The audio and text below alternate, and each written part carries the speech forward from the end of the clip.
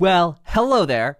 For Best Music Coach, my name is Dan, and I'm a music teacher. I've written a couple books on music too, and what I'm going to do today is I'm going to break down for you as best I can in real time, having never ever heard the music before in my life, the music of the Umineko original soundtrack. This is part 5. We're going to head into chapter 5 here, or episode 5, as I believe it would be technically correct to call it. Welcome, new subscriber Red Rock. Hey, Red Rock, also first time chat. Great to see ya.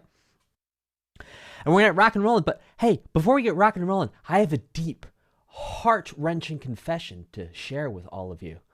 In fact, it's more of an if-then thing. So, Umineko. You know what? I'll get it one of these days. Hey, my confession, besides the fact that I clearly have failed practicing the correct pronunciation of Umineko, thank you, Sunroxy, got the pronunciation of that one right, is, if nautical nonsense be something you wish, all you've got to do is drop on the deck, and indeed, there's a second part to this, flop like a fish. With that being said, let's get rocking and rolling. Checking out Gray Empty Smile. Let's give it a listen.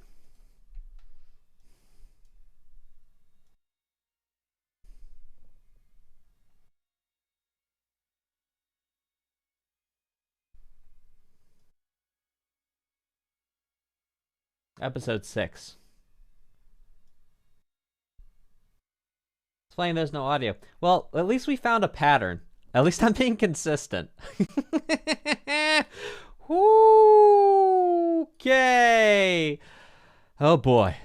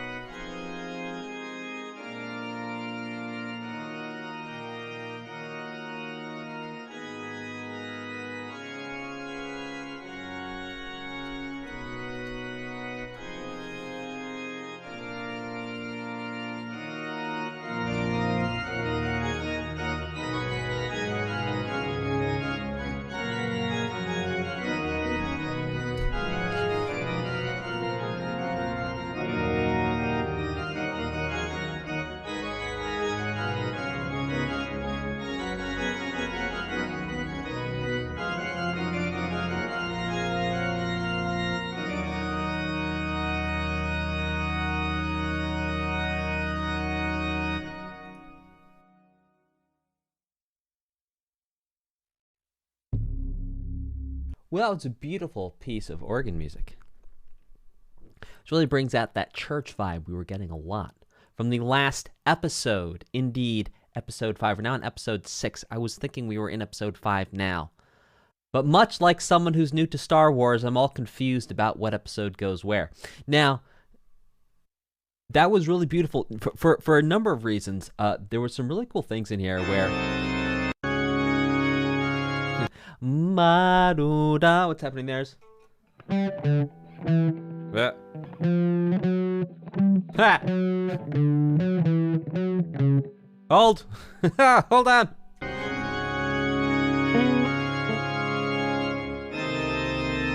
Hold on, how are you?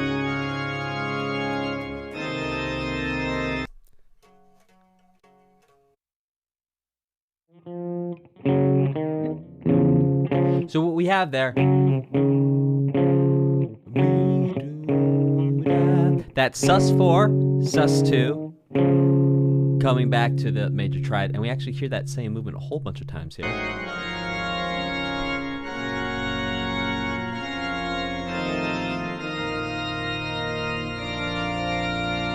Even right there.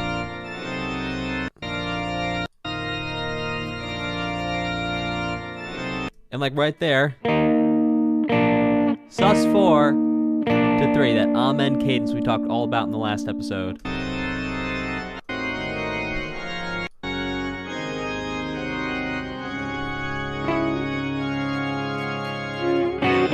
And then another amen again to finish off each phrase. Or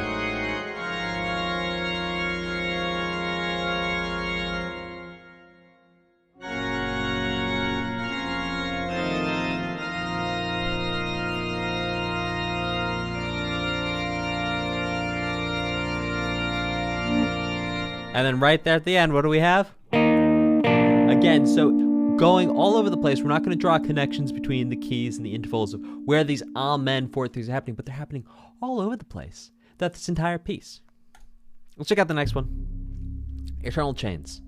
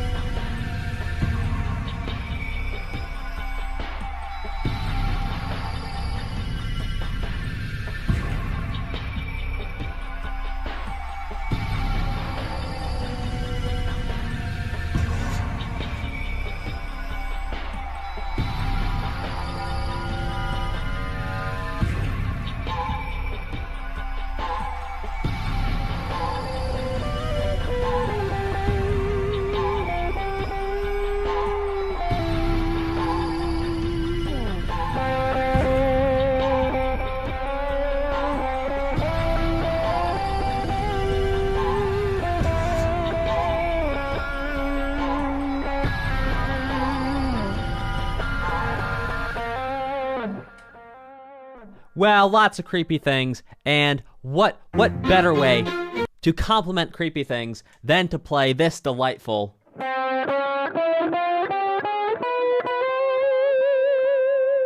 scale over, and then occasionally substituting, instead of having the major 7, having the flat 7, indeed a subtonic instead of a leading tone. So we're going 1, flat 2, major 3, 4, 5, flat 6. Leading tone, 7. And back to 1. Check out the section which is called Love Examination.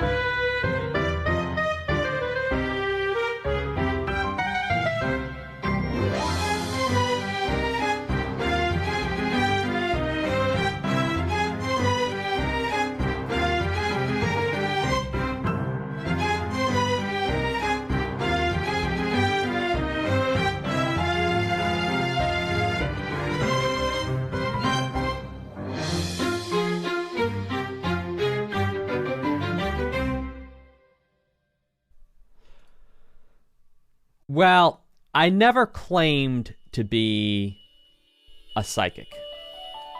Just to be clear, that's going to be my disclaimer. I never claimed to be a psychic.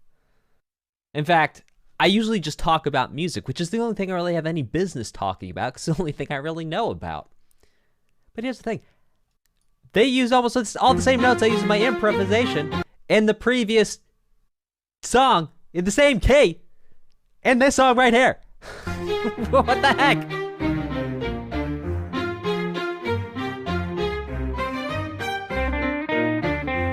So right here, it's like C minor. Yeah, with like an A sometimes.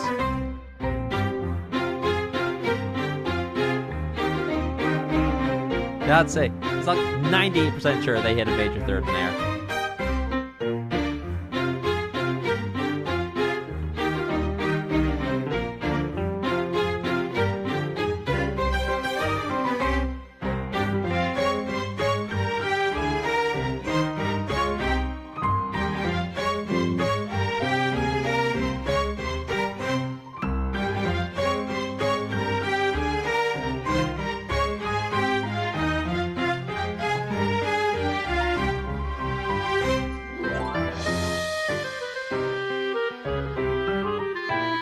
There you go. Major third. Called it!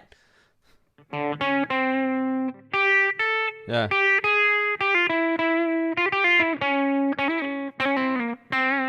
I'm paraphrasing, but you get the idea. Okay. Clarinet. Jappy.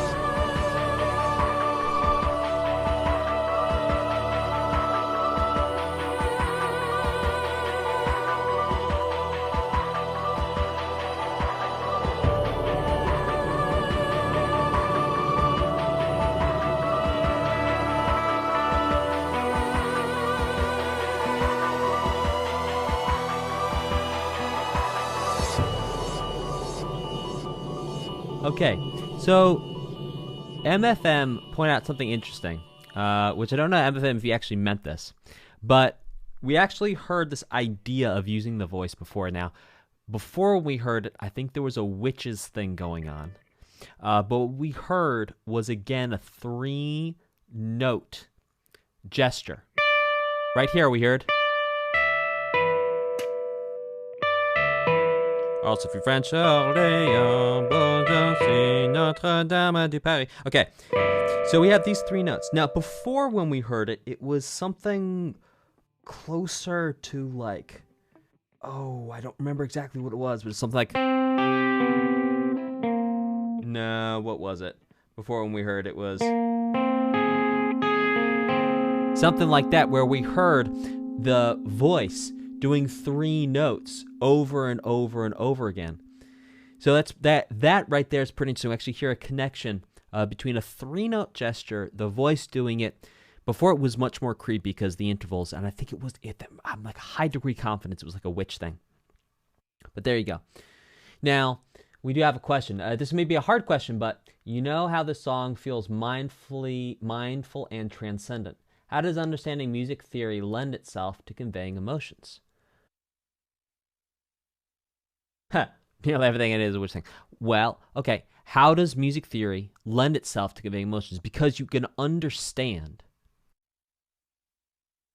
not only the history of what has been used to convey certain emotions. So, for example,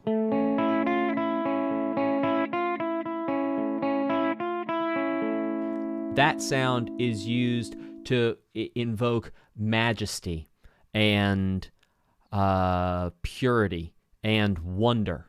Okay, and that's going to be a major triad with an added flat 6.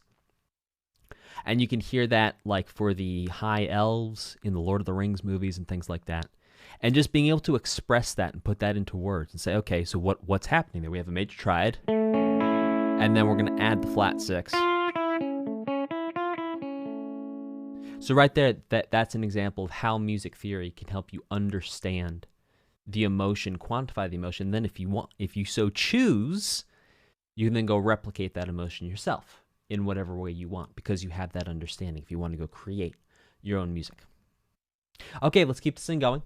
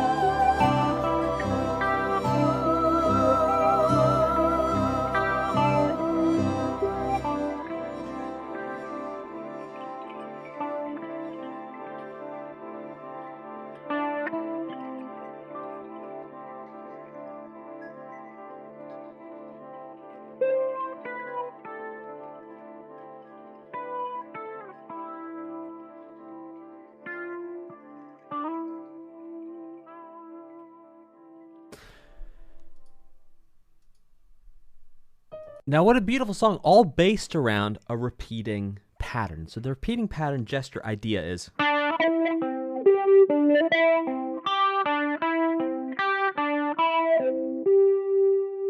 And what's really cool is when you can take an idea, go ma,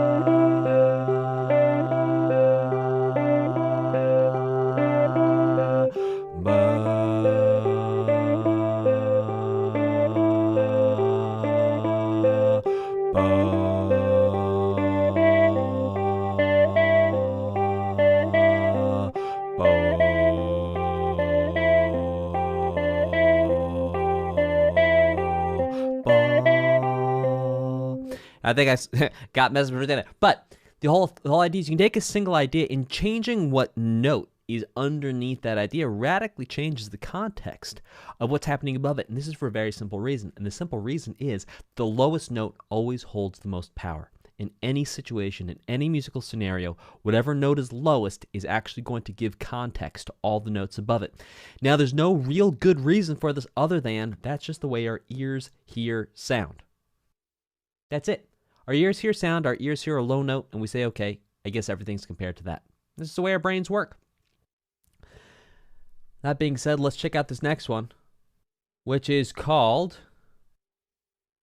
Blue Butterfly.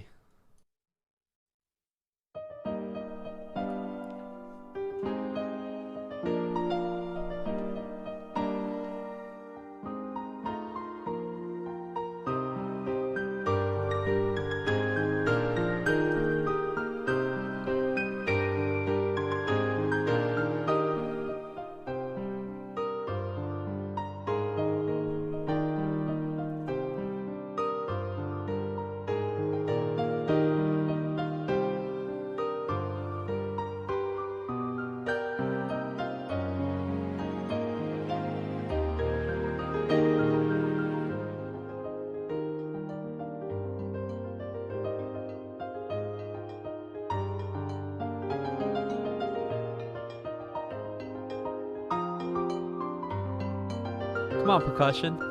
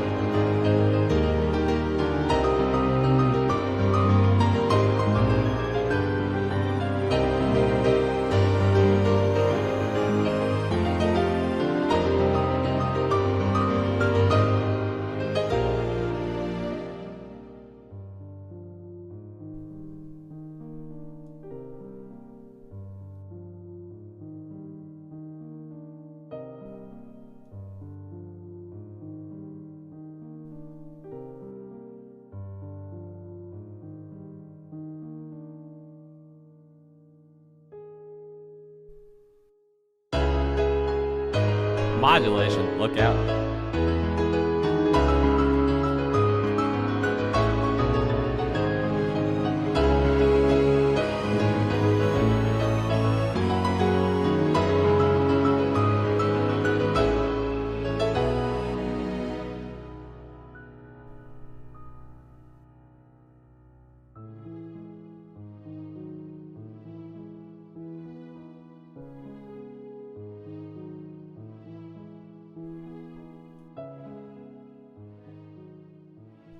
All right, so we're going to break just a little bit of this down of what was going on here. Just the first time through the chord progression. I was going musically because there's some pretty cool things, pretty cool ideas, and chord progressions that you just don't hear them that often. So number one, we have, well, let's do it. Let's do it. Yeah.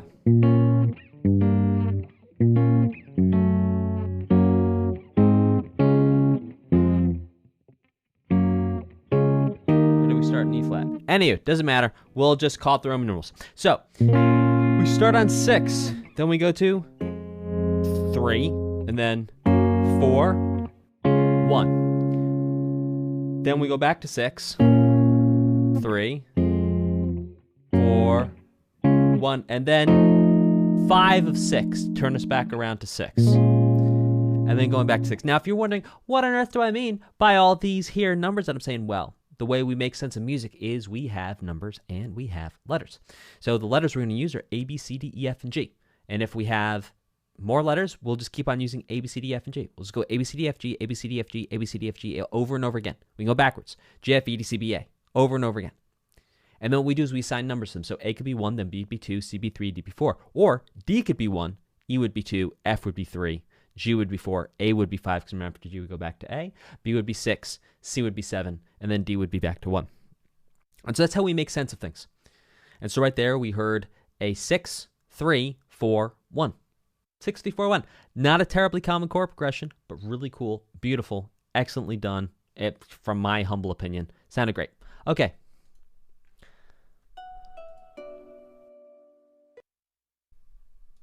No, my account is not being used in another location.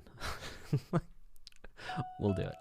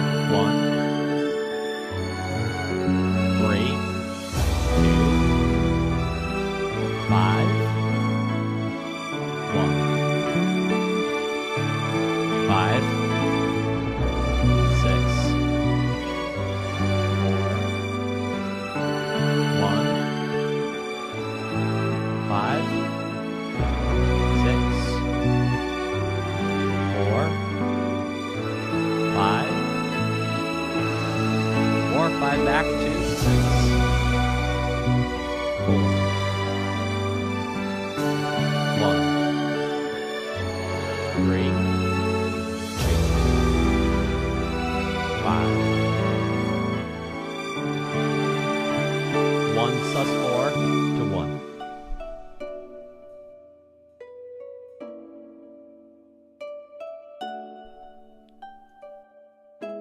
Ooh, reharmonization.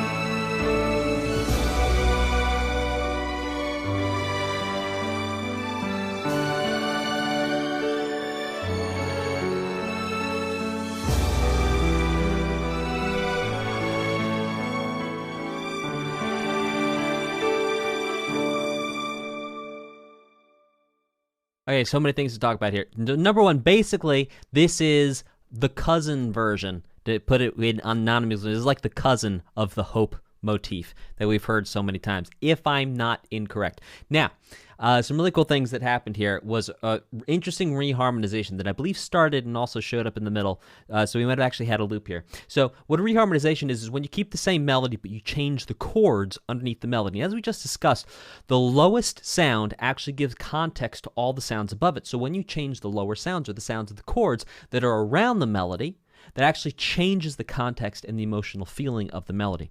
So, for example, we have shnibi da shtubuda da bu skada buridi skribi da papa skada bu pa stuba skrabata budagida bada stabodom dom bom bom bom bom bom shimmy Sibi dum, stobo dum, body dum. So what happens here is we can take that same melody, again, I'm going to paraphrase the melody here, and play with the chords that were actually played in the reharmonization part of this. So it was the same melody, different chords. Shibi dum, dobo dum, bum dum, staba booty.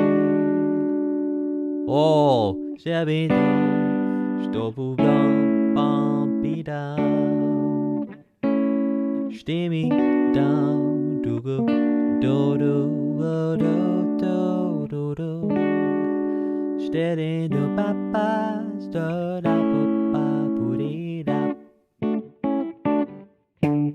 And so the whole thing is that you're taking the same melody, and I know I didn't sing the same melody twice, but you take the same idea of the same melody and you change the chords underneath it, and that's reharmonization.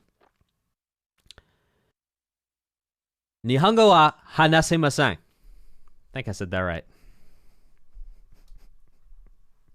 That's about all the Japanese I got. Yeah, this for me sounds a lot more bitter. That type of, we have the minor major 7, the minor 7, the minor 6. That little descending gesture right there is a lot more, sadness to it than, yeah. That's okay, it's not sad. Yeah. But yes, the chord progression is beautiful. All right, let's keep the saying a rockin' and a rollin'.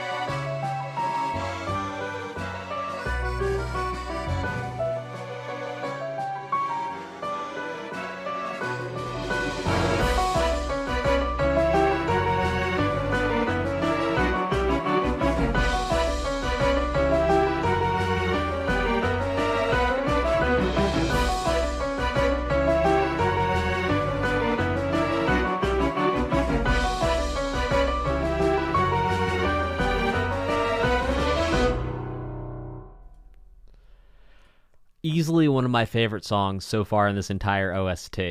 Easily. This is sick. Let's understand maybe three things in this song that make it just so unbelievably sick. So the first is something called feeling. Now, feeling is a very interesting thing. So feeling is, well, the individual musician's interpretation of where notes and rhythms should sit and how they should be interpreted, which vary between musicians to hundredths of a second. That's feeling. So number one, it's the rhythmic feeling. It's how the piano is being played is just delicious. And it's not just the rhythm, it's also which notes are more quiet than others. Like, no.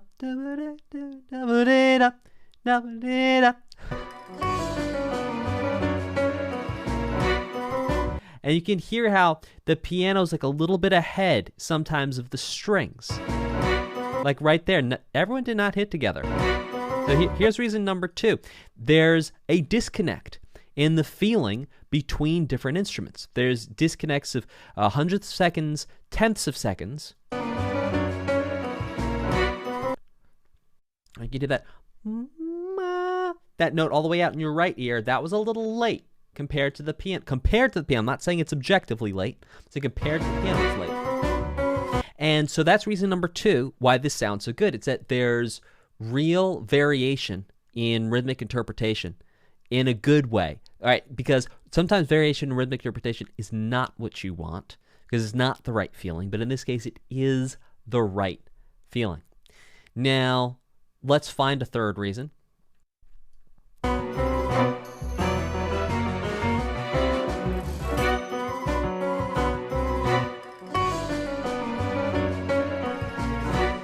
It has to do with something called syncopation. So syncopation is a pretty interesting idea because syncopation and the perception of what is syncopated can actually be changed. On a fundamental definition level, syncopation is straightforward. So syncopation on a definition level is any time you have rhythm that is different from the expected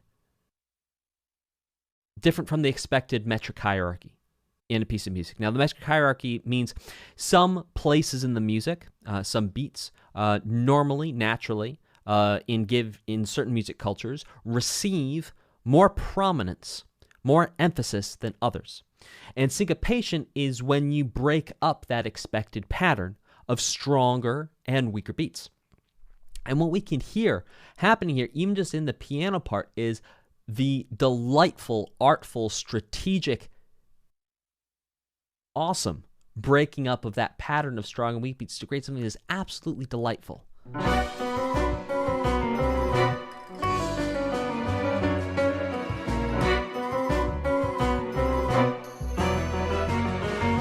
And it's not just the piano. It's like there's other parts that really... Yeah.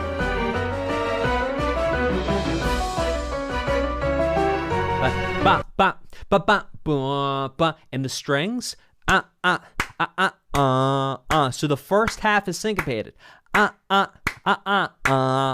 last two, and I know technically that first attack is on the beat, but it still gives everything... Essentially, at a very low resolution way of looking at it, the first half is syncopated, the second half is not. And that's part of the joy of what's going on in these pieces. You hear those last two lined up exactly with the hand claps? Those are right on the money. They're right where you would expect them to be. Whereas the first half, not all synced up with the claps in the same way, not where you would expect it to be, which was going to be syncopated by definition. And again, that's sort of a low resolution way of looking at it. But yeah, very cool and delightful. Yeah, MFM, there's a really interesting thing, and it's like, I do it with my own students too, where it's like, if you're dealing with someone who's only been playing for like 2-3 years, it's like you teach them to play on the beat. Because you need to know where the beat is and have that constant reference as a musician, Whether you're singing, playing, producing, doesn't matter. You need to know where that beat is to then make the artistic, conscious choice of being early or late to the party in order to influence the feeling. But the only way you get to that place of being able to make that choice is if you first understand where the structure is, and then you can break the rules of the structure. It's the same as music theory. It's like you understand the structure, then you go in and break the rules. Yeah, exactly. Got to know the rules to break them. Now, you don't have to know the rules to break them. You can. There's always a statistical probability that you might be able to find your way to a really cool thing without knowing the rules first. But chances are, if you know the rules, you're going to get there a heck of a lot faster and consistently, and then also have the actual choice that you're making instead of an accident that you're falling into. Having the, Picasso, incredibly highly trained artist, made the choice to paint little stick figures. You look at some of his art and it's just like a stick figure bird. It's like he had all the technique in the world, and that's what he chose to do. But that's an artistic choice, and one of the reasons why those types of paintings are in some of the most amazing museums and worth ridiculous amounts of money is like part of it. It's because we know he could do anything, and that's what he chose to do. And it's like, whoa, why did he choose to do that if he could do anything? Okay, let's keep this thing going.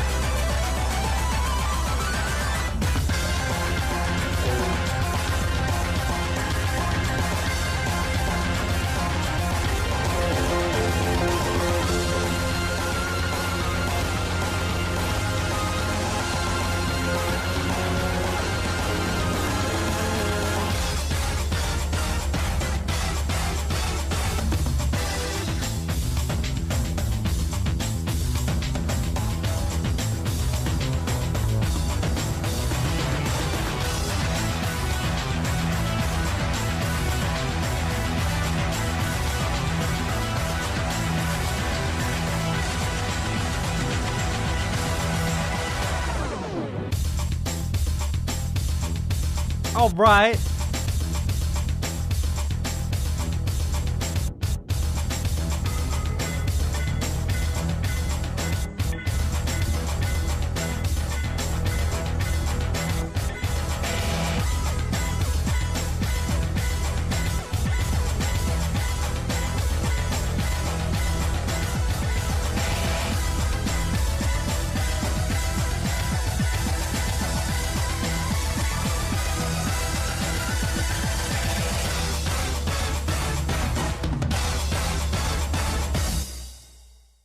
That was sick. Okay, let's break down what's happening at the beginning of this.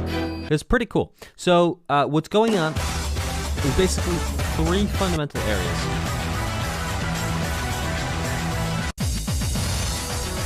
So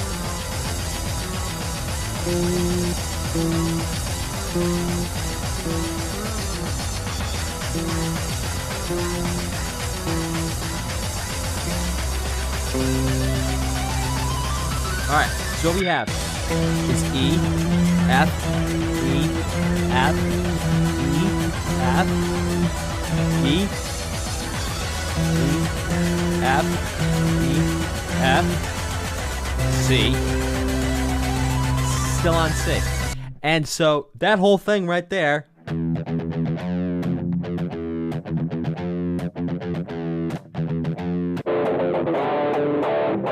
Sorry, here we go.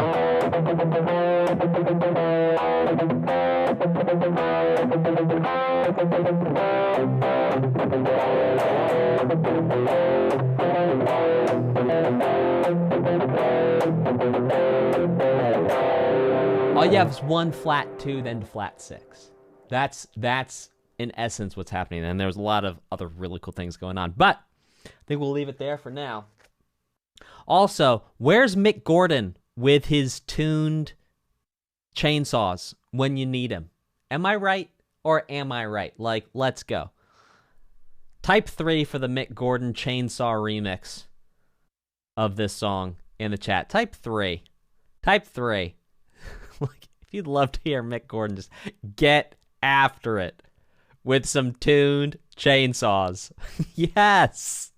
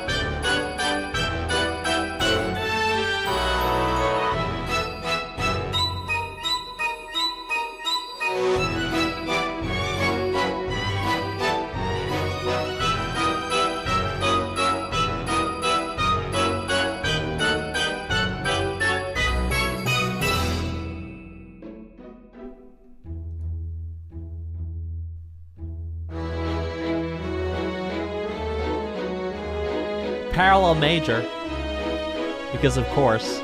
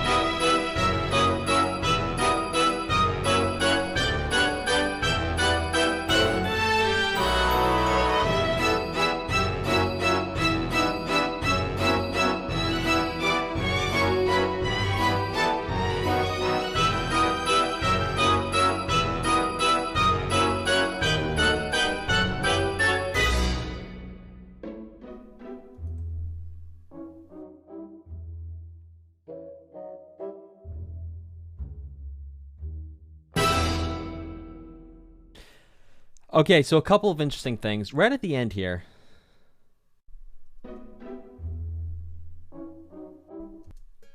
We hear... give me some volume. Now, this is very interesting because we're walking up a C sharp, a D sharp to an E. In the key of E minor, this is actually taking notes from what we might call an E melodic minor scale. And indeed, if we think about using the melodic minor scale, there's really two ways of using the melodic minor scale. One is a modern way, one's a classical way. I'll break this down for you, and this will be the little lesson for the song. So, in classical melodic minor, you play one scale up and a different scale down. So in classic melodic minor, you'd go, let's do it in this key. So that's melodic minor up, but then on the way down, you play natural minor. That's the classical way of doing it. So you'd only ever hear that ascending. You only ever hear that going up. You only ever hear the natural minor coming down. Now, for jazz, we would actually call it the real melodic minor.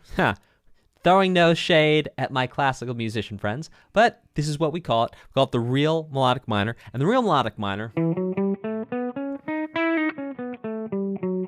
is the same up and down. And what we could hear there at the end, you can hear that a lot in classical music, and that's really using that melodic minor function of the ascending to take in that raise 6, raise 7, 1, because the difference between a natural minor and a melodic minor is 2 notes. I know I just held up 3 fingers, but my mouth said 2 notes, so listen to my mouth and not my fingers. If my fingers are talking to you, you've got bigger problems than understanding scales. What's that? No. Really? No, we shouldn't tell them you're talking to me.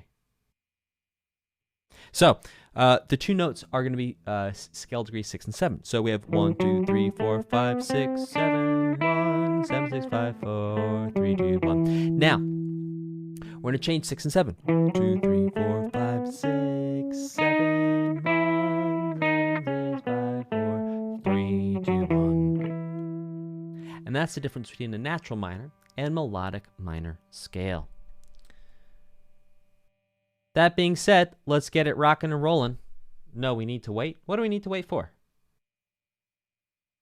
Oh, sorry. You guys are still here. Okay, let's keep this thing going. I was having a very nice conversation with my 3 fingers over here, because apparently that's a thing. Okay, let's keep this thing going.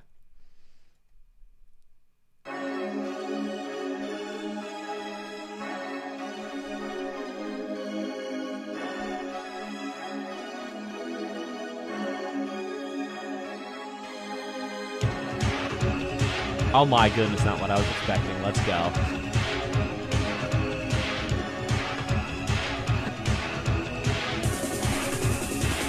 Let the beat drop.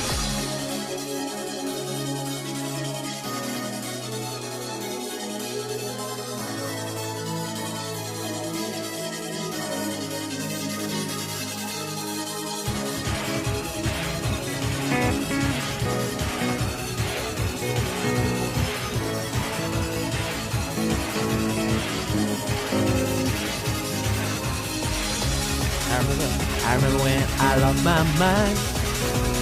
Something special about that place. In so much space. Out there with a kid without a touch. Wasn't that I didn't know enough. That I knew too much. And that makes me crazy. That makes me crazy. That makes me crazy. I believe.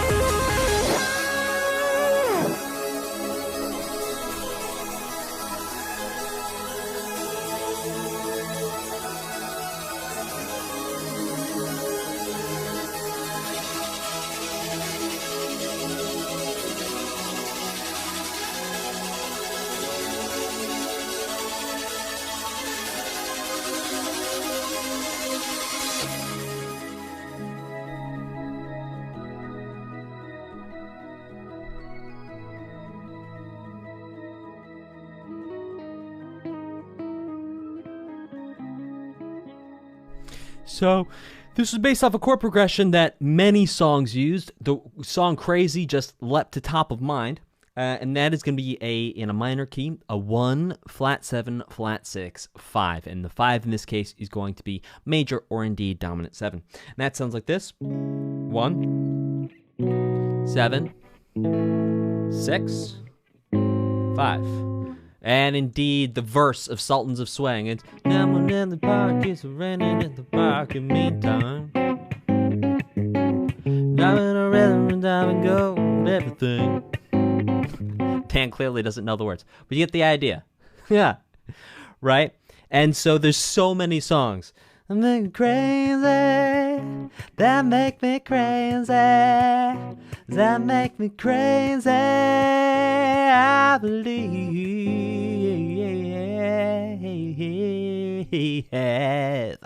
Right, and so many different songs use this same exact chord progression, and that's why I was able to jump in and do that instant mashup.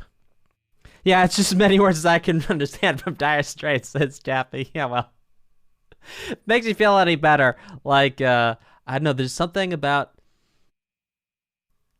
stopping a rhythm and stopping hold everything. It's like, Mark, what did you just say? Well, fortunately, we have Google now. We can go look it up.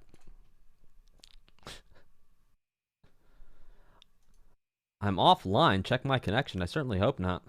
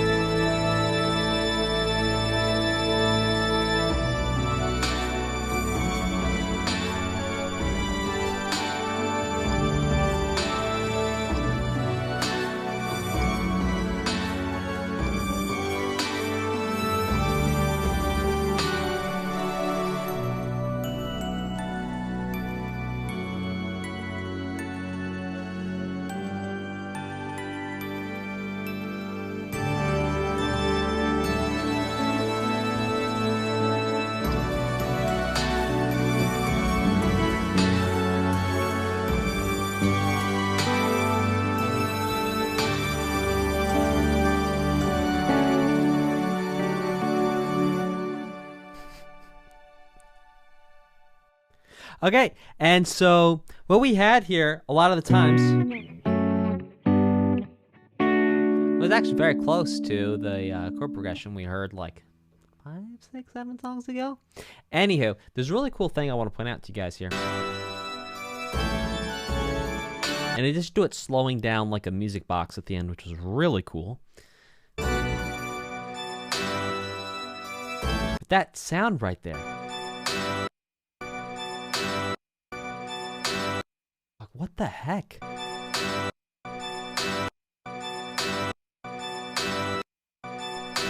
Sounds like someone's hitting a giant spring. Like the way it cuts off, too? Oh, what an odd sound.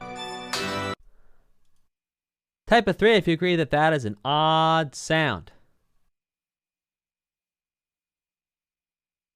Type a 3 if you think that is an odd sound. And also, if you think you know what that is, please let me know. By the way, I just want to take a moment out. Something just sparked inspiration. Neruxir says, also, hi, first time watching you live. So I want this music at my wedding. Also, hi, first time watching you live. I just want to take a moment and really say thank you to every single one of you who are here right now watching this, because this wouldn't be a thing without you. And it takes two to tango. It takes you and it takes me. But this wouldn't be a thing without you. So thank you so very much for taking time to come hang here. It really means the world to me that this is fun and that you get value out of this, and that this is a fun thing for you to do. And it really, really 100% means the world to me that we get to do this together. So thank you. Thank you. Thank you. Really. Thank you. Okay. Yes. Okay, let's keep this thing going. By the way, if you would like to come back more and know what's going on with more things, I invite you to, at the very least, follow so you will know. And we can hang out more. You can do this more. So if you're enjoying this, at the very minimum, hit that follow. You don't want to see ads, subscribe. If you want to figure out and have me react to something else, donate. Put some bits in the chat. Say what you're going to do, 1,000 bits minimum. And just say, hey, look, I want you to react to whatever. And we got a list and we'll upvote it. But really, thank you for being here.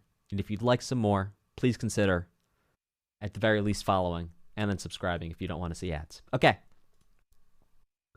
Alive!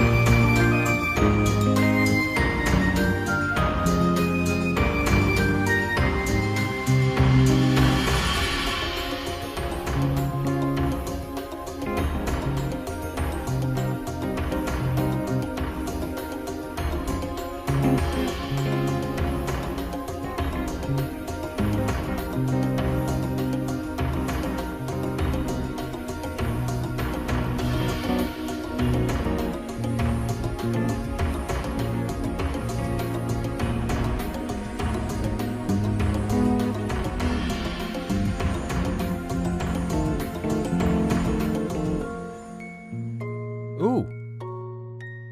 Back to B flat. Interesting.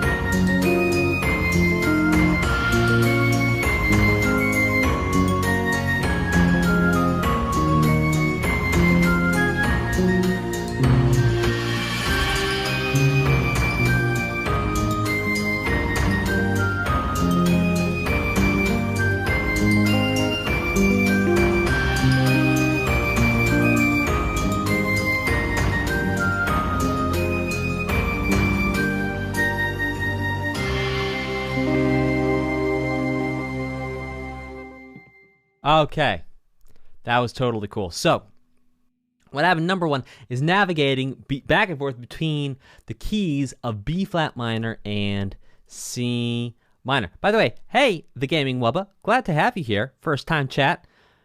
Asks, is this stream like suggestions? I've watched his YouTube stuff before, but never Twitch. Well, what we're doing here is we're actually fulfilling on the suggestions that have come through from, well, bits and donations and super thanks and memberships. And all those things together have a list. And then on that list is upvoted and downvoted. And then whatever the 5 are, those go to community voting, the top 5.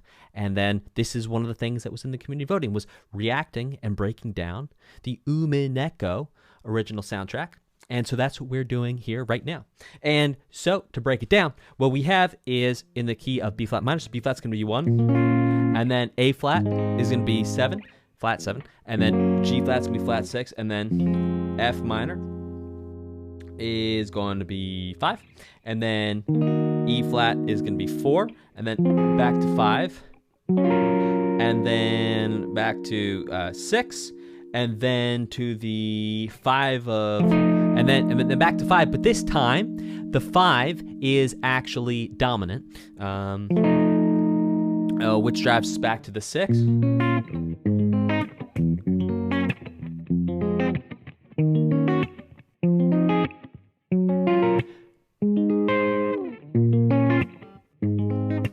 Sorry about my feel there.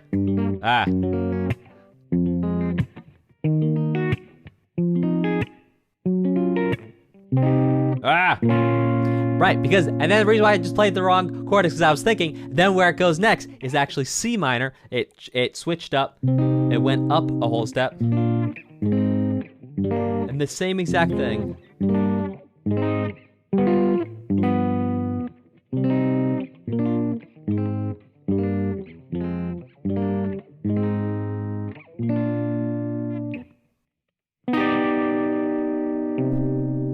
Hiya. Really beautiful chord progression. Okay, let's keep this saying. Rockin' and a rollin', rockin' and a reeling.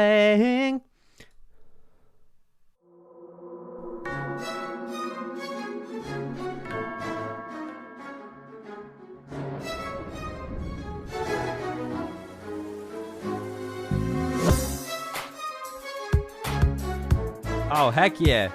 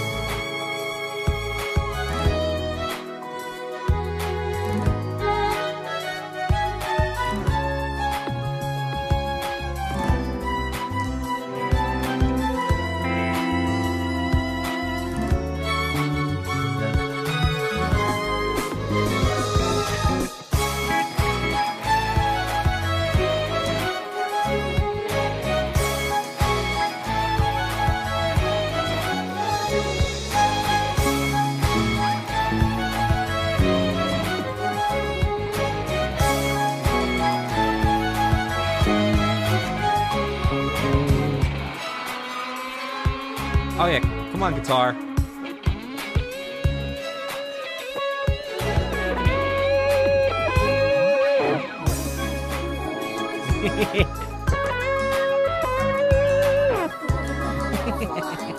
was a sick lick.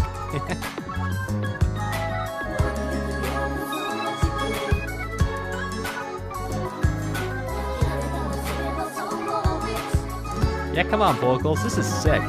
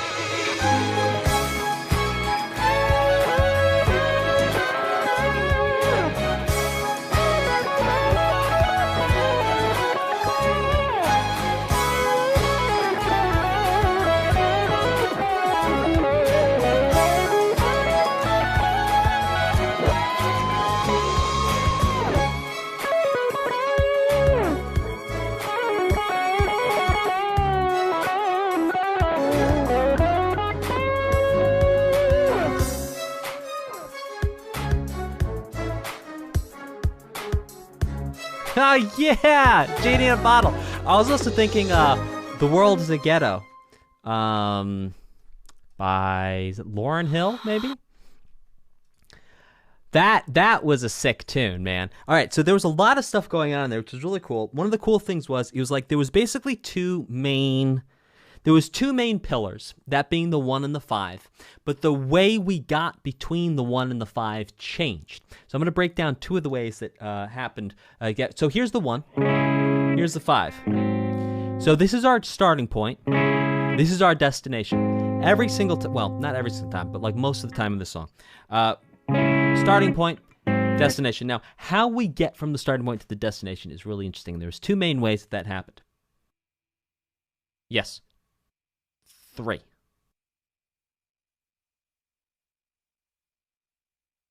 Two. Anywho, I'll play 2 of them for you. So here's the first. It went. So here's 1, 7, 6, 4, 5. Back to 1. So that's how we got to 5 one time. I'll play it again.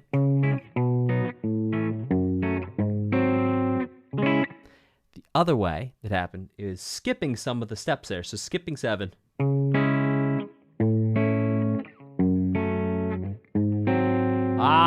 Skipping 7 to get there.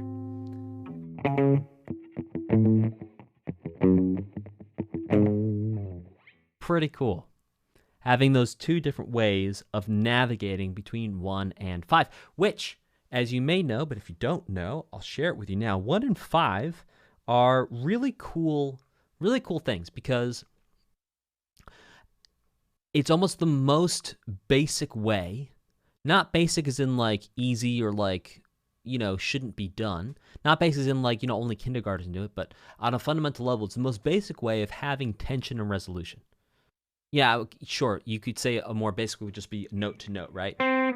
But from a chord to chord perspective, 1 to 5 is the easiest way of having, here's resolution, here's tension. So this is what we're going to do, chat. We're going to do a little experiment. So I'm going to play tension and resolution. I'm going to say when I'm doing tension and resolution. And then when you hear me hanging out on tension for what you feel like is too long, I want you to type a 1 in the chat. So when you feel like there's been too much tension, type a 1 in the chat. So here's our resolution. Tension. Tension. Resolution. Tension.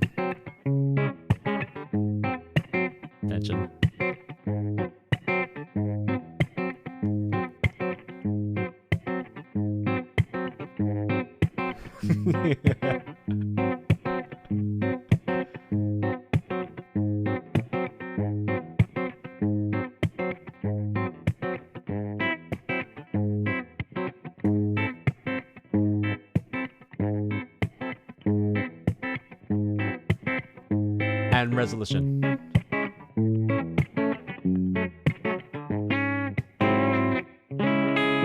So the whole thing, it's balancing out. It's balancing out where you have the tension, where you have the resolution. And 1 and 5 is, at a fundamental level, the best way of expressing what we understand and what we value and create the ideas of tension and resolution around in our music culture.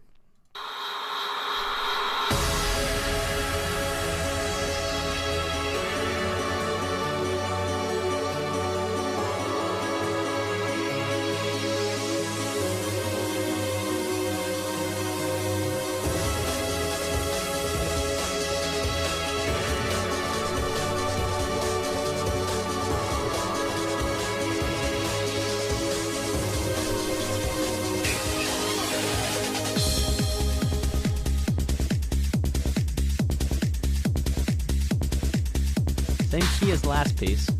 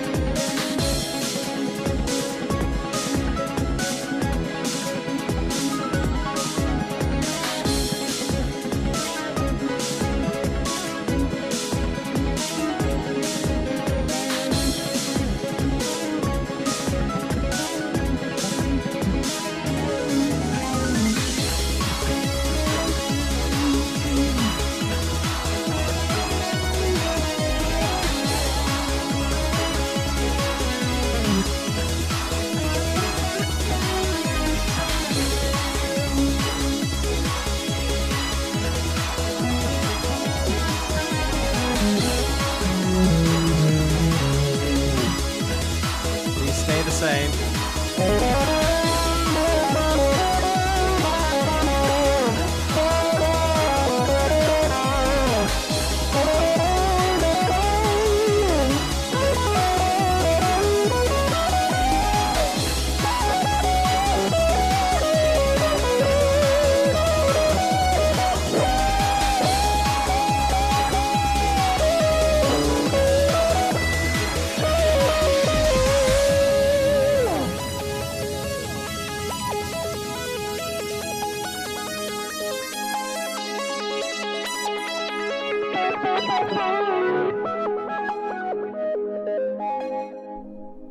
and all good things must come to an end. So, hey, what's really cool about this chord progression is that this was yet another way of navigating between 1 and 5 in the same key. So again, we have 1, which is C sharp, 5, which is G. But this time, this is how we got to 5. So it was 1, flat 3, 5 minor, 5 major.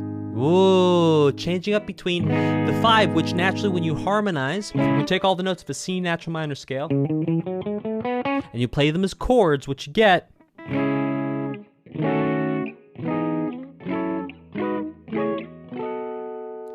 is you get a 5 that's going to be minor. Now, what happens here is that instead of keeping it minor, it's changed to major, which actually creates more tension, which launches us all the way back into 1. That was really, really cool in a very interesting way.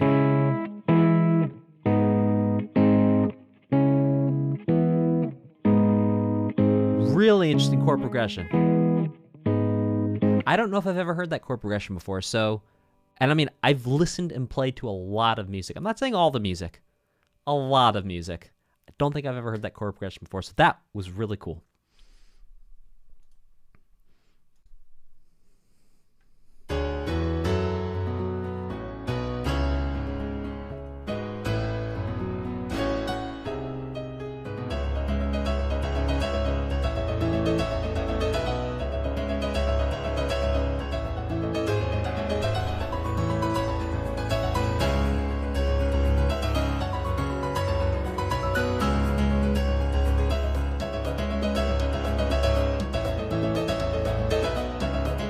Same key as the past 2 songs.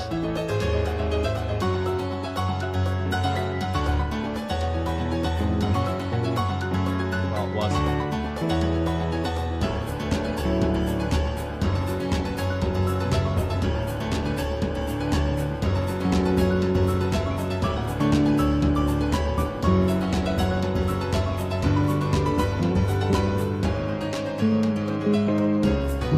Ha!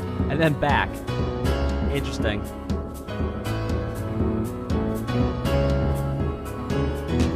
Ooh.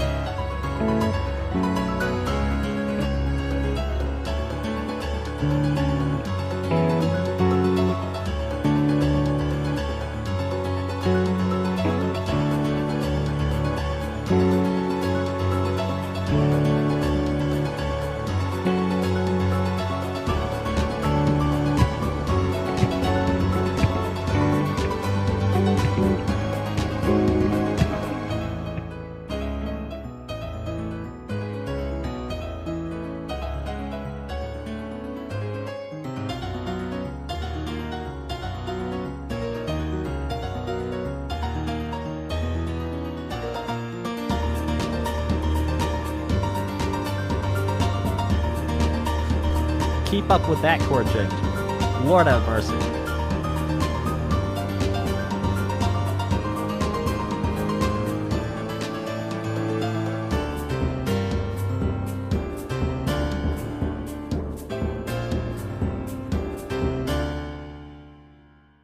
Yeah, lost me by the end, but I'll tell you what, it was really cool because it actually started off, I was like, oh, well, here we go. Another song in C minor. C sharp minor, excuse me. What was really cool, and I want to break this down for you, is I want to show you the way that this changed keys. It modulated up to the 4th, F sharp minor, and then how it made its way back to C sharp, because that's really cool. See how this happened. So, and again, I'm going to sort of paraphrase the music here just to get you an idea. We were, again, in C sharp minor.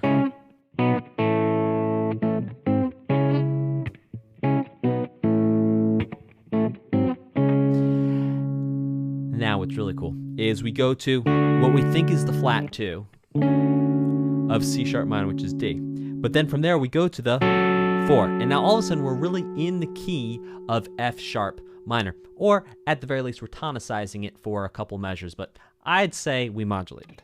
And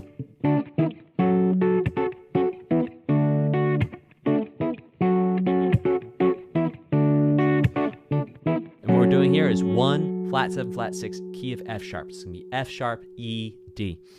Now, here's what's really cool, is it goes up, it does the flat 2 thing again, like we just did from C sharp to D. So we go F sharp to G major 7, and then here's how it turns around. It goes up another half step to a G sharp sus 4, G sharp, which then turns us back around to the C sharp. Now, why does G sharp turn us back around? Well, that's a 5, which turns us back around to the 1, which is C sharp.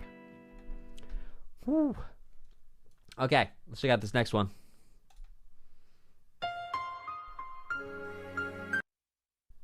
No, my account is not being used in another location, but that's okay.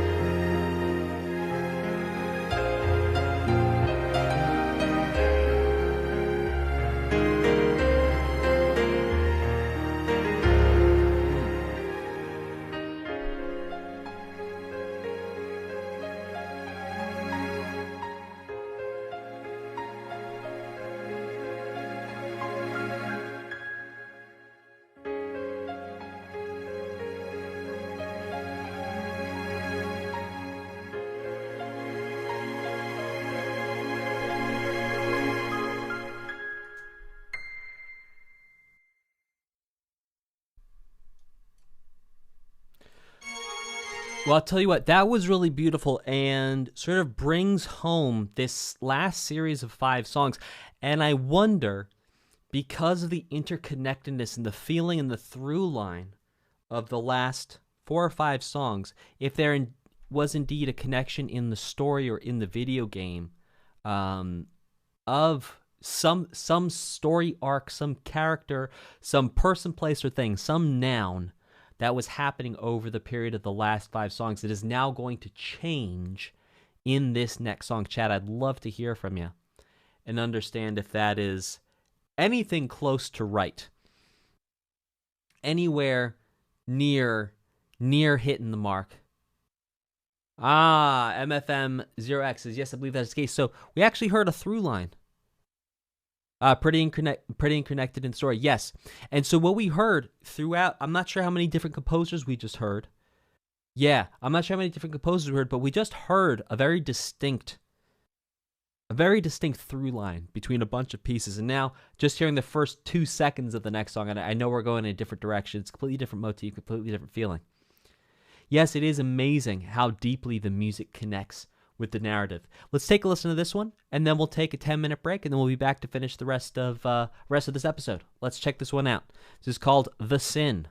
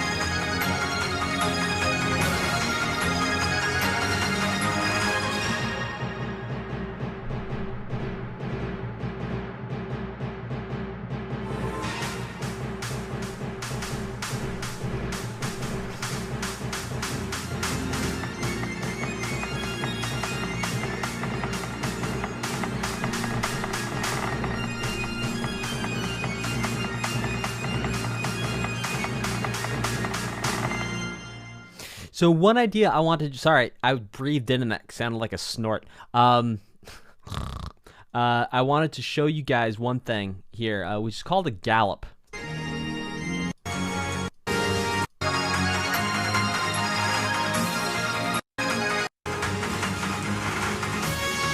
All right, so in your right ear, it's the strings. It sounds like basses or cellos.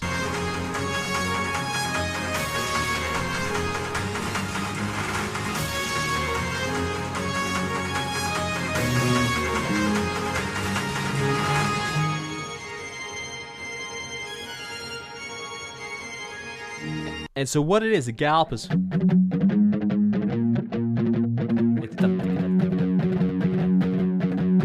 That's a very particular rhythm. You can hear that a lot in metal and even early metal. I think even going all the way back to the Immigrant Song by Led Zeppelin, I think would be the first time in history I could think of a guitarist doing it. There may be earlier times than that. But really what it is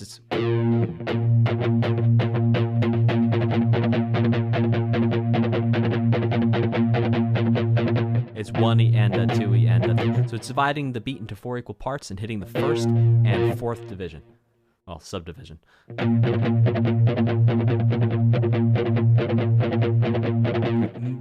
Metal is anything. That's the gallop. All right, we're going to take a 10-minute break. I will see you all back here. Oh, Barracuda. Yeah. Great ears. Alsatian. Great ears. Yes, Barracuda indeed. Also features the gallop. All right, y'all team. We're going to take a quick break, and we will be right back. 10 minutes. We're going to set the timer. Siri, set a timer for 10 minutes. 10 minutes. Starting now. See y'all soon.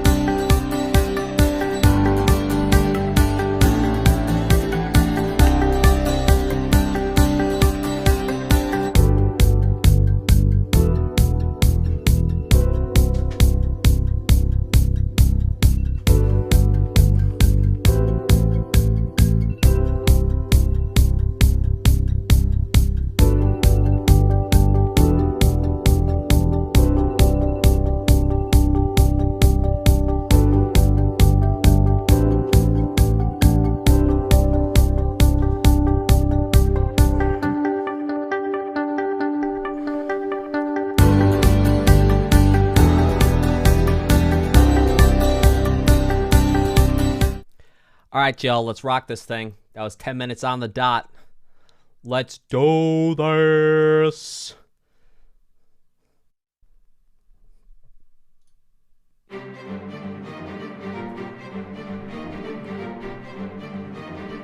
Huh?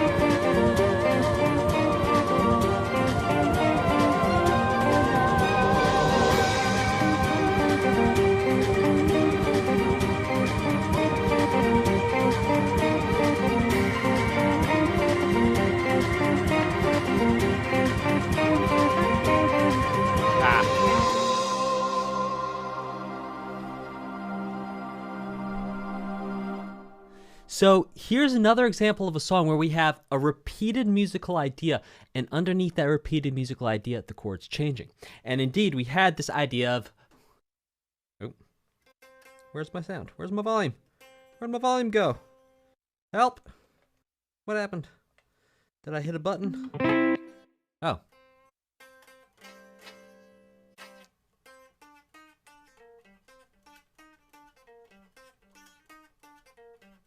Ah, so there. Can you guys hear that? Fuck, I can't. Oh. There's actually a kill switch on my cables, and I by accident pressed the kill switch. Okay. Kill switch engage. Okay.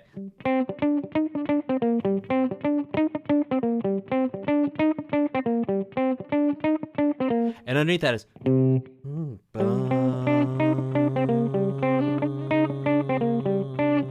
I can't sing and do that at the same time. We have ba da ba ba ba ba ba ba da ba ba ba ba ba da ba ba ba ba da ba ba da ba da ba ba ba da ba ba ba ba ba da ba ba ba ba ba da ba ba ba ba ba da ba ba da ba da ba ba da ba da. And that idea of having that repeated musical idea with chords changing underneath, this is the third time we've heard it so far in this episode. Very cool, very interesting, lovely. I wonder if it's the same composer every time it comes back around. Let's go ahead and check out this next one, which is called, Lord have mercy, it's called the Anti-Demon Sequentia. I don't even know what that is.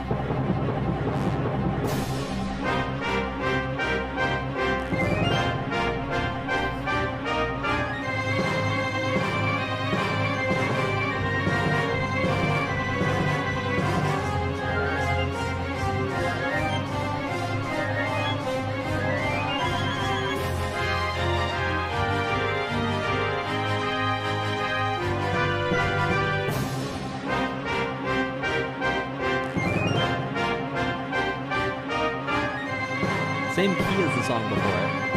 The boys are different.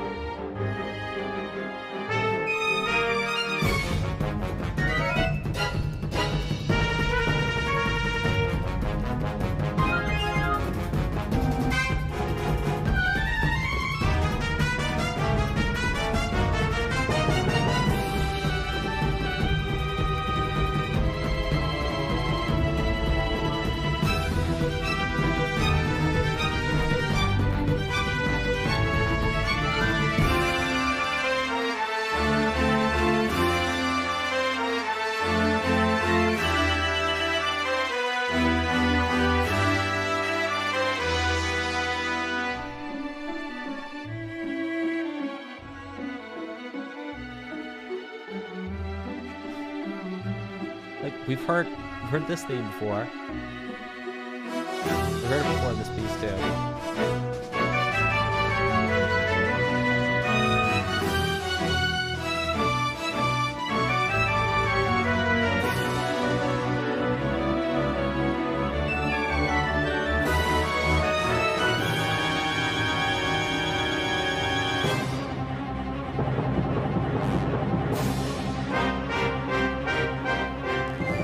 So this sounds like nothing we have heard before in this entire original. I mean, like, it sounds like nothing. I mean, there's parts of this, but it's like, overall, like,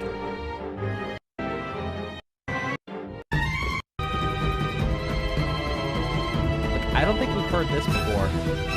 Like, bassoons and...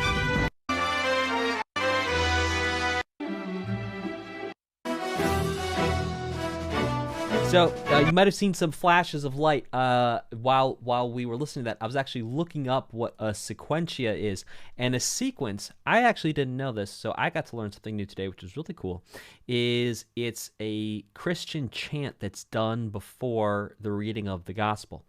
So this being an anti-demon sequentia, this would be the chant, I suppose, that would be done against said demons. And very interesting that we just talked about a couple songs ago how the concept of sin in Japanese culture does not have the spiritual connotations that it does in terms of the Christian idea of the Christian concept of the word sin. And yet, here we are a couple songs later with an anti-demon sequentia, and demons, sure enough, being tied into the entire paradigm of the sort of Judeo-Christian belief system. So a very interesting juxtaposition, and even like the idea of having witches and things like that. Like, it's all interconnected in a very interesting way. By the way, I want to let you guys know that for everyone who's on here, I think there's 42 of you, I want to give you something, and it's 50% off my already discounted, it's like 94% off an entire package of my music theory book. It hit #1 bestseller on Amazon. I'm putting the link in the chat. Y'all should be able to grab that because you're here live. If you want to go ahead, snag that, and snag that all on the floor. And we're going to keep on rocking and rolling. It's $5. You can get it. Normal price is $10 for the digital copy. On sale right now for $5. You can go ahead and grab that. All right, we're going to keep rocking and rolling with this next one, which is going to be Battlefield. Stupid thing.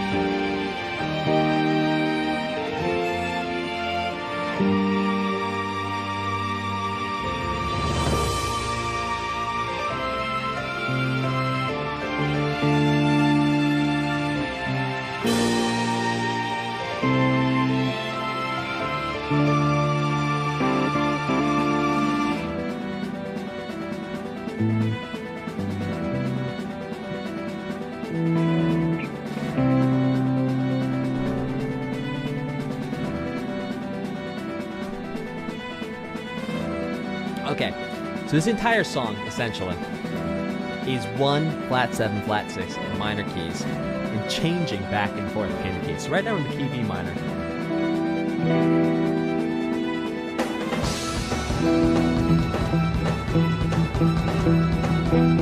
One, 7, 6, 7, 1.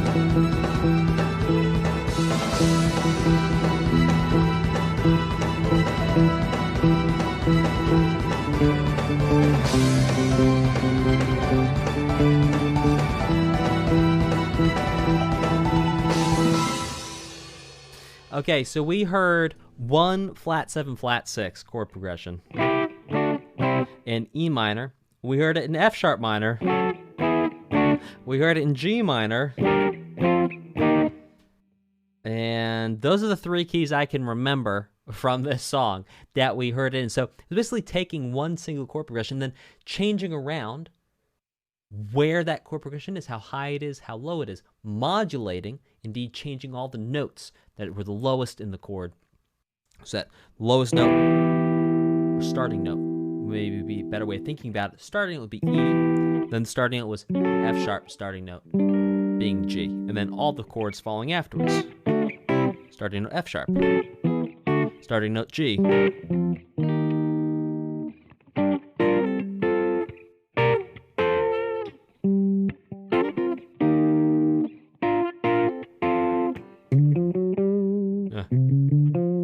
Or something. Anywho, let's keep this thing going.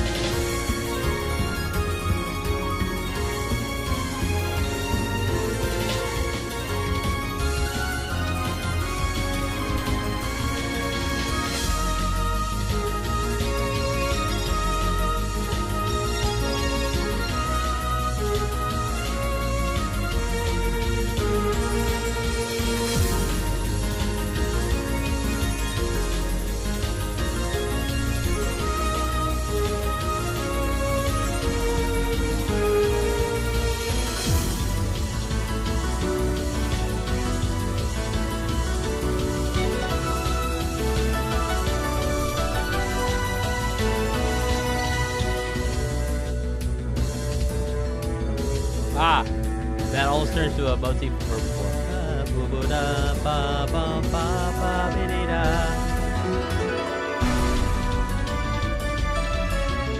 Ah.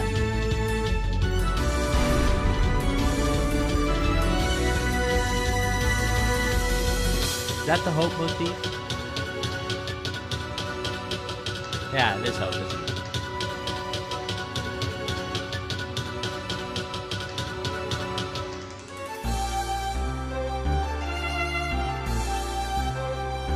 Gesturing at home.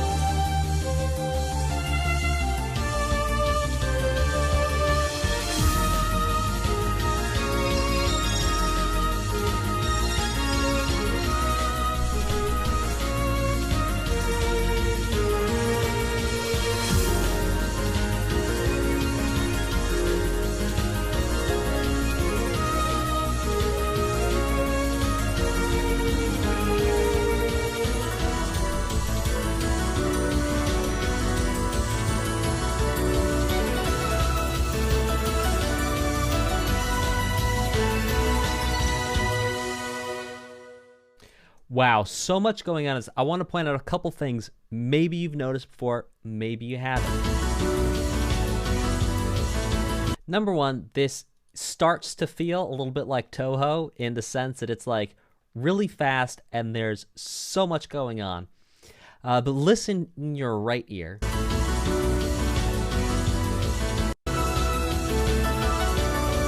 Right here. You have gallops happening that dun but happening with like bells and metallic sounds that sound like glockenspiels. It could be bells. It's very quiet. It's very slight, but it's in your right here.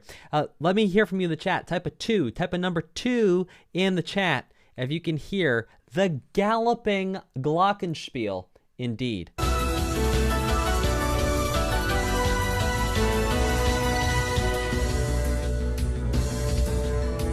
Bring us back to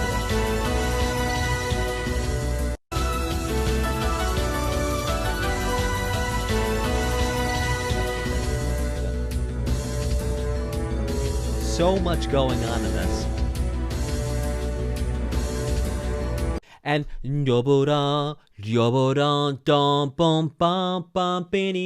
it's starting, it's using the first couple notes of that hope motif we've heard so many times throughout this OST, but then using it for a completely different purpose. Yobodum, yobodum, and then it transforms and changes. Ba ba ba ba. Bum bum bum bum bum bum. Changing those notes there. Well, there's 12 fundamental ways composers change a melody. They have funny names like augmentation and diminution and retrograde. There's a whole bunch of fun things and sequences and things.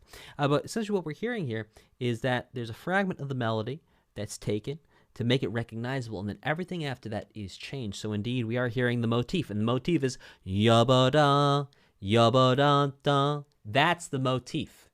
And then what's changed after that? Well, we can hear it in the song. This next one is called Pathway.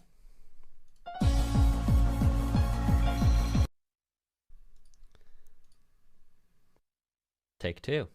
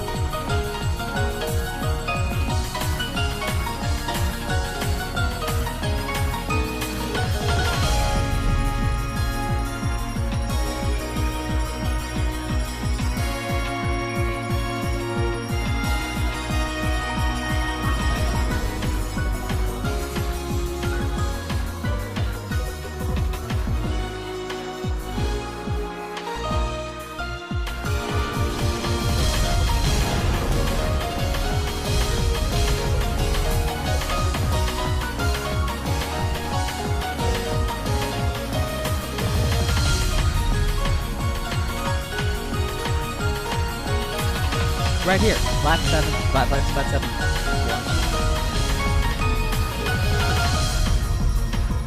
And so what we're hearing, I said a couple songs ago, I was like, hey, I feel like we've really changed here. I'm going to go ahead and take that back. I'm going to retract what I said.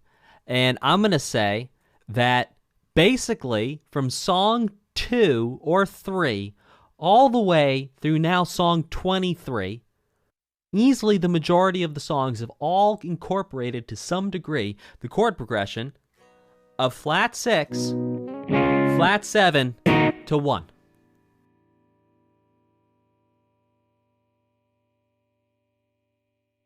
How cool is that? We heard it right here. We heard it in so many of these songs. So you want to talk about a through line? Boy, it keeps coming. Let's see if we can spot it in the next one, which is called Liberated Liberator.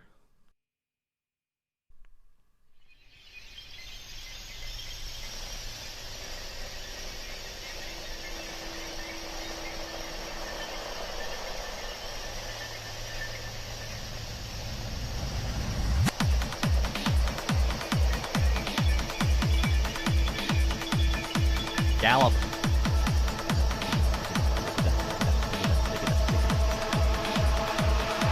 Let's go.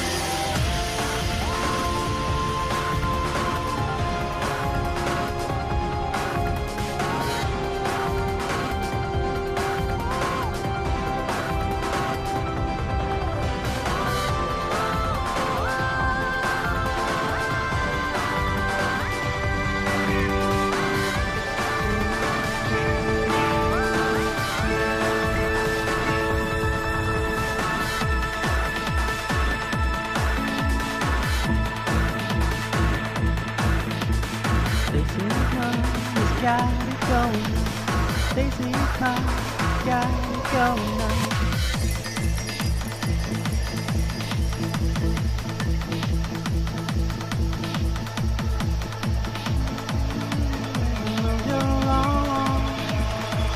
along.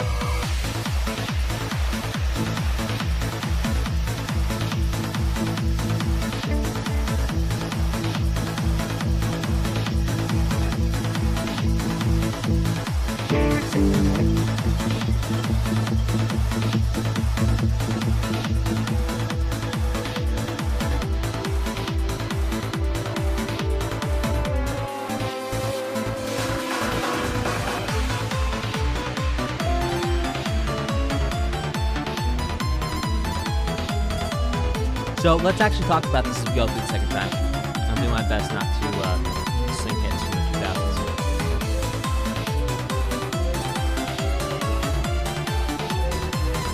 So what we can hear right now is the full idea of what really turns into the dance part next.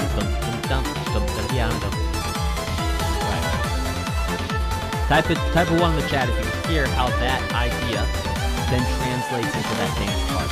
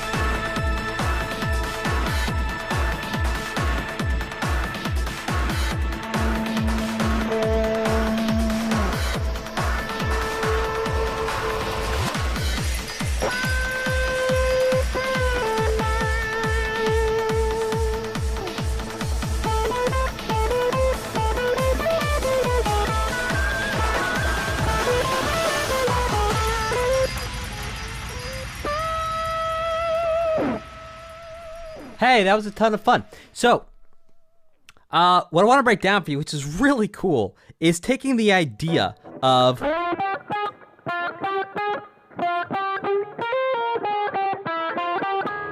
me move my mic so you guys can see my fingers.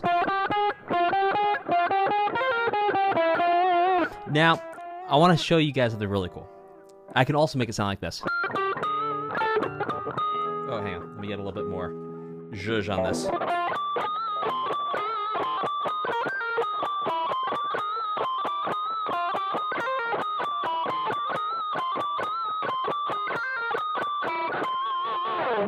So these are called pinch harmonics, and so what's happening is I'm actually playing the note and I'm actually touching.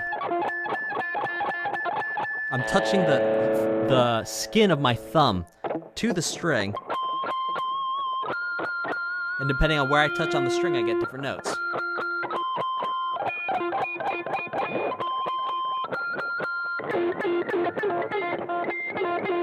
I'm trying to get that major third out there.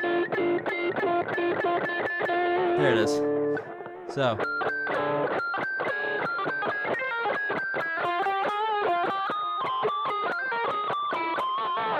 So you hear guitarists do that a lot in, metal, rock from like the 80s. Lots of pinch harmonics there.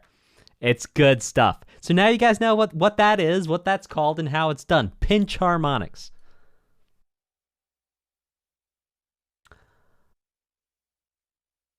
That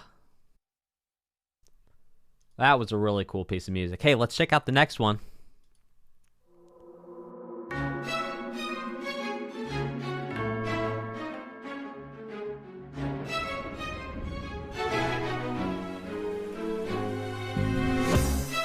We are back to, we actually heard this. Oh, this is with vocals now. All right, hit me. Let's go. I'm a genie in a bottle, baby. Yeah, what you said about the genie in the bottle thing.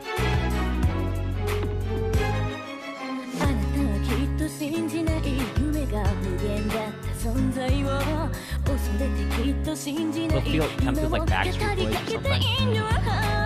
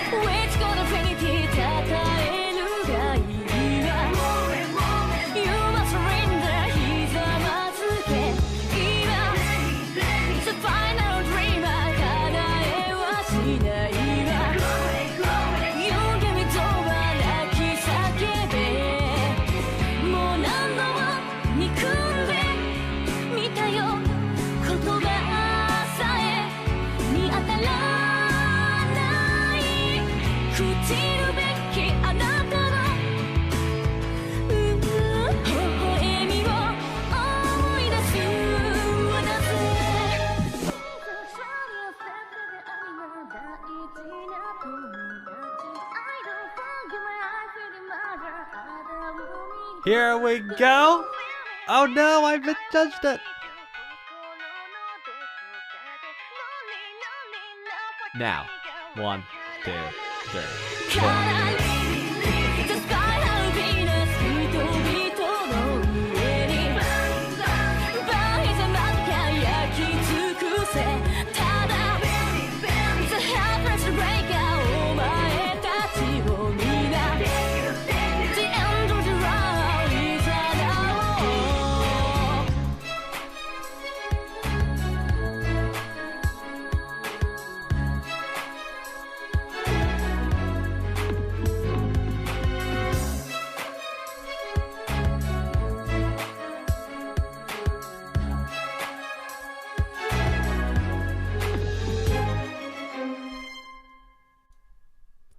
You know, I wish I'd heard I'm a Genie in a Bottle enough times that I could pull it out and like play it for you and do a running comparison. Unfortunately, I've not heard it enough times that I can give you a live in real time.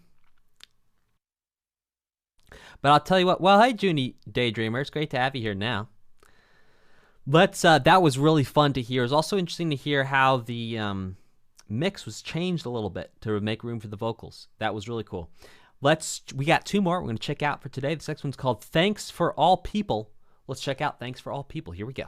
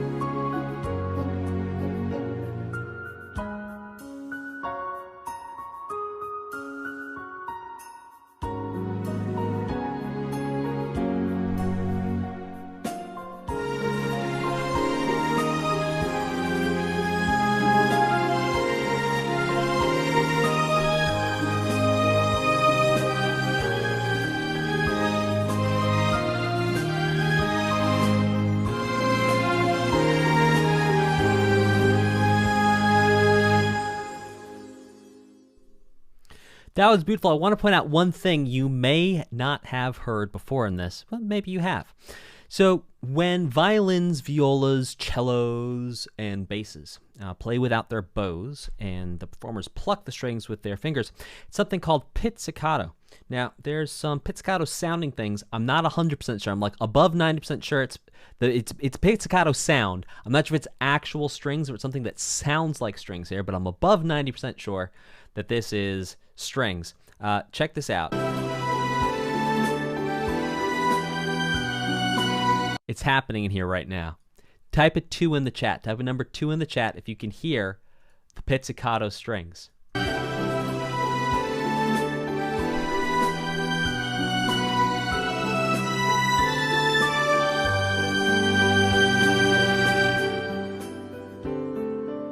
Every time I pointed my finger, every time my finger came down, they were playing.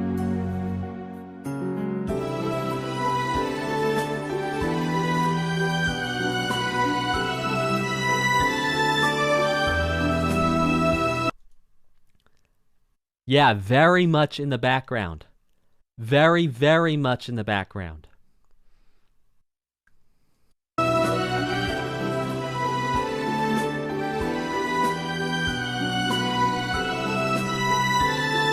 Now, how many of you never heard that sound before and only heard it just now?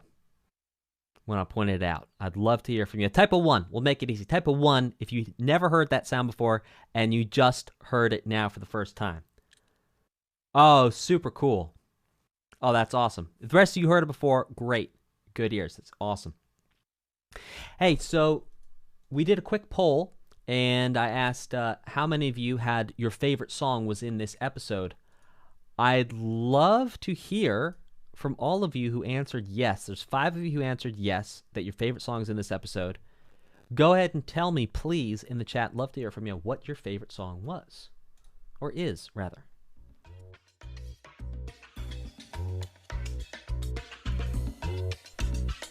And here's the fishy aroma that got requested. It was in the playlist all along.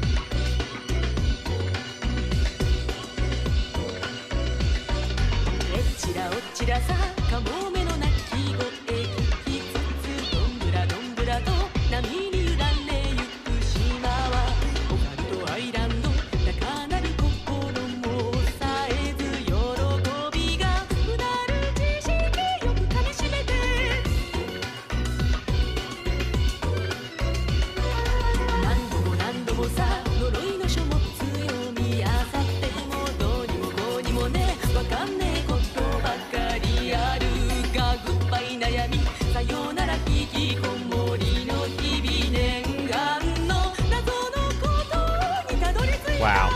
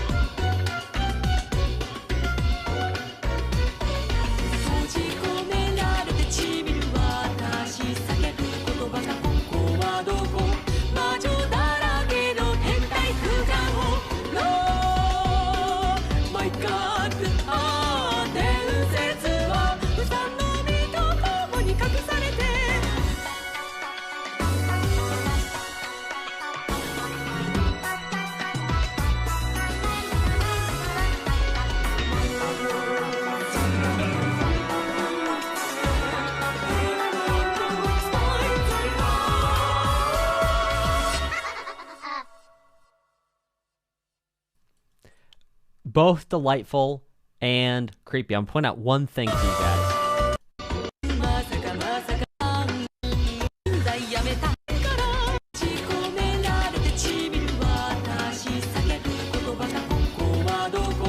So right here, the vocal is being doubled. Now, doubling technically from a terms perspective should mean that it's the same exact note, the same exact pitches being done. But in this case, the vocal is being doubled down an octave, which you could say, well, Dan, then maybe you shouldn't say it's doubled because it's technically not doubled.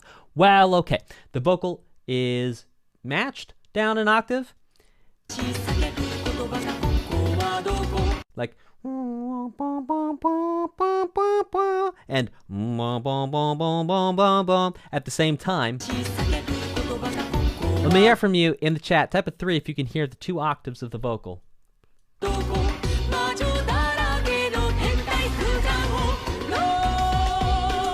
My God. laughing at me right here. And not anymore now. Well, really cool. I'm really glad we got to listen to the vocal version of that because that was a ton of fun. That was so cool. Well, hey there. For Best Music Coach, my name is Dan. And you are watching a music teacher's reaction live and in real time to the Umineko original soundtrack. This is Chapter 7. Yes, I did very much enjoy Chapter 6, as I enjoyed Chapter 5. 4, 3, 2, 1. Hello, first-time chatter. Tropical banane. Tropical banane. Eh, eh. Qu'est-ce qui se passe? Tropical banane. Eh. Yeah. So what we're going to do is we're going to go ahead and check this out. We're episode 7. Here we are. I know enough to call them episodes instead of chapters. So, meow. Let's rock and roll. Kirino Pithos. Take it away. Type a 2 in the chat if you can hear the sound.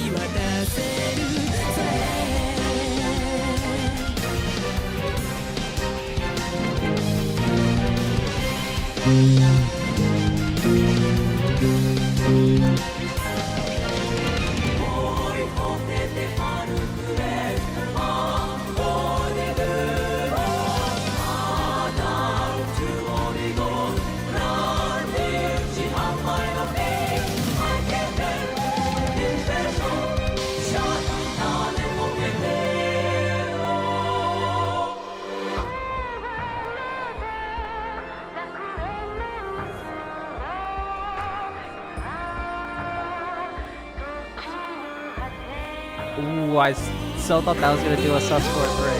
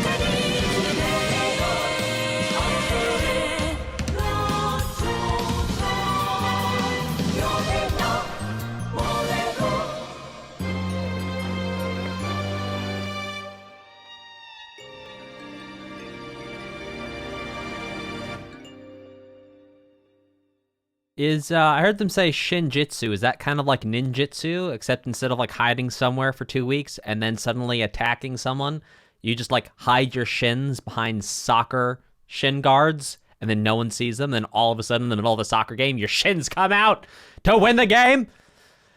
Okay, in all seriousness, though.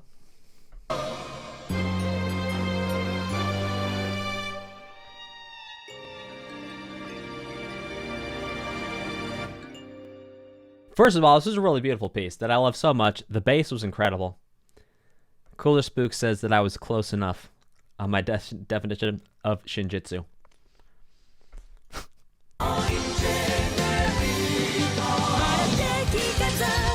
Like right there, like that shattering glass sound, like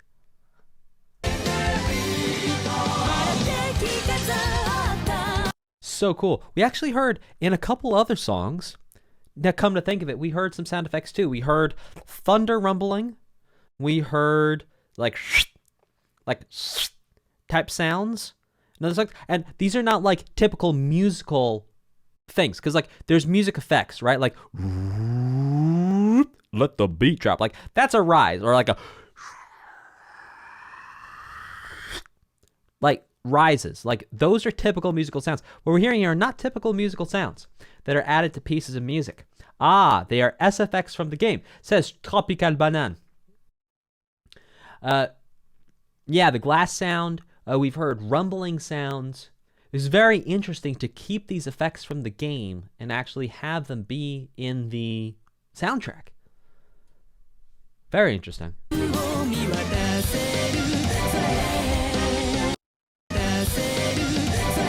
Like even right there, that this was a musical effect. Like that.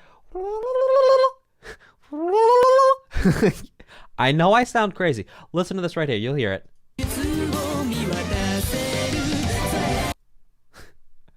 Type a 2 in the chat if you heard the crazy sound. Type a 2 in the chat if you just heard the crazy sound.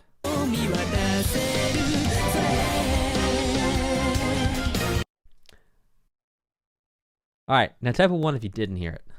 Type a 1 if you did not hear the crazy sound.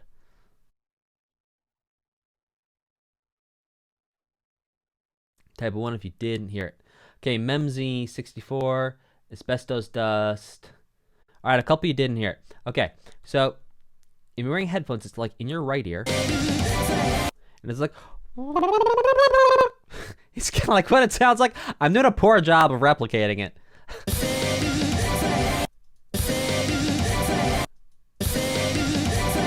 And it rises. All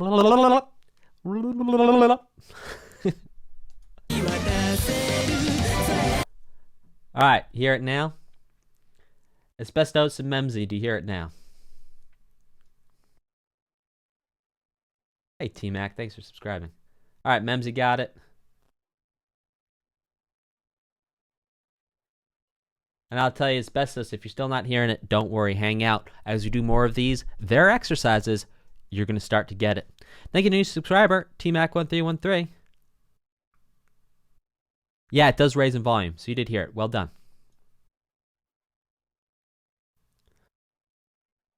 Well, T-Mac, I appreciate that you subbed, and now look, you've got that beautiful little thing next to your name. How cool is that? It says, I heart music. Okay, let's keep this thing going. With le 4 octobre. Et pourquoi on est en France et pourquoi on parle français, je ne sais pas, mais voilà. On y est et on y va. On y est, non. On est là et on y va.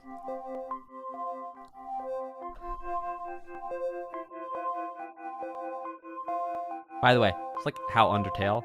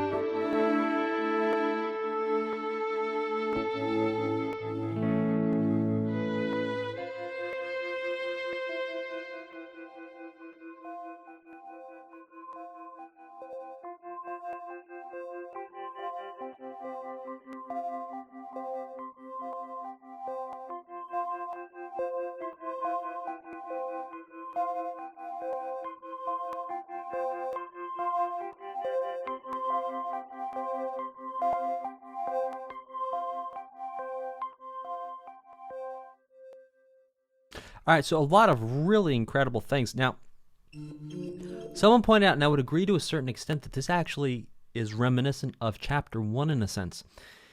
In terms of the music, now, this is not being scored with classical instruments, so we don't hear violin, viola, cello, harpsichord.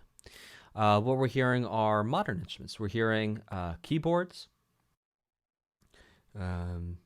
other sounds. Now, one thing that I really wanted to point out too here was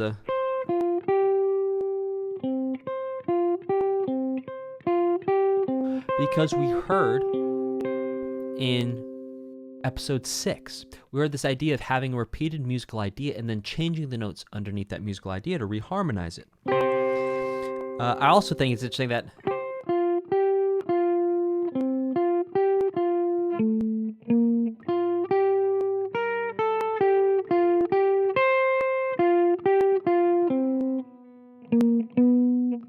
there you go.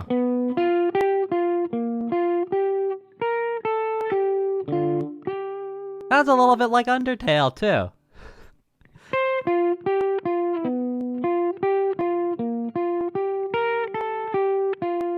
If I've got that right, which I may do, which I may not.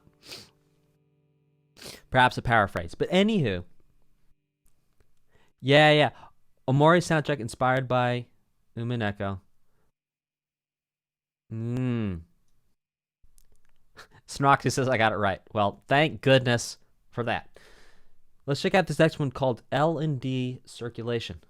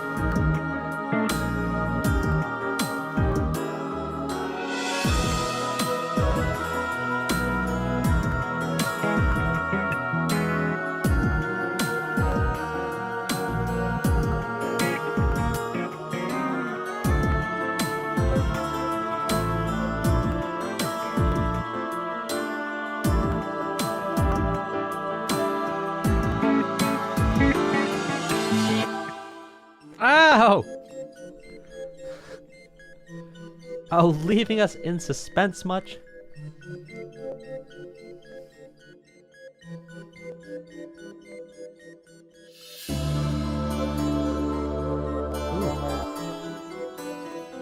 Oh, I feel like we're changing meter to compound now. Or at least time signature to 3. Interesting.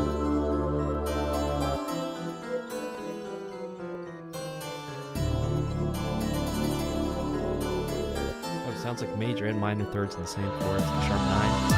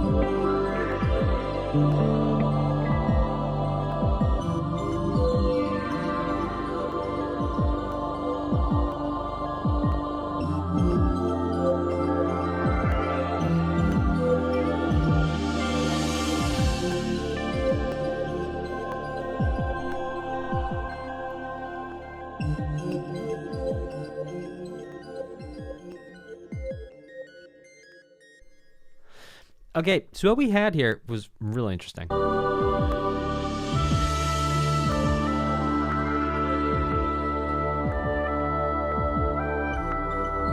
So right here, this is like where you count this as 4. And you'll see it when I count along with the music, it just kind of feels right.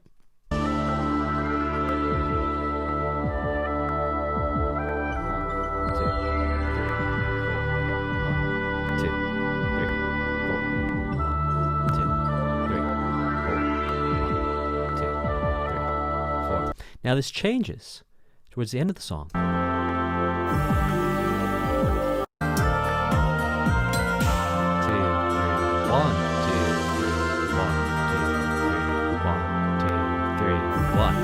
3. And so we actually change in the song from groups of 4 to groups of 3.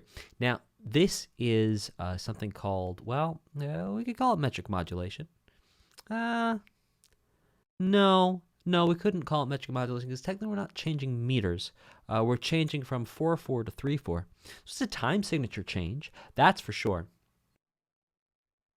Now the difference between a metric modulation and a time signature change is that in a metric modulation you actually change the fundamental meter of the music. So, for example, well, then technically we're in quadruple simple meter versus triple simple meter. Perhaps we could call that metric modulation. Huh. I love when I think about things in new ways and maybe even learn new things. Hey, we're going to give that a Googs real quick. Let's give that a Google. Because I know metric modulation, we'd use it to talk about going from like straight to swung. I know metric modulation, we'd use it to talk about going like 4/4 to 12/8. From simple to compound meter. Metric modulation.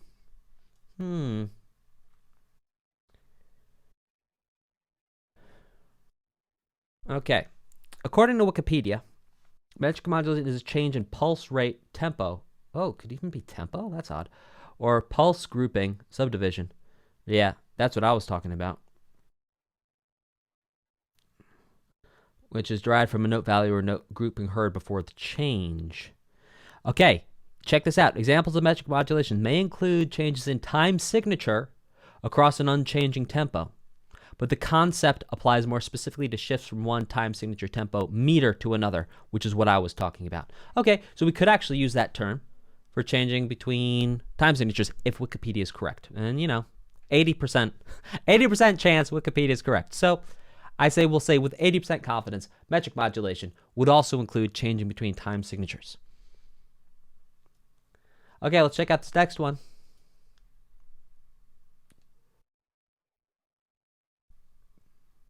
This is called Reflection Call.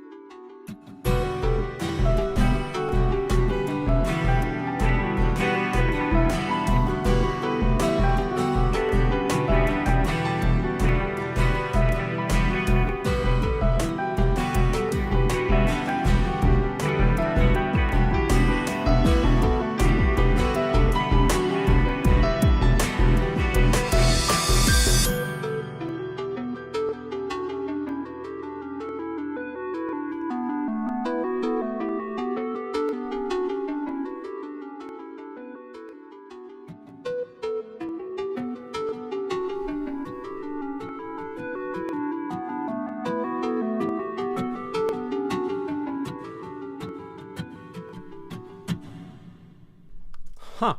All right, here's a quick ear quiz for you.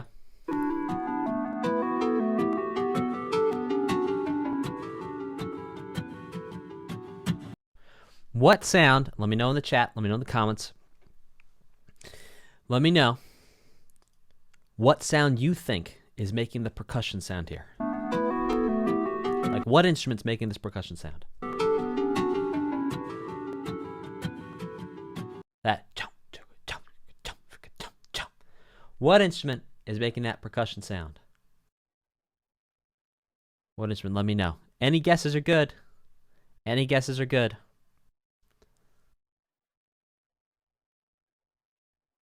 Yeah, it does sound wooden, doesn't it? Oh, yeah, a lot of people saying the guitar.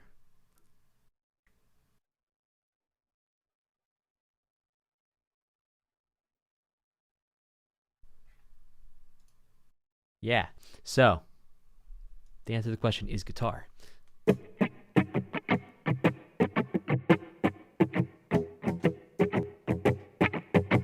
Just like that. Now, it sounds a little different on an acoustic guitar, but this is basically the idea. And so what's happening is, to make that sound, the guitar player is muting all the strings by gently touching all of them and then striking the strings. So if I don't touch it, it sounds like this. If I do touch it,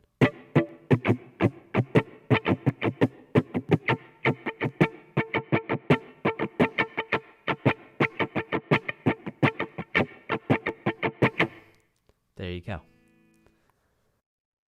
That is the sound of a muted guitar. Now, other than that, I mean, absolutely a beautiful piece of music.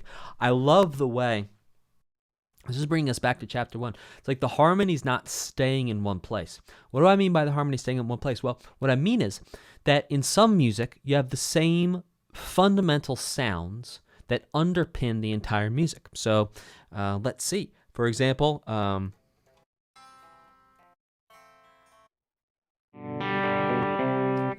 this could be a very simple way of underpinning some music.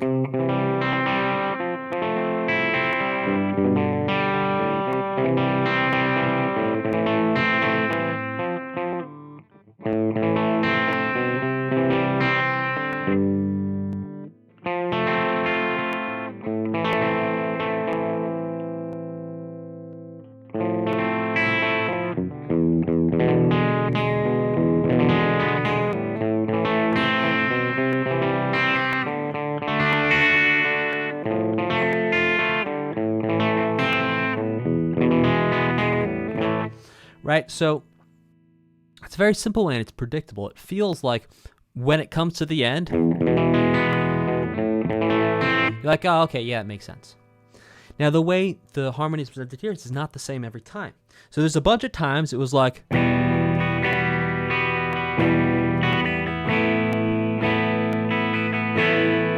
then it also did things like,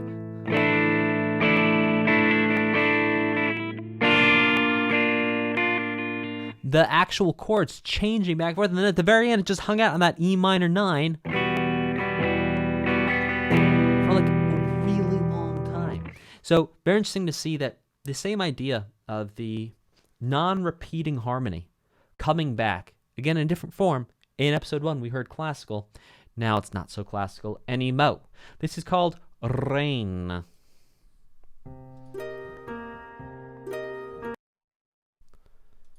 Literally, my account is not being used in another location, but okay. Sorry, guys.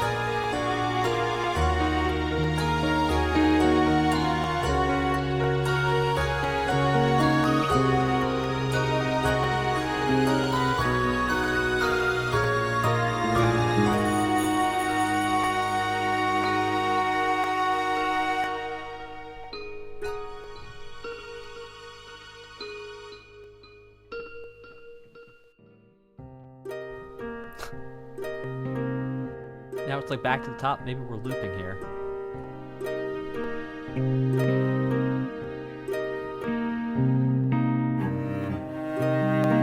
So we have C minor 7.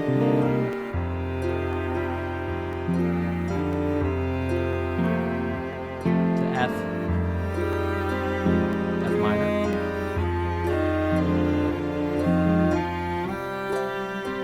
To C major. I mean, what an incredible chord progression. Again, C minor 7.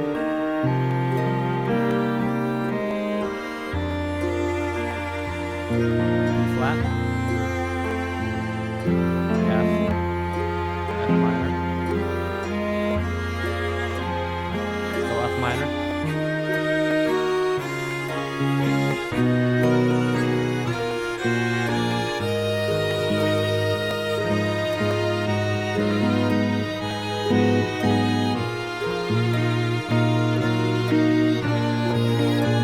Now changing to E flat.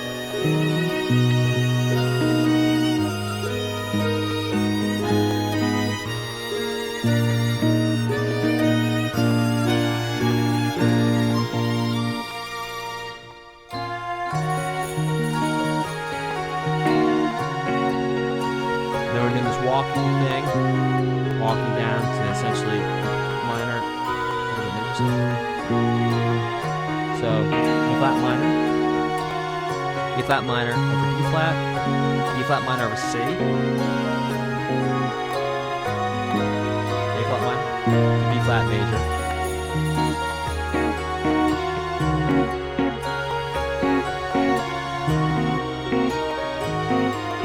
Wow.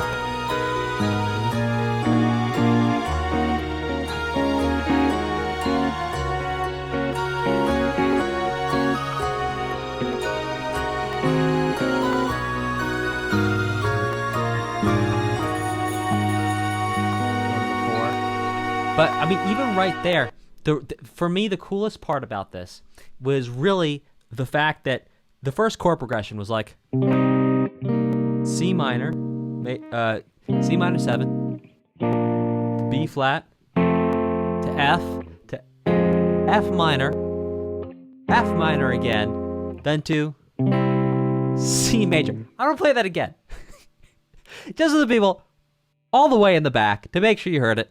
I know there's no one actually in the back, but one more time for the people in the back.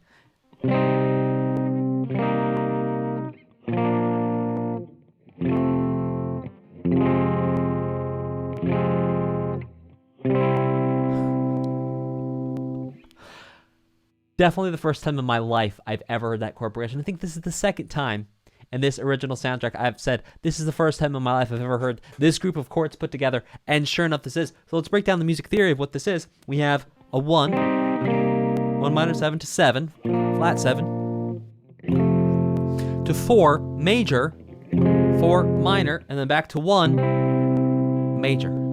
Now, we've seen this change from the parallel major to the parallel minor, or rather, from the parallel minor to ending in the parallel major throughout this entire OST, so it makes sense that we're seeing it here again, all the way at the end in episode 7. That being said, let's continue on. And by the way, if any of you watching have any questions about the OST as we go along, please feel free to put your questions in the chat. In the chat. And then I will answer your questions in the chat. The chat that goes right here. Here. How to chat. Say right here. Okay, let's get this thing going. Hi, chat. Hello. All right. And this one's called Weights.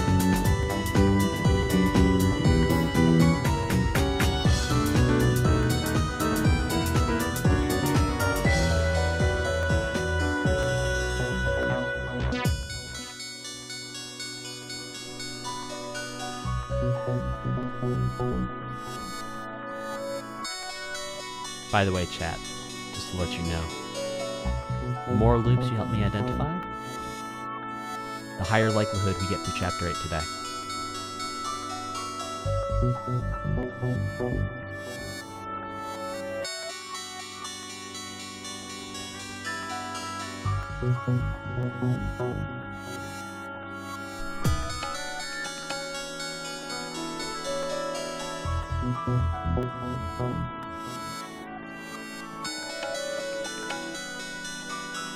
Yeah, I'm sure this is a loop. I'm not entirely sure it's looping here.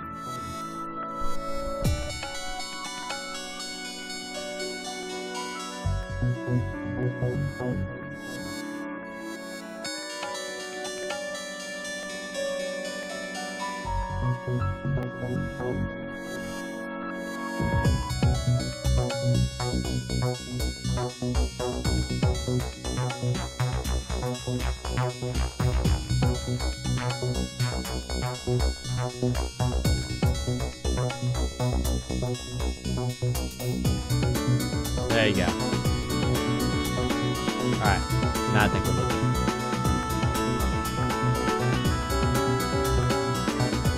Okay. So we get a really interesting chord progression. I'm going to talk through it as we go. It's like 1.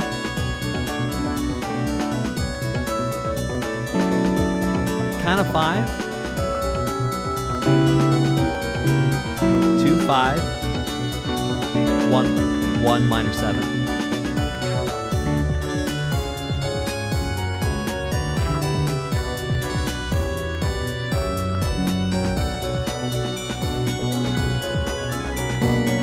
Major 7. Okay. 2.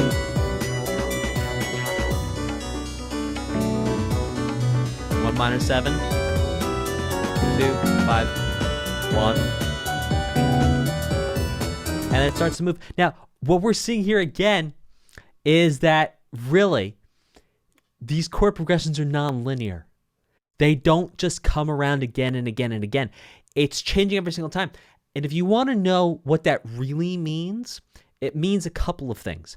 Number one, it means the composer put in a lot of extra work to not just hit copy and paste and keep it going. And it's not even just hitting copy and paste, it's mentally not hitting copy and paste and forcing themselves to go after a new idea with the chord progression to make it non-linear in this way. So it actually is a demonstration of increased effort on the part of the composer.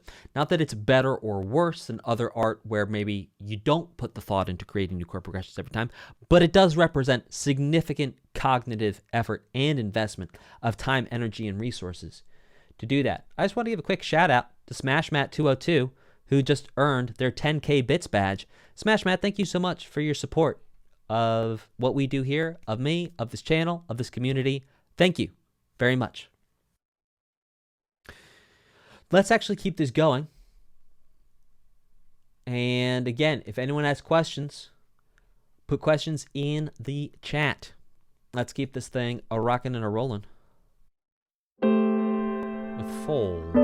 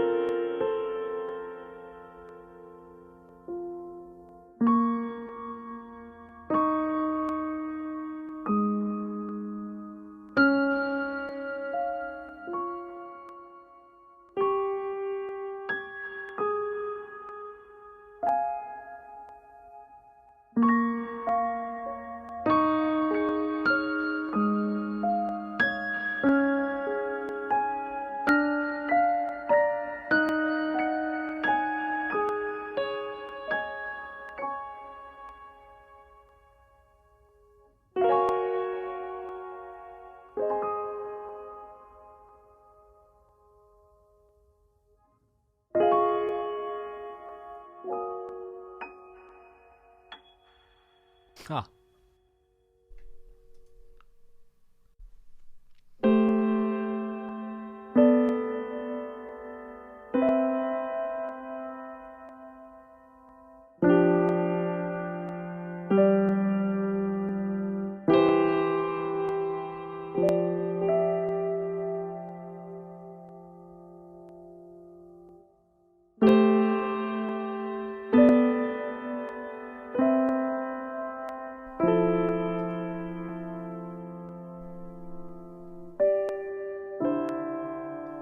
Looping? I don't know, guys. Not even halfway through. Oh, it is halfway through.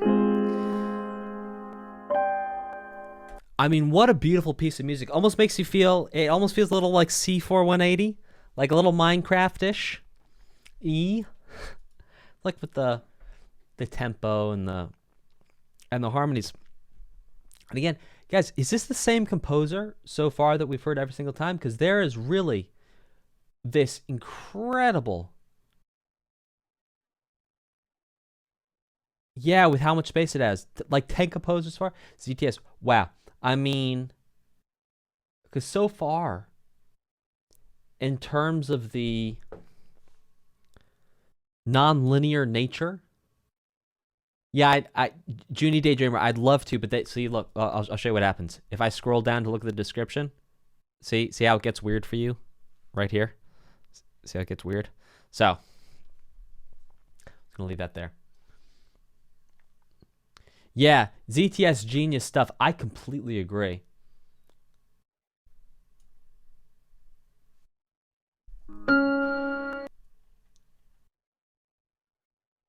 We're just listening to... No, we're just listening to Fall.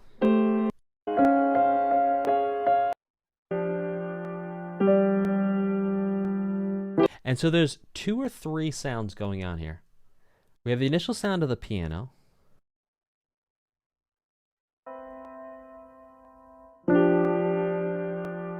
And now there's either layered reverbs and delays, or there's also a synth that's exactly doubling what the piano is doing.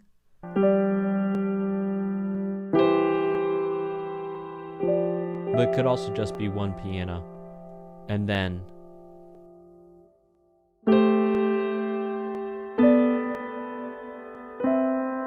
yeah, 3, 4 different types of reverb and delay.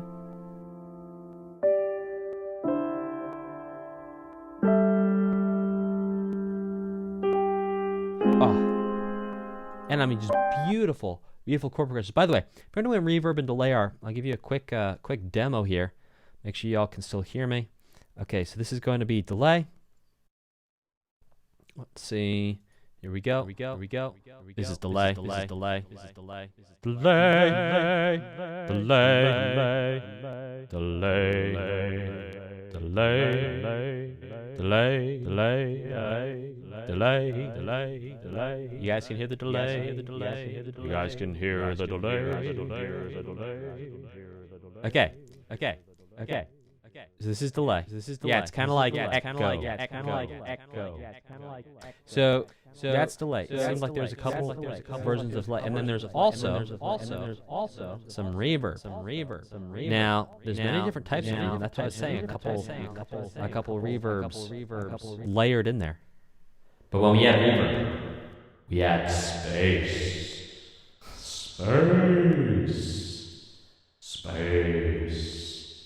Yeah, I'll give you a couple different looks with reverb. So here's like a small hall. This is a small hall. Yes, dearly beloved, we are gathered here today to get to this thing called life. Electric word, life, means forever. That's a mighty long time, but I'm here to tell you there's something else called the afterworld.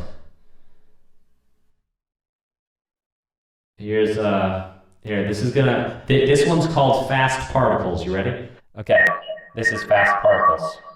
So you see how reverb can end up sounding really interesting and also kind of weird and exciting. Yeah.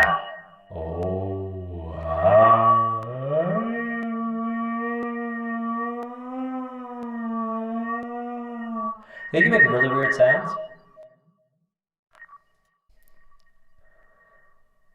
Alright, let's do one more. This is called mystery taps. Mystery taps. Hello. This is the mystery. So, what happens is you can take any instrument that sounds any way, and by adding these effects onto them, really change the sound and the emotion and the quality of what's going on. Let's keep it going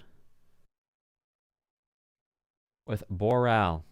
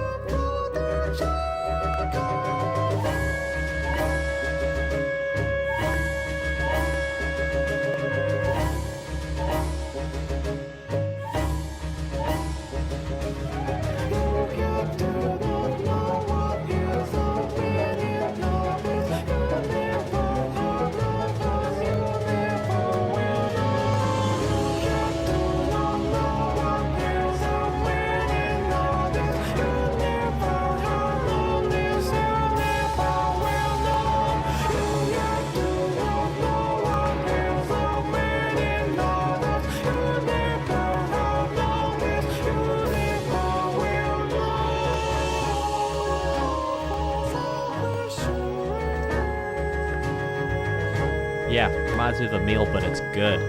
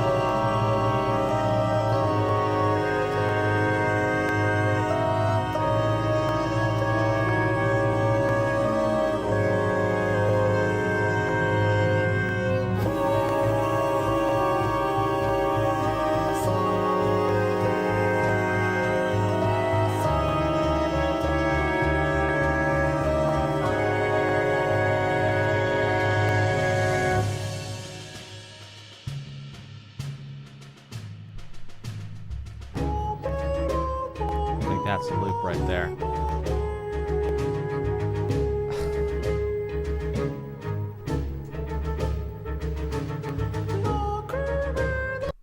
I've never heard a piece like music like this in my life. One of the really cool things about doing this with you guys is I get to really hear. I mean, talk about expanding a musical horizon. Someone said, hey, this kind of sounds like a meal. I said, yeah, kind of, but this sounds good. Now,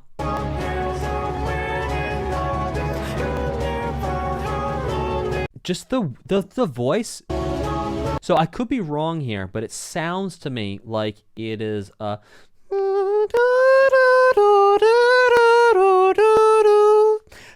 Sounds to me like a man singing in falsetto. And so what happens is when you get a voice change, when you're a teenager, you get access to this really interesting part of your voice called the falsetto up here. So if any of you have seen the film Mrs. Doubtfire, Robin Williams talking in his falsetto. And it sounds to me a little bit like falsetto voice. Yeah. It's a very interesting song. And so I think, too, it's like, it's a little military. Like, listen to the snare drum.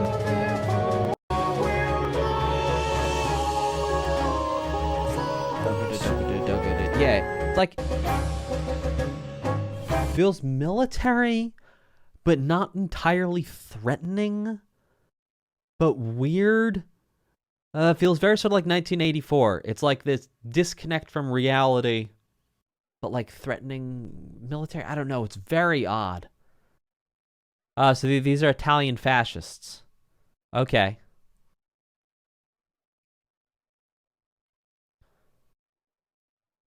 Wild. What a wild, wild piece of music. I've never heard anything like this before in my life. So somewhere it's a falsetto. Number two, it's the instruments. By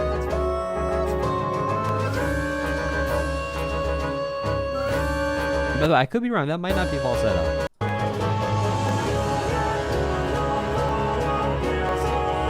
And then it's like the fact that the voice also got like put through a vocoder effect, and we're also hearing the like harmonies of the vocals around. I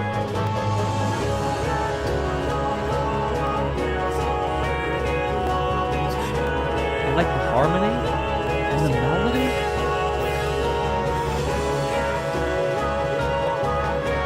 Like the note choices in the melody are like unconventional. Oh gosh, the whole thing is wild.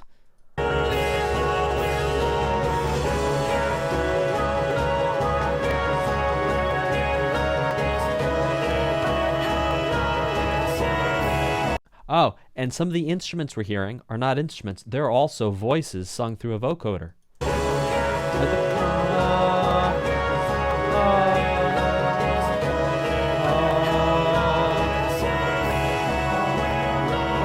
Yeah, lost the last one. But those are notes being sung by a person going through. That's not an instrument. That's a person's voice being affected by an effect called a vocoder. Let's see if I have a vocoder loaded up here. Let's see, do we have what are units? Isotope.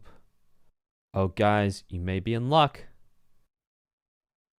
This may be your lucky day. Do we have a vocoder here? Oh, no, it's a separate plugin. But the point is, you'll be able to hear this. 1, 2, 3, 4, 5. 1, 2, 3, 4, 5. 1, 2, 3. When we do things like this, all of a sudden, we're starting to find that we're getting many different types of sound. And you can hear that as I sing this thing for you, it's something kind of weird, and I can make things all sound a little weird. Type a 3 in the chat if you think this sounds weird.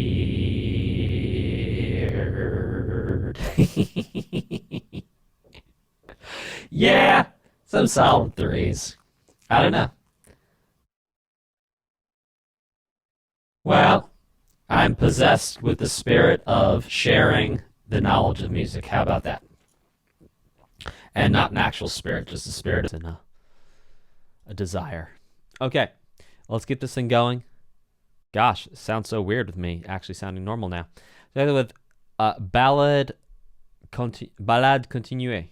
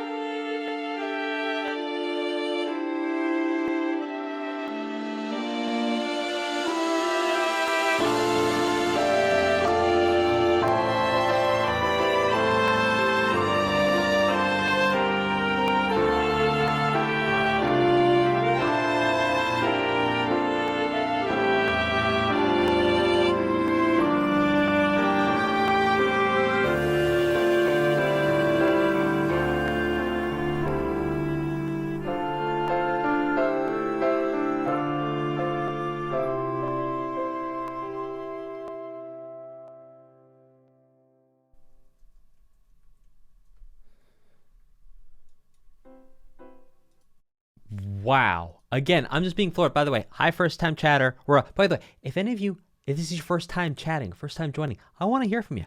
Let me know in the chat. Right here. Love to hear from you. Hi. So, what we're looking at here is, again, a really interesting piece of music that I don't even want to say too much about it. You know, it's like, oof. I feel like when something is this artful, it's like, And then again, what am I defining as artful? To be able to say this is artful, yeah. The non-linear nature of things. It's gorgeous. It's incredible. Feels like there's insight. It's like self-reflective.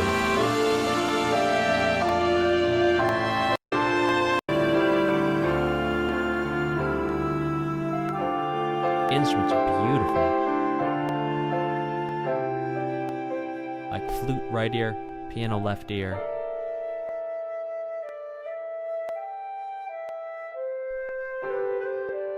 Oh my gosh.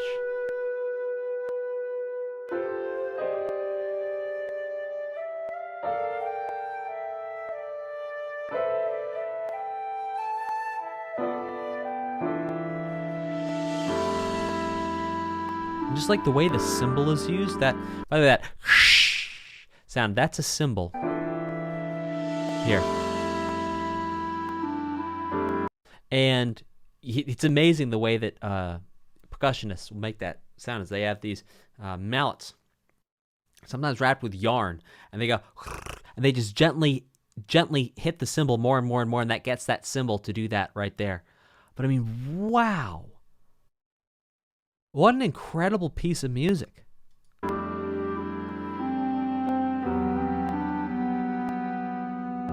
That's like clarinet taking over the melody in the left ear.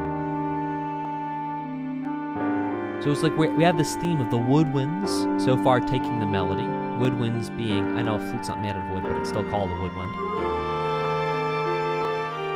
Now violin joining.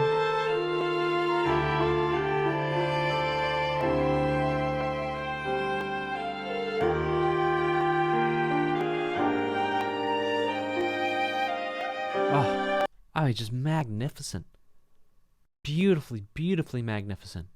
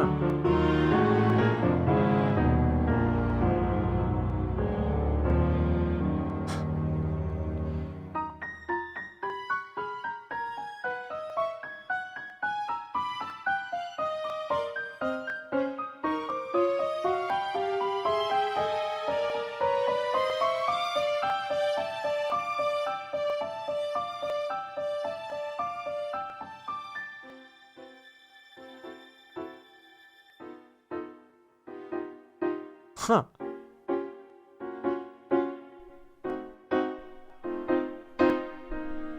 Alright, is that looping here, chat?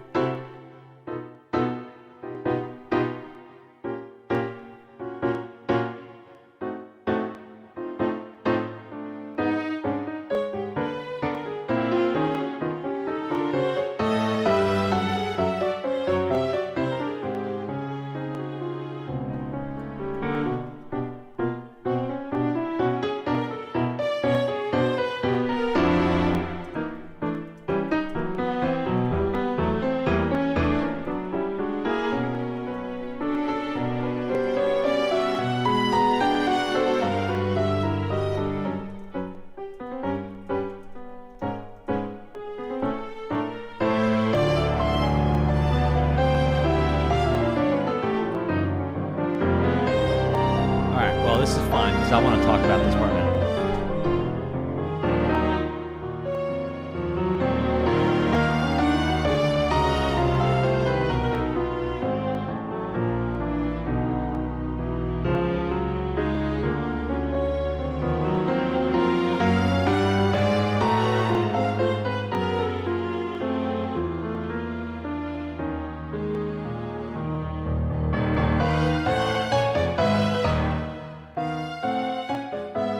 See, right there. So we have this one idea. Ba ba ba ba ga, and then it's repeated quietly. Ba ba ba ba ga. Let's listen to that. Here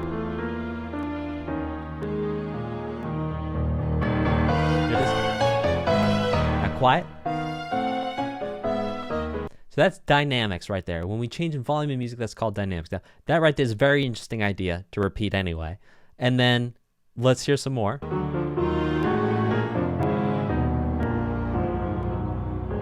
Oh, and then it slows down as it goes lower. So when you repeat music or you repeat an idea and it goes up or down, there's different subtypes, but we can label this on a large level as a sequence.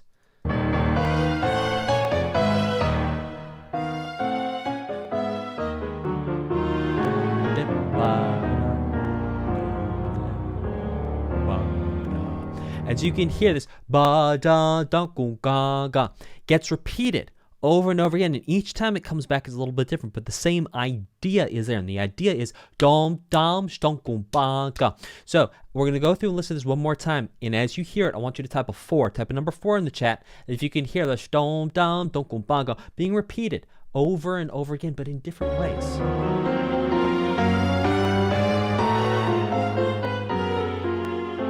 Like, there's versions of it before. All right, here we go. That's once. That's twice. Thrice. That's force. 4 times. That idea is repeated, and it's so cool the way it's repeated. And so what happens is the music in and of itself is not particularly tonal. It's walking the line between perhaps what we could call tonal and atonal. But because of these repeated ideas, it feels cohesive. It feels like there's a through line that you can understand, that you can relate to, even if the music sounds a little dissonant, perhaps, to your ears. What keeps this listenable, and not listenable as in like, oh, I can't listen to it, but in the sense that it keeps your attention, and in the sense that you keep on wanting to find out what the next piece of the musical story is quite simply because ba ba ba go ba ga. You take little rhythmic ideas like that yes also have a gesture to them, ba ba ba go ba ga, that have this contour, and that keep that contour as they move and change. And that's your brain is really good at recognizing patterns. So even if you know nothing about music, you can still clock those patterns. Clock is an American way of saying track it, understand it, recognize it. You can recognize those patterns and recognize them as they start to change. Let's check out this next piece, which is called Far Flat.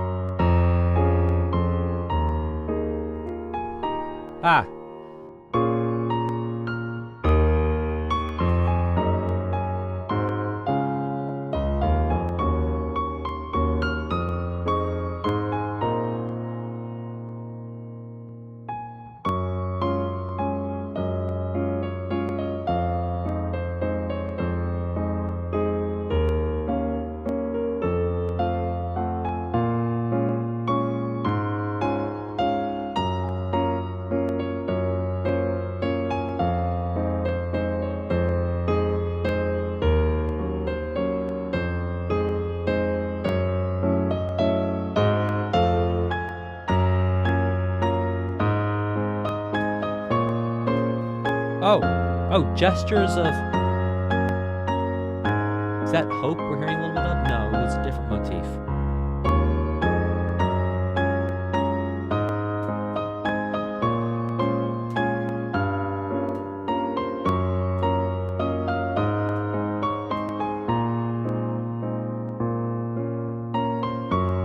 I heard the song in chapter 3.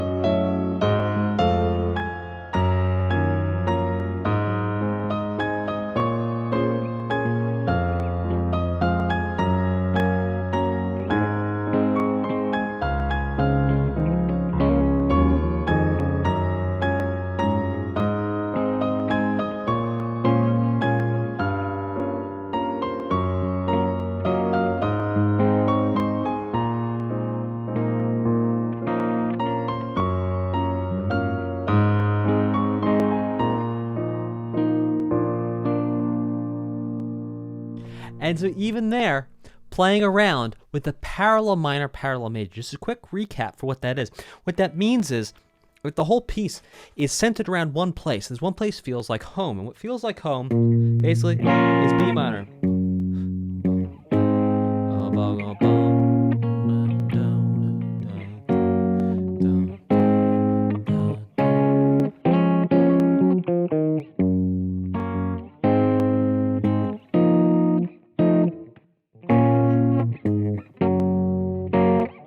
Now it goes to B flat sus to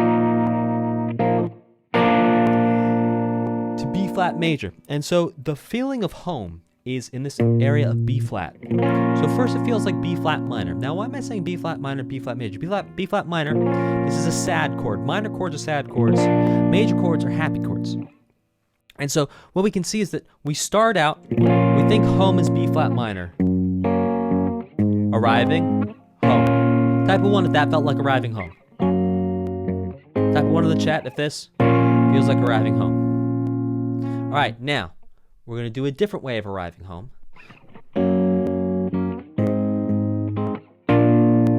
Type of 2 in the chat if that also felt like arriving home, but different.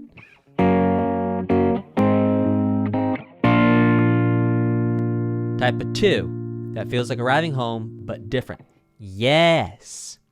Exactly. And so what the composers are doing, what they've been doing throughout this entire OST, by the way, is changing which version of home you arrive at. It's like you leave and you think one version is home and then you find another version that is home. So I think within the context of a mystery, something where you're not sure, something where maybe you're not sure where home is, you're not sure what is safe, that hearing this idea of home being changed, or the concept of home being changed, at least in the music, might tie into something going on in the story itself. Are y'all having a good time? Type a 3 in the chat if you are having a good time. Type a 3. Even if you're a lurker, I won't call on you. Lurkers are safe to type 3s. Everyone type a 3. Type a 3. Type a 3 if you're having a good time. Yes! You give me some good energy. I give you some good energy. We're going to rock and roll. Let's do this thing. Thank you, my 3s. Hey, Hilmar. Hilmar asked, did I skip a song without a name? No, I don't think so. But this is not the first time we've wondered if we skipped a song and it showed up in a later piece. So we still have episode 7. We have a whole other part of episode 7 here. So we're not quite done with episode 7. This next one's called Toy Box.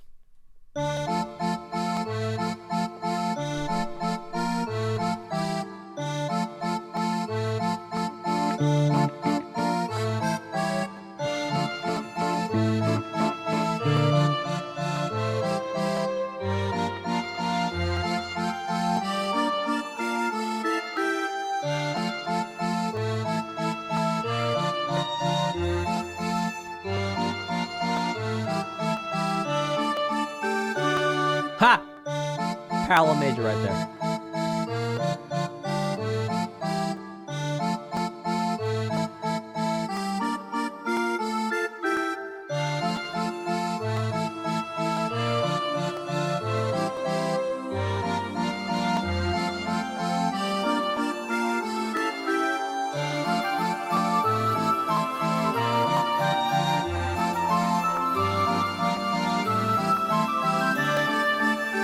Huh. C major.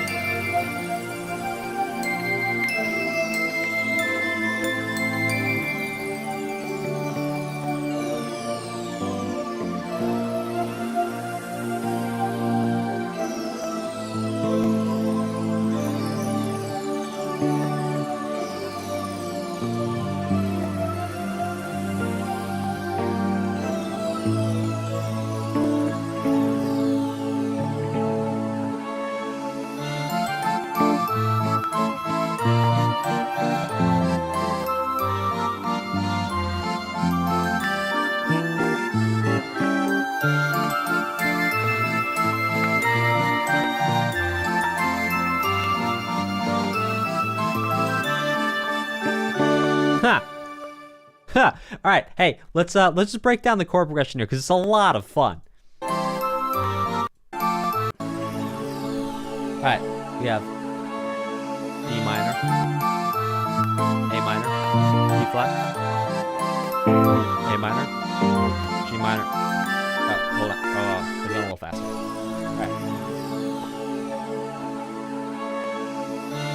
1, 5, 6, 5, 4, 3, 2, 5, 1, 5, 6, 3, 4,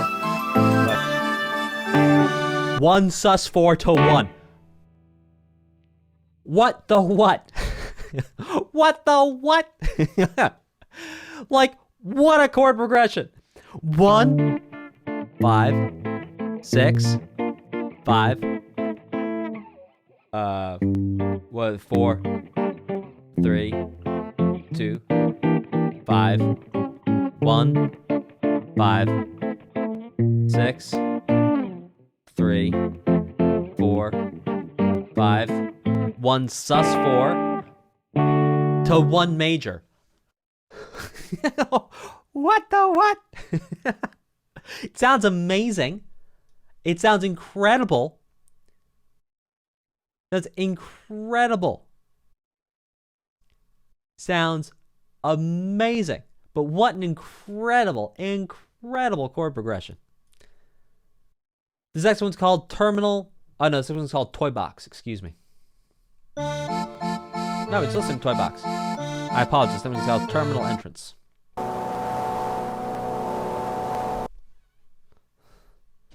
What are we doing here? Terminal entrance. I choose you.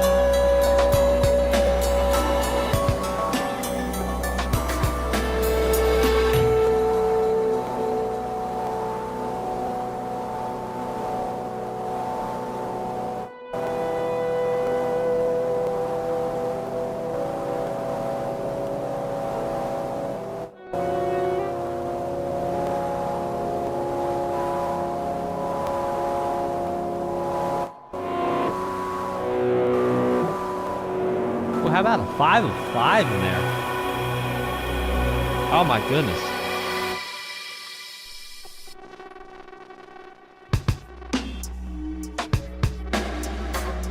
Oh, what an interesting piece of music.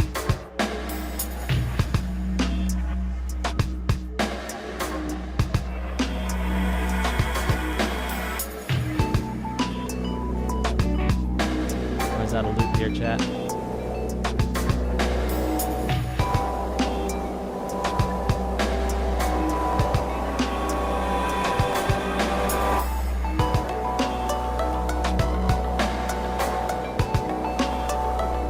My degree of confidence in the here, but so what I'll do is I'll talk with this part. So look, we basically have two chords. We're going back and forth. We're going back and forth between the 1 and the 4. The 1 is B, the 4 is E. They're both minor.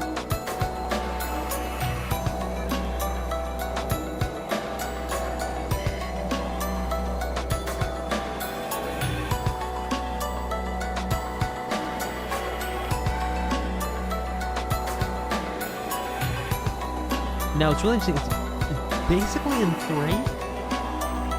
1, 2, 3, 2, 3, 4, 2, 3, 1, 2, 3, 2.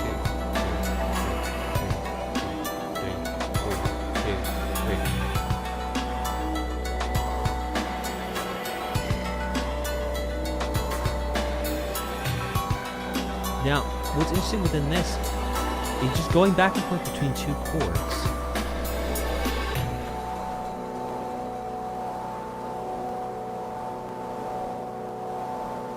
Now, here's the thing that's getting interesting. So we're still going back and forth between the 1 and 4. So we're on the 4, the E minor. Now, C sharp 7, which would be the 5 of 5.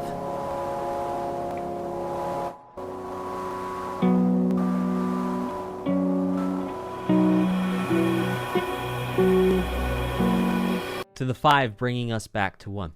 So what is the 5 of 5? Well, the 5 of 5 is something called a secondary dominant. And what a secondary dominant is, it's a way of approaching any chord within the scale with its 5. So whatever the chord letter is, we're going to count up 5 from there. So if the chord is E, the 5 of E would be B. Now, secondary dominant, in the name dominant, means that the quality of the chord is going to be dominant. So for example, if we're hanging out, we're going to do it in 4 now, because why not? Well,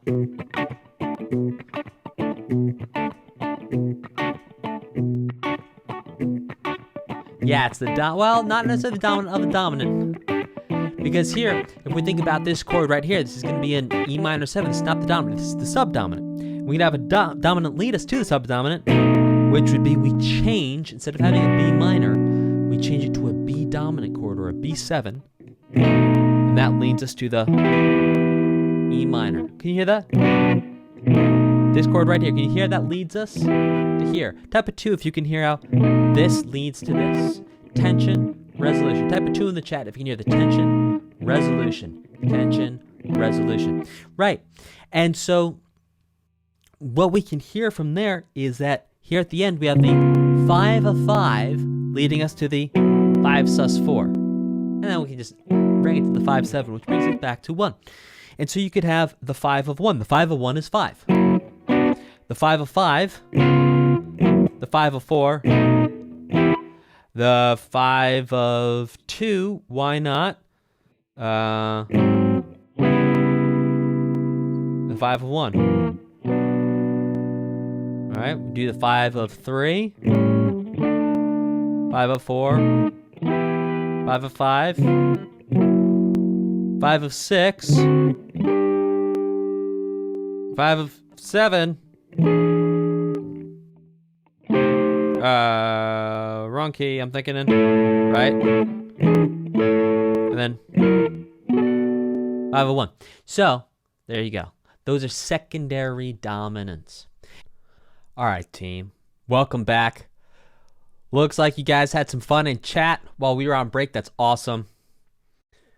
By the way, we're going to get rock and rollin'. Someone asked about the song with no name. That is going to be the last song we're going to hear for today, most likely. We do have it on the playlist. So we're going to go ahead and get started with Puppet Show. And then we will end. Whoa! Thank you, MF Mega 0X, for your donation, by the way. Then you would like to donate for me to react to whatever you want me to react to next. Check out, there's a list of upcoming reactions, just to make sure you don't vote for something that's already been done. And then you go ahead and click on Upvote OST that's in the About here on Twitch. And we'll rock and roll. Also, if you're watching this on YouTube, it's in the description if you want to go ahead and upvote. There's a little Streamlabs thing, and you click on that. Okay, so now we're going to check out Puppet Show. And yes, MF, I will definitely be reading the upvote notification text at the end. And feel free to remind me if I start getting towards the end and it looks like I've forgotten. It just so happens that running these streams there's a lot going on. I'm like paying attention to the music, playing the guitar, monitoring the chat, running polls.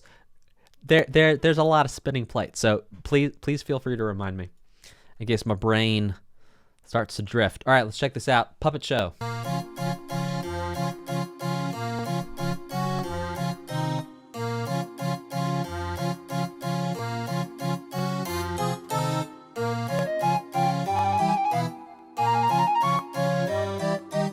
Yeah, it sounds like Toy Box. Yep.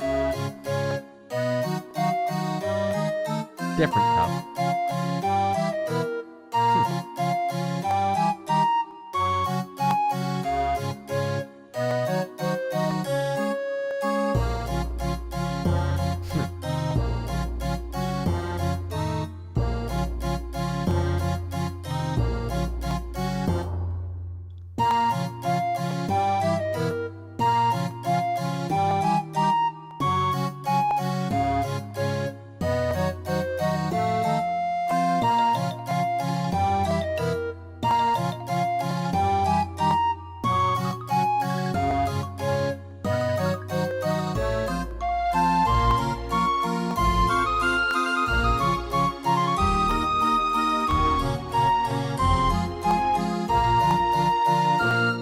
Parallel major.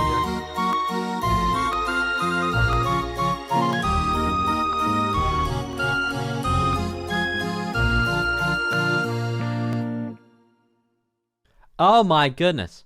So yes, a delightfully twisted version of the music box we just heard.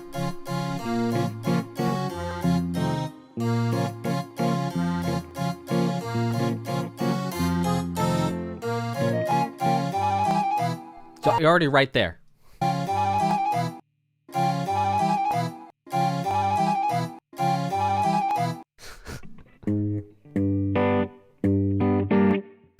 It's like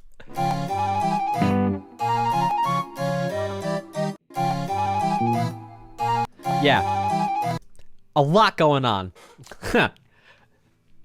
That is.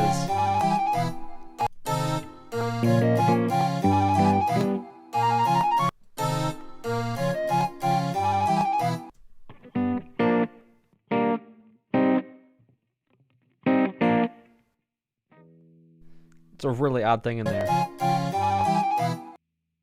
Ha!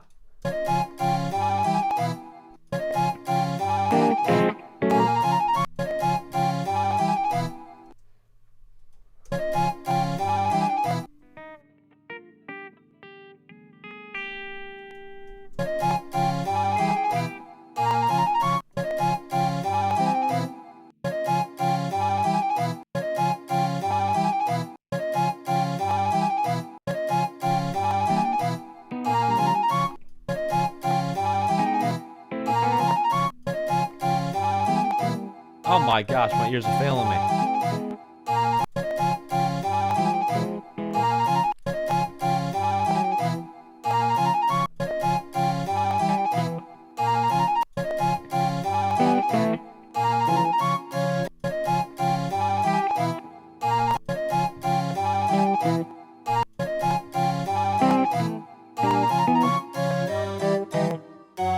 Guys, I don't even know what's going on in there.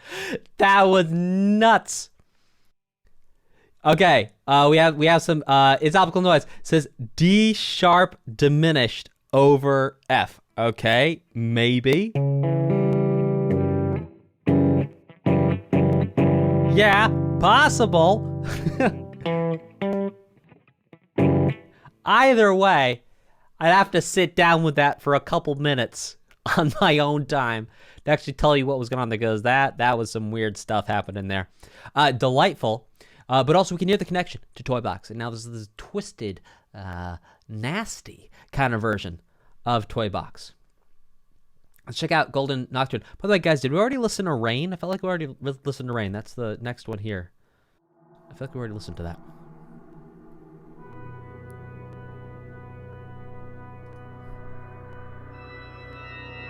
Okay.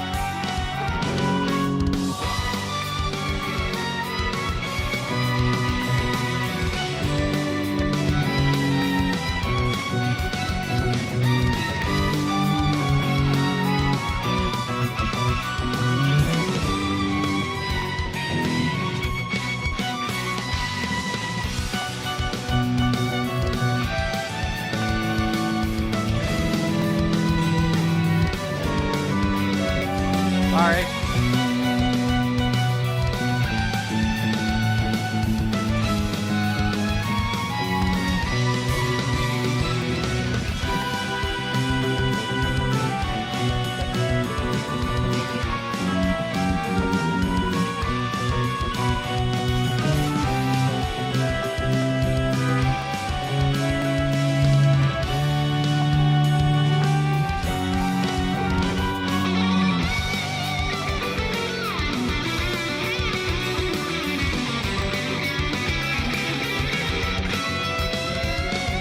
Ha!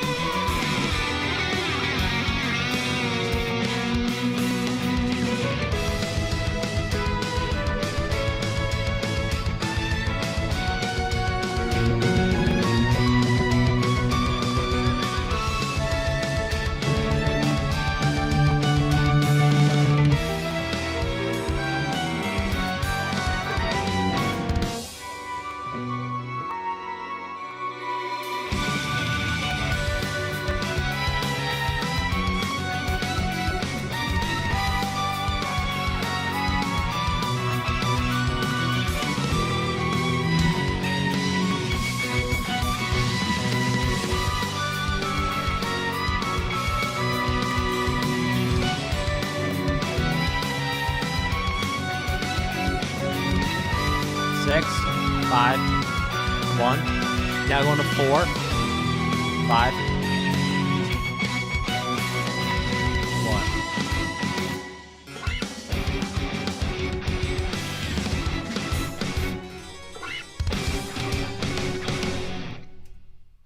1. Okay, so a couple of really cool things going on with these chords here. Number one, in the sort of verse section, we'll call it, 1, 1 to 7 to what is essentially 4 in first inversion. This is the Rivers in the Desert chord progression.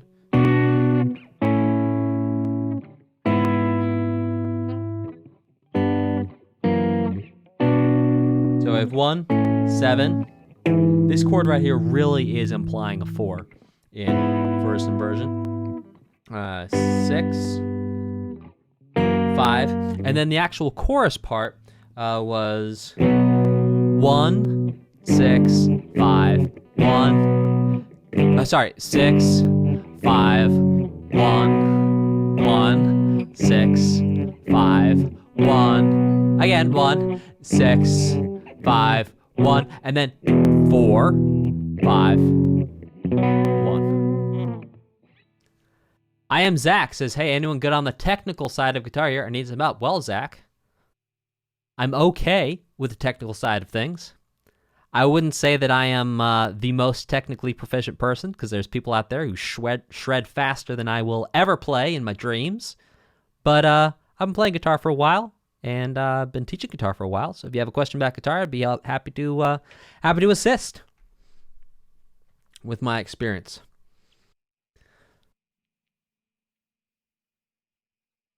Yes. And let's keep this rocking and rolling. Cool Spook asks, when will the VOD of Chapter 6 go up on YouTube? Soon. Let's she, he, end.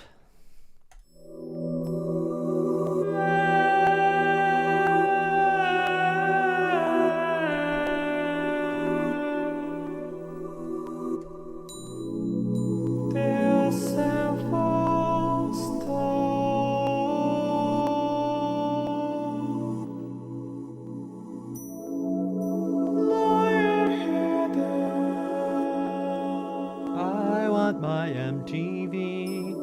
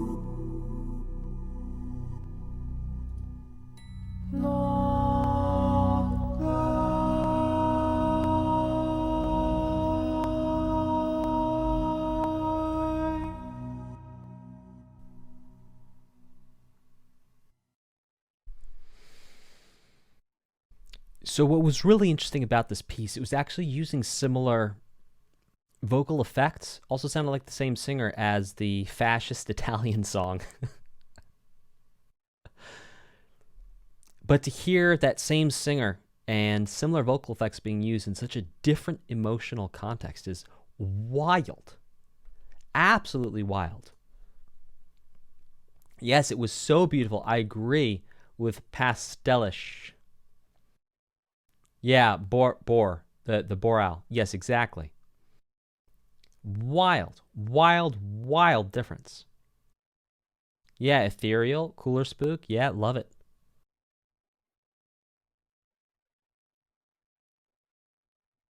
I've said this before, but I'll say it again. A couple years ago, someone said, "Hey Dan, what's the inclusion policy at Best Music Coach?" And I was like, "All are welcome." Yeah, you make music, and you're human. You're welcome. Let's hang out. Let's have a good time. Let's talk about music. Let's go.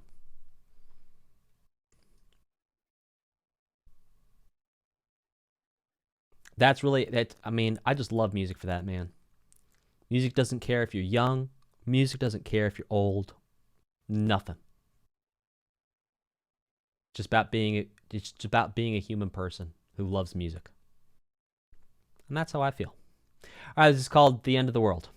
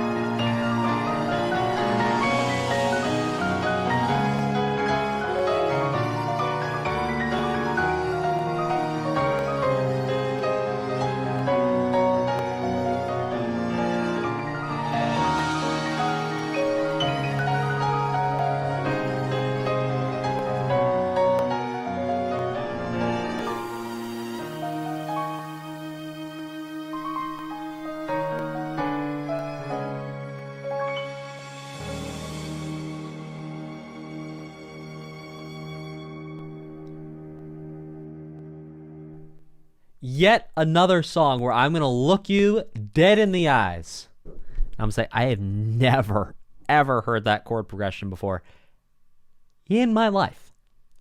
Never. Like this? No, not that.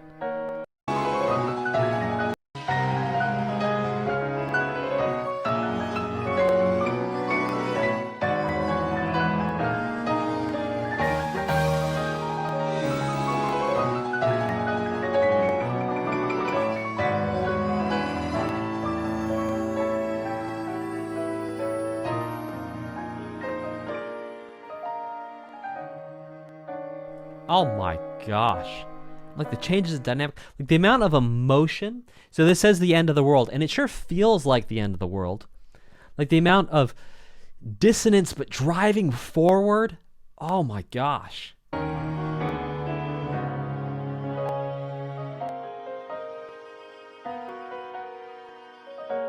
Like there's really pensive, sweet moments. And the piano playing is just killer. Beautiful. Loved it. 100%. Let's check out this next one. It's called Goddess Gardena.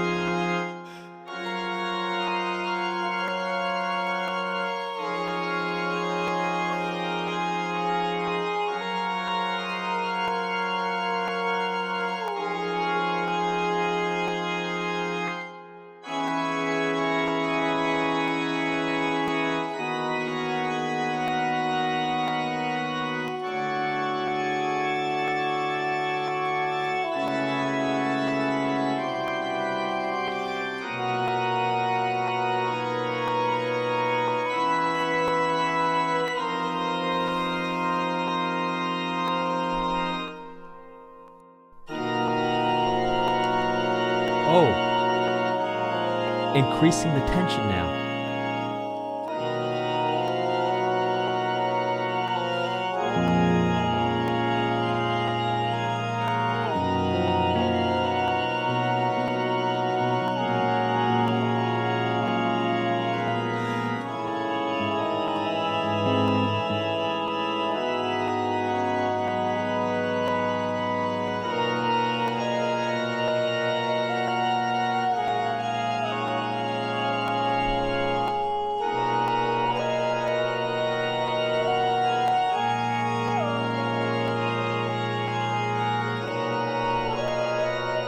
Oh.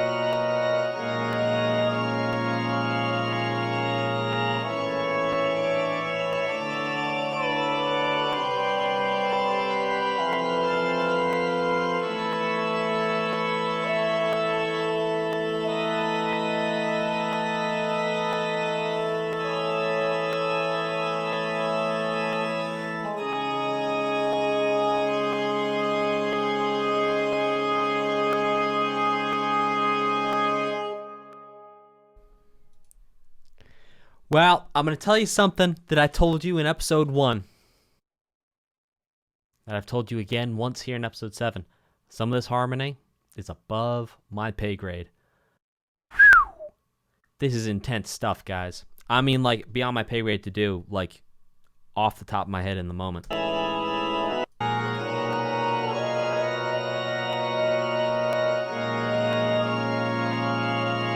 It's amazing. It's delightful. It's incredible.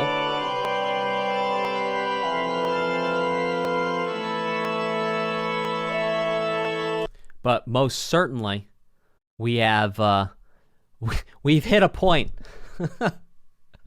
We've hit a point where I'm just going like, it sounds great. But to be able to break it down off the top of my head, take one listen and tell you what's happening here, unfortunately, I do not have perfect pitch. And my ear training is not to a place where I can tell you what exactly was going on the whole time. And that is a testimony for how everyone in music, teachers and students alike, we're all really students of music and we're all always growing. If any of you want to prove that point even further, there's plenty of videos of 80 and 90-year-old musicians who've, you know, been in music for another half lifetime longer than I have, talking about how they're still learning and they're ready to get after new things. And I mean, wow, this piece right here is showing me where I can grow, no doubt.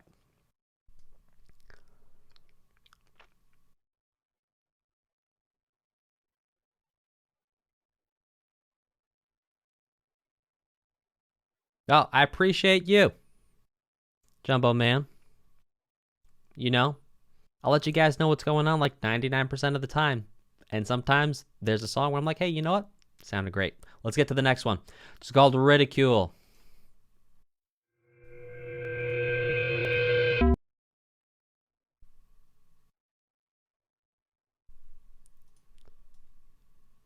Yeah, exactly, DeWatt. It's not even atonal, it's like polytonal. It's like polychords and stuff.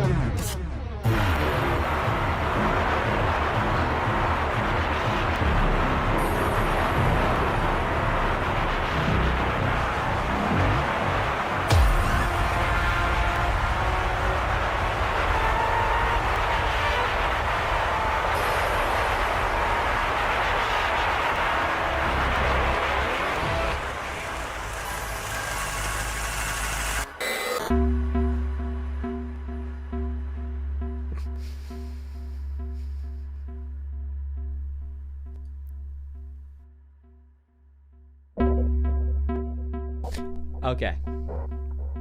So as this plays, I'm going to modulate the volume. So the song is disjointed, and it's disjointed in a way that really sort of makes things feel, well, unsettling, anxious. Now, I've used this word a couple times. I want to make sure that anti-music maybe, right? And then organized sound, and then unorganized sound would be atonal, right? So atonal is obscuring areas of organized sound a lot. And so you've heard me say this, I think 3 times now in the stream, the word atonal. So the difference between tonal music and atonal music is tonal music has a pattern that makes sense in terms of the conventional way of thinking about music. Whereas atonal music obscures the patterns and makes it feel like there's no typical connection that you would perceive. And again, I'm using words like typical and normal, just based off of sort of percentages of music that exists. And there's plenty of atonal music that exists. But there's more tonal music than there is atonal music. And so, for someone like me who's trying to distill what I'm hearing in the music down and make it make sense for you and give you insight into the music, when there's an atonal piece and there's no structures and like literally my entire body of knowledge of how music works is not going to apply. Let's think about that for a second. I started playing music when I was 6. I'm now 31. It's like 20, 24, 25 years of playing music. All that goes out the door for atonal. And I'm just like, well, it sounds cool. Because what do? I specialize in modern music. I specialize in tonal modern music. And so really beautiful, very lovely, very wonderful. And Sunroxy says, atonal music is one of my favorite genres. It makes about as much sense as someone, well, yes, exactly, Dewat. You know? But then it makes more sense than that because you can see the pattern in it. You know, you can see that there's there's like an intelligence and a purpose behind it. It's not just random. Now, that being said, let's check out this next one. Yomitsu Hirasaka, Corruption.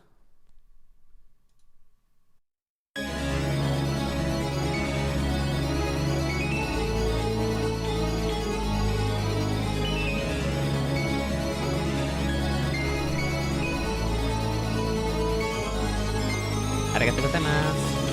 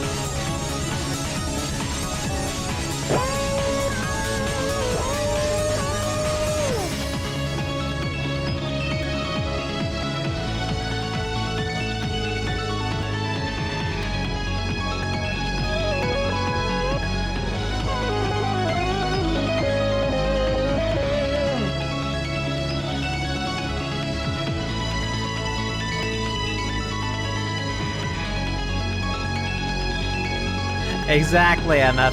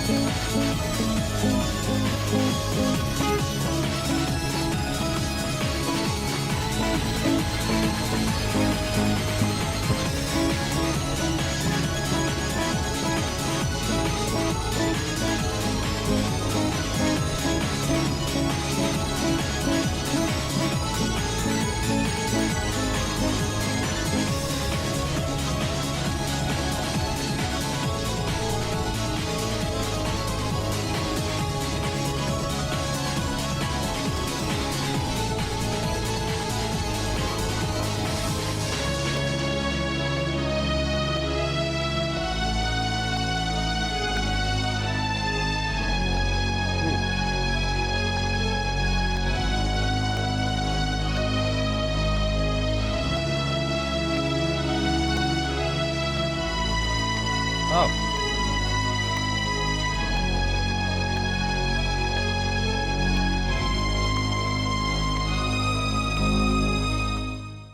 Oh, ending on the 5. A little bit of a half cadence there. Okay.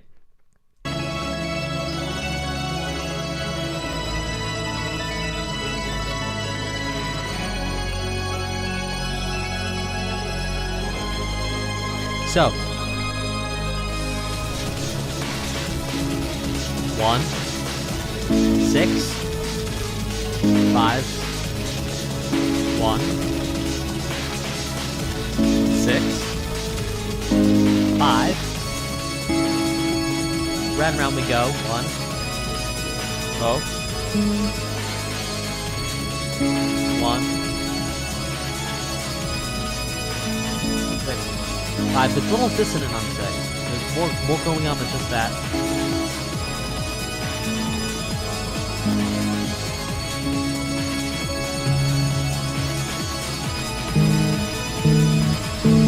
It's like for the 6, it's like, well,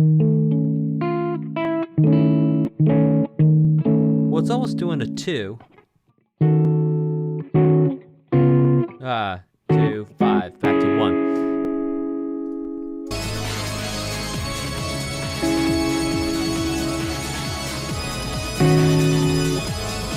So what's interesting there is that we have a 6 chord and a 2 chord kind of being squished together, it sounds like.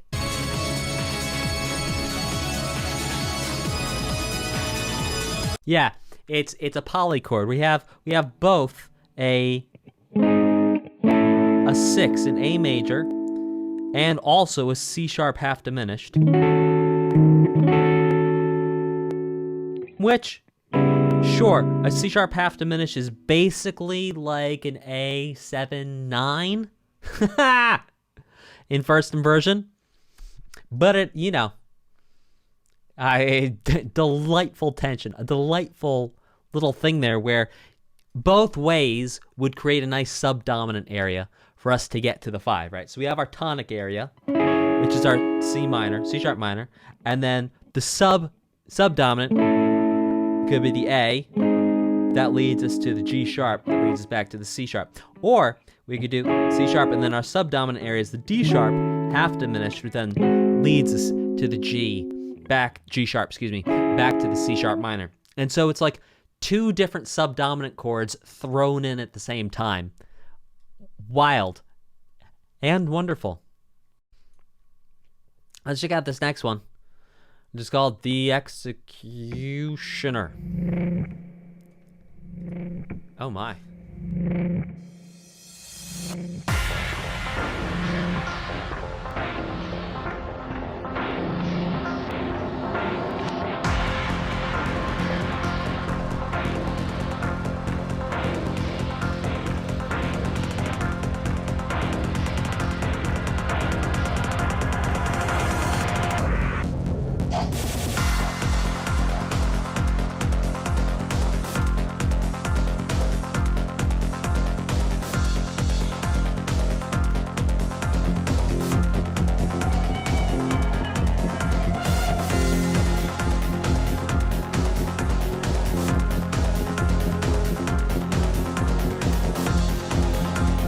Thank you, XKY. You're a new subscriber.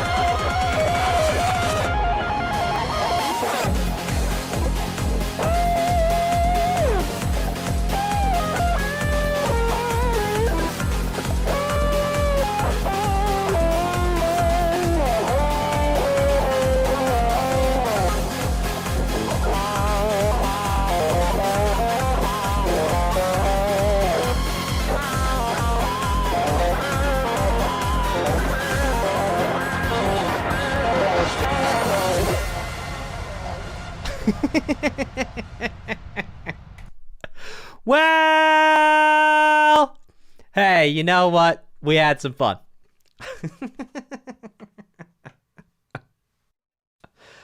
That was a delightfully fun thing. Hey, what do you guys say we listen to the next one? It's called Song Without a Name. This one has vocals.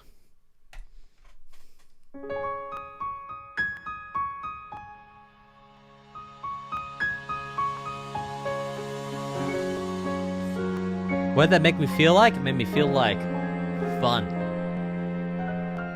It made me feel free, like glitter's raining on me. It made me feel like a shot of pure gold, like I was about to explode. Tune in to this will be our last one for today. We'll do episode 8 on Wednesday. I have some time commitments.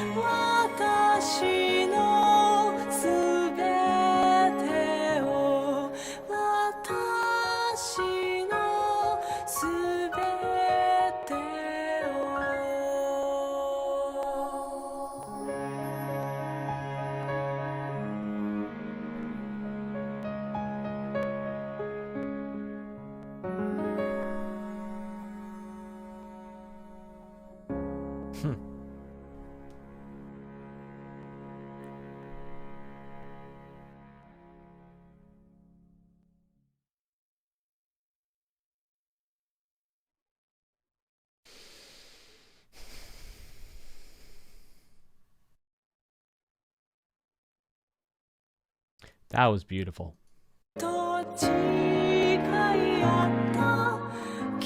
Like, even right here, just the phrasing.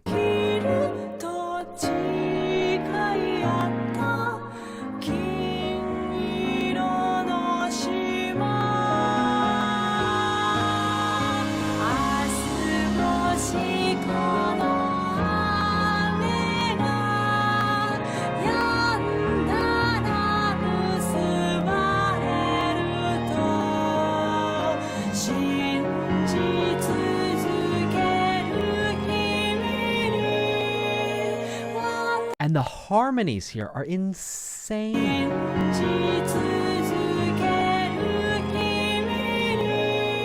Oh, like right there? Look at the vocal harmonies.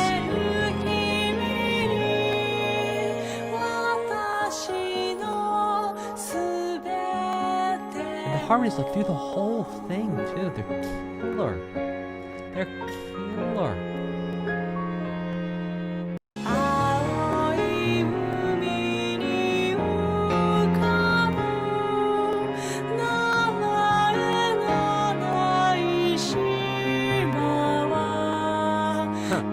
Interesting, instead of having the secondary dominant there.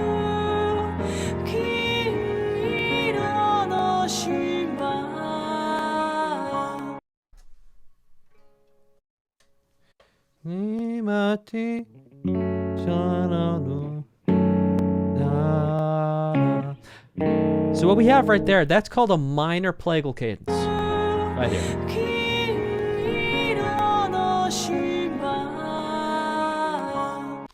So, this is a minor plagal cadence. Why is it not just a plagal cadence? Well, normally in a plagal cadence, we go major fourth. You can see that the melody actually still works there. And sorry, I'm just saying the syllables as best I can. I don't actually speak Japanese. Also, if you've ever been in any of my music lessons, I do the same thing for songs that are in English when I can't remember the words. Versus actually singing the sixth of the four chord. So we could also do a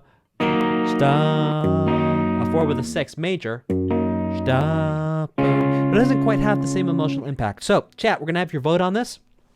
I want you to type a 1 in the chat if you think this has more emotional impact. Well, okay, let me reframe this. You're gonna type a 1 in the chat if you think option A has more emotional impact than option B. So I'll play option A once, I'll play option B once, then I'll play option A twice the second time, and I'll play option B a second time, and then you will vote. So here's option A. Here's option B. Here's option A again. Here's option B. Type of 1 if you think option A had more of an emotionally charged thing going on.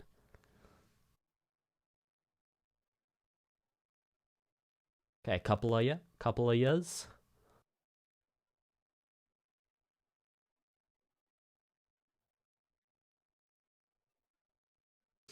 Okay, so why this feels more emotional? Yeah, B is softer. Why it's more emotional is just because the chords that are being used. And so it's this minor 6 chord, a G flat minor 6, going to a D flat major. That's all it is. And so when we think about the emotion in music, and we think about how to create emotion, like so many people ask, and they ask me, how do I create emotion in my music? It's like, well, just start with the chords. Start with melody. It's like, how much emotion can you create just by picking chords and by becoming fluent in the music theory around different chords and different ideas, and then actually using those? It's like so much emotion can just be made with chords or just notes. And then you put the notes and chords together and it's like exponential. exponential. There's also exponential possibilities of you not expressing the emotion you want once you put notes and chords together. But if you just do chords, you just do notes. Huge probability of expressing emotion. Now, with that being said, thank you all so very much for watching. We're going to read out some of the donations. I'm going to put on some backing music, and we'll come back and do episode 8 on Wednesday. Yes, thank you, MFM. Thank you much. Thank you much. All right, let's get some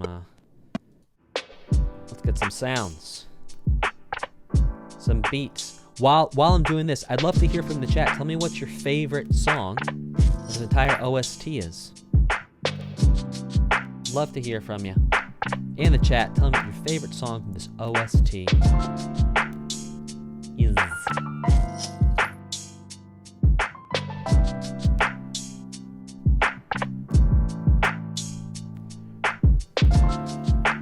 You gotta pick one.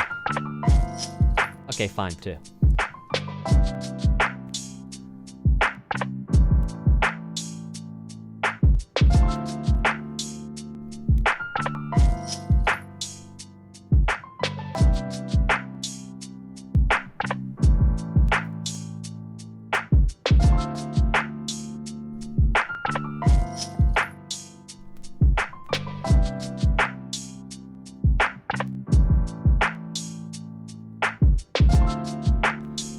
So, MFM Mega Zero super chatted, well, not super chatted, donated 50 and asked, is it possible to just put this, the 50, adding a few official vocal versions of tracks at the end of the Umineko reaction?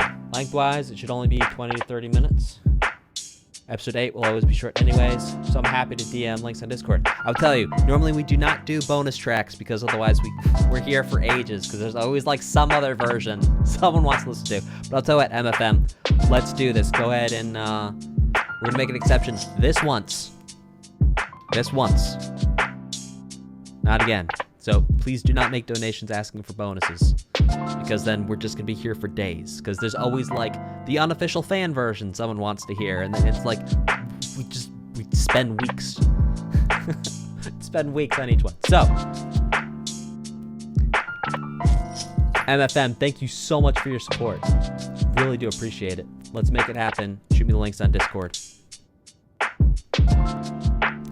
Always welcome to upvote any OST for us to listen to. Us all. That being said, thank you so very much.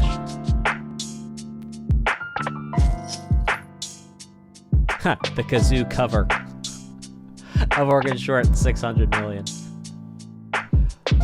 Well.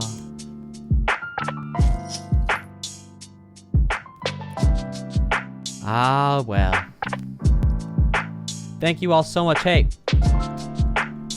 quick survey.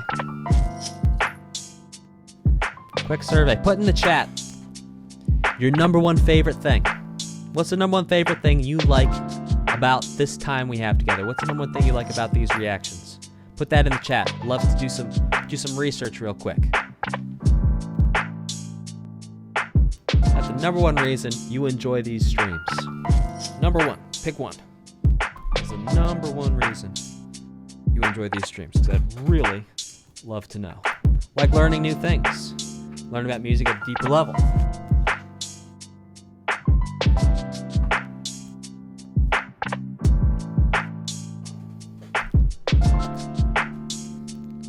Everybody's lovely. Everybody is lovely.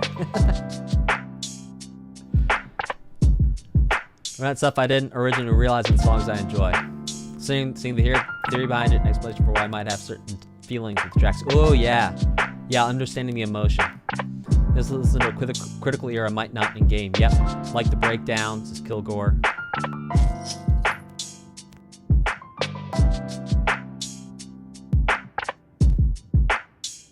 Well, thank you very much for your feedback, guys. Really appreciate it.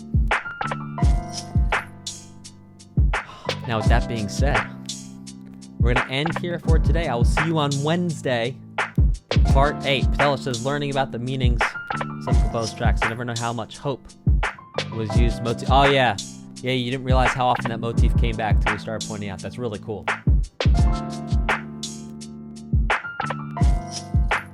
I see y'all back here Wednesday for part 8. Optical Noise says it's a lot of things. As someone who makes games and music and all their kinds of art, it's really fascinating seeing someone like you, an expert like you, analyze how the music works. Just move and groove to the songs. Oh, I'm so glad this brightened your day. Y'all brighten my day. A lot of nice people here too, I agree. We have a fantastic community. All right, y'all, have an awesome weekend. See you on Wednesday. Take care and goodbye.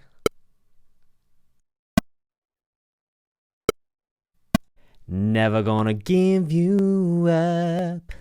Never gonna let you down. Never gonna run around or hurt you. Never gonna tell a lie. Never gonna say goodbye. Oh, I'm never gonna tell a lie. Hurt you, yeah, yeah, yeah. For Best Music Coach, my name is Dan. Today you are watching a Music Teacher's Reaction live in real time to the Umineko original soundtrack, Part 8. Let's do this thing. And yes, indeed, to answer a question in the chat, Rick asks, who's never going to give you up, is, if I'm not incorrect, in fact, the Royal Road, a 4, 5, 3, 6 chord progression. Indeed. Let's put it to the test real quick. So let's say we're in the key of C. So 4, 5, 3, 6. Ooh, it sounded like it. Now we can take this to the next level. Let's do 4 major 7. 5. Ooh.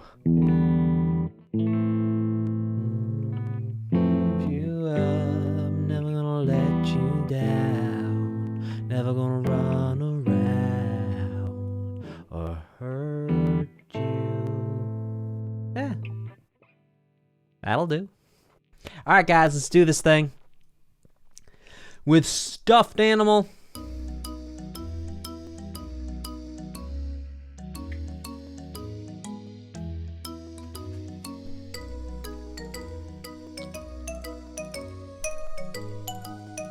Ha.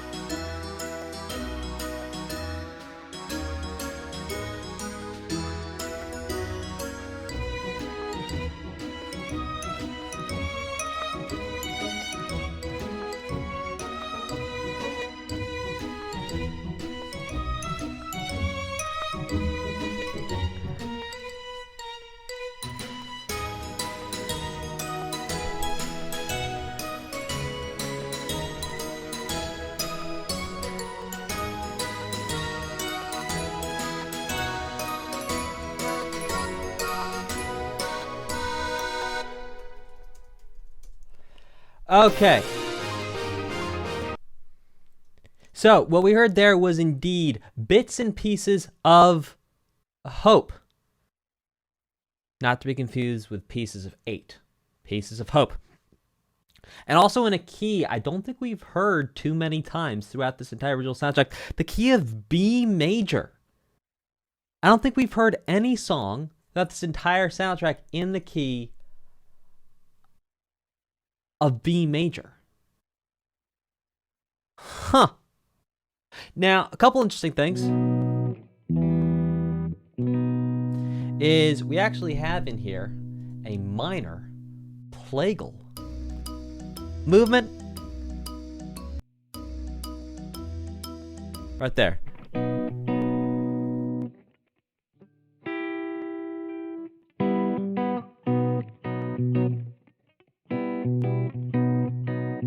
Now, what's happening here? Let's see if they actually change bass notes here. Yeah, well, kinda.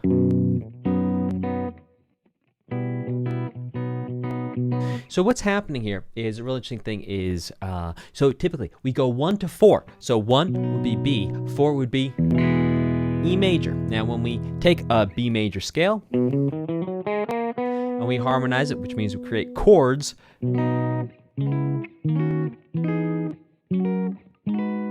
out of every single note in the scale, what happens is that we have an E major here.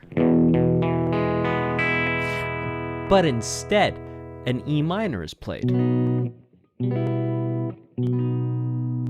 Now, what this does is it creates still the movement from the tonic to the subdominant, but instead of it being this sort of happy occasion of a tonic to dominant movement, it's this sad, pensive, mysterious, maybe melancholy is not the right word.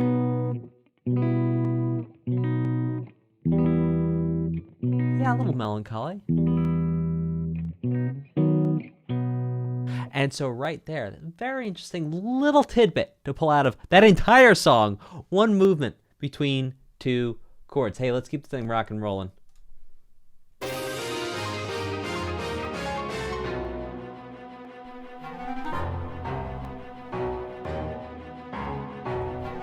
Oh, this could be louder for you guys. Turn your headphones down. Here it comes. Turn your headphones down.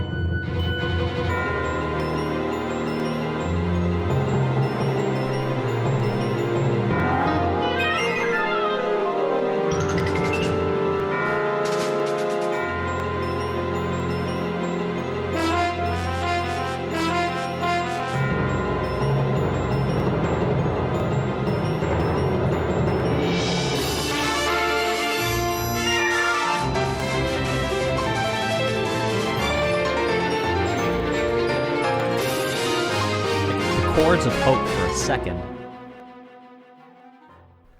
Okay.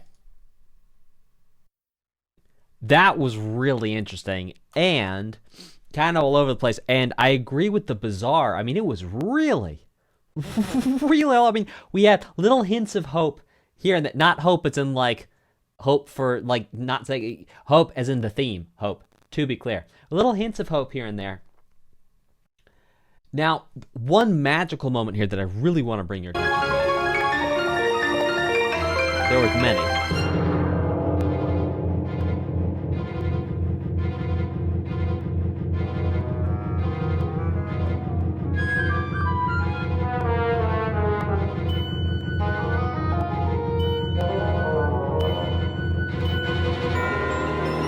That right there was so cool. Just hearing all the different instruments chiming in with different ideas. So we had, let's see, by my count, well, let's actually go through it one more time.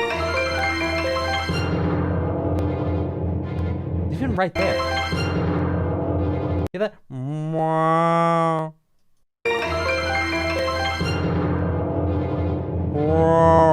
Type a 1 in the chat if you're the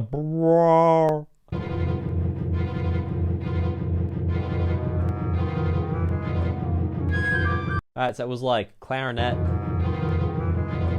maybe bass clarinet even. Flute. Maybe trombone. Oboe, maybe English horn. The bassoon.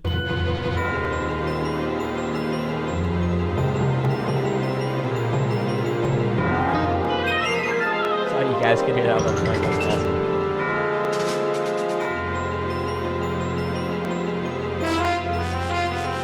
And now this is just magical.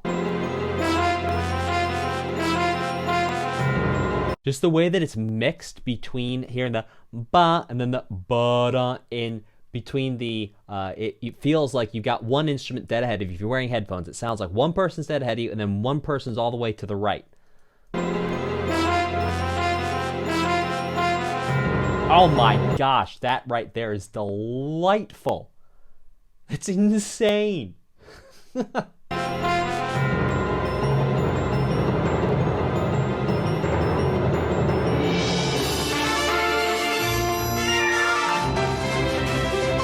just the changes in tempo and speed. Oh my god. By the way, tempo is music speak for speed. It actually changes in speed. Slowing down and speeding up. Slowing up and speeding down. This next one's called Dread of the Grave. More fear. My goodness. Oops, sorry. Sorry, I clicked the wrong thing.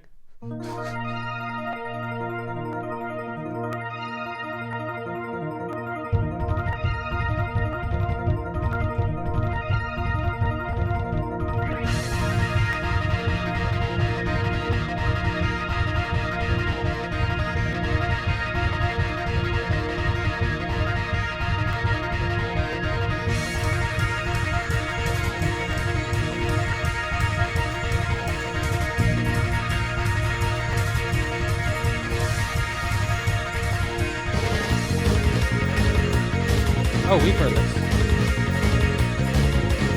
Different version of stuff. I remember the bass line.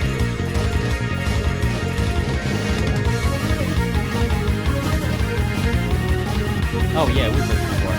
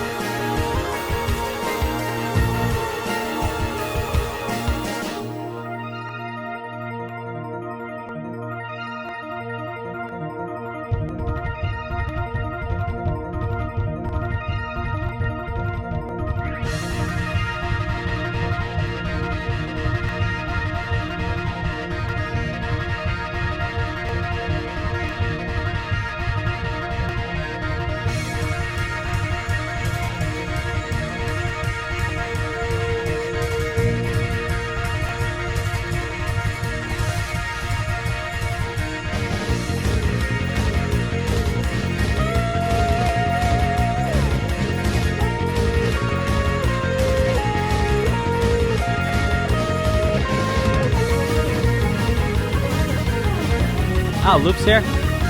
Hey. Hey, so this was sick. So we've actually heard this song before. Like literally the whole thing. The yum ba ba ba ba yum ba ba ba ba.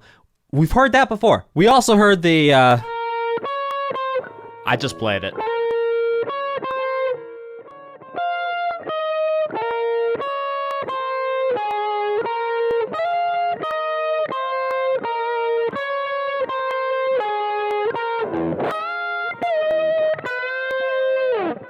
We heard that before as well. And what I'm going to assume was Dread of the Grave before. I don't recall the name of the song. It's been like, this is the 8th part of this OST. I'm like, I know I've heard it before somewhere. I have no idea where. But somewhere in the past, like 20 hours of music, we heard this thing before.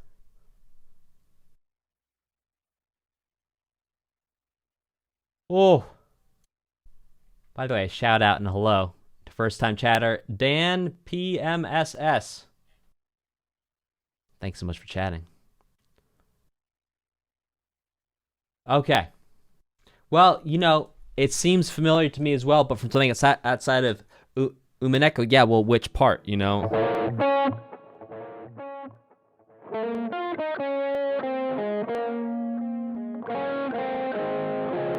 Which part is familiar? I'd be curious to know. Thank you, Patchface Beats. Well, I'll tell you what, let's listen to the next one while we get some answers on that question. Let's keep this rock and rolling. Chat, if you have any questions about what's going on in the music, I'd love to hear from it. It actually makes my job ridiculously easy when you ask questions, because I don't have to sit there and think of something to say. I just answer your question. Just honestly amazing. So if you have questions, ask them. If you don't, that's fine. If you have questions, ask them. Okay, let's check this out.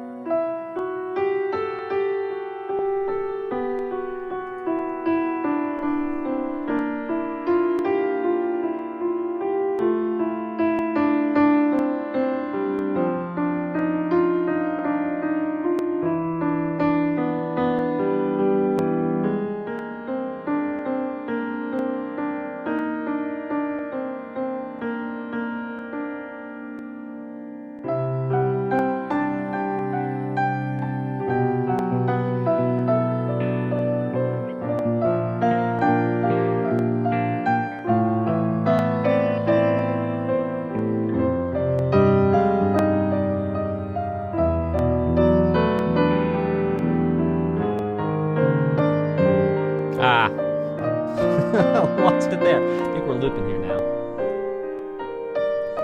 So this is something I want to point out that's really, really cool and really interesting, is just these first couple chords. Like, Not something you'd find in a pop song, but let's break down what's happening. So we have this C major, but it's no ordinary C major. We actually have an F sharp also being involved in this C major. It's like a C major, you know, add sharp 4, add sharp 11, C major sharp 4. Then to B minor, then to B flat, then to, or, no, it's just to an A minor. And right there, what an interesting way to start 4 chords. First of all, descending chromatically. So going down 1, you'll notice these little metal dividers on my guitar. I'm going down 1 at a time, starting to C, going down to B flat, down to A. So that right there is interesting. So the lowest notes of the chords are going. Now the qualities of the chords, oh gosh, it's so cool. Da ba da ba da ba da ba, ya ba da ba da, ya da da da da da da da, ya da da dee da. I'm poorly paraphrasing the melody here, but even right there, oh my gosh, it's like.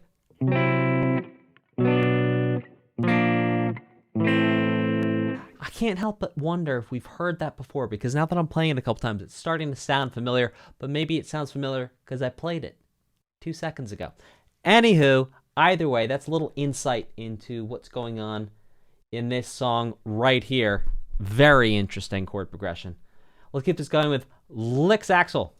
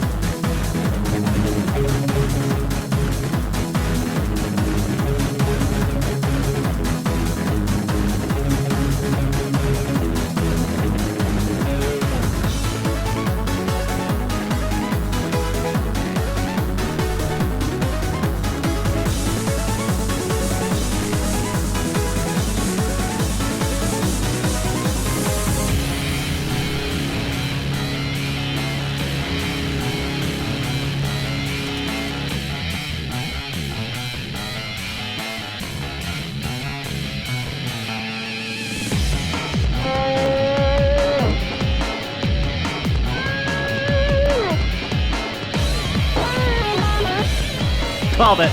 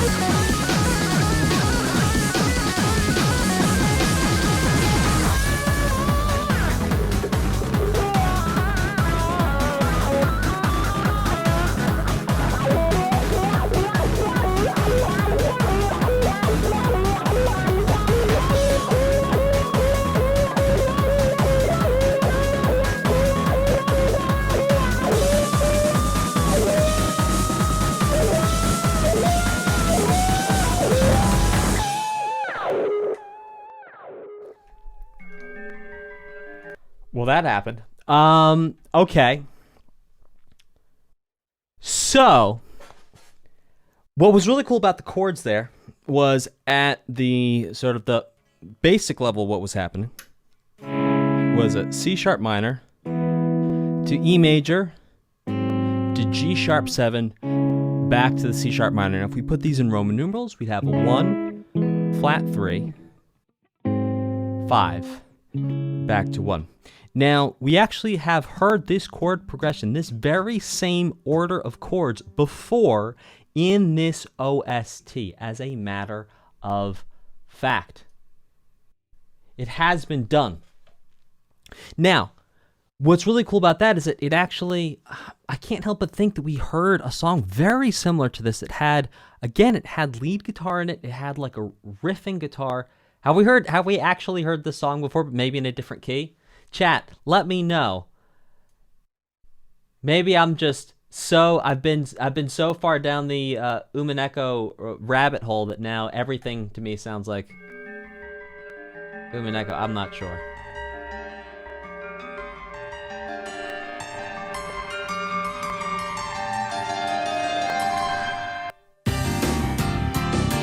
Like if that was the theme we've heard before.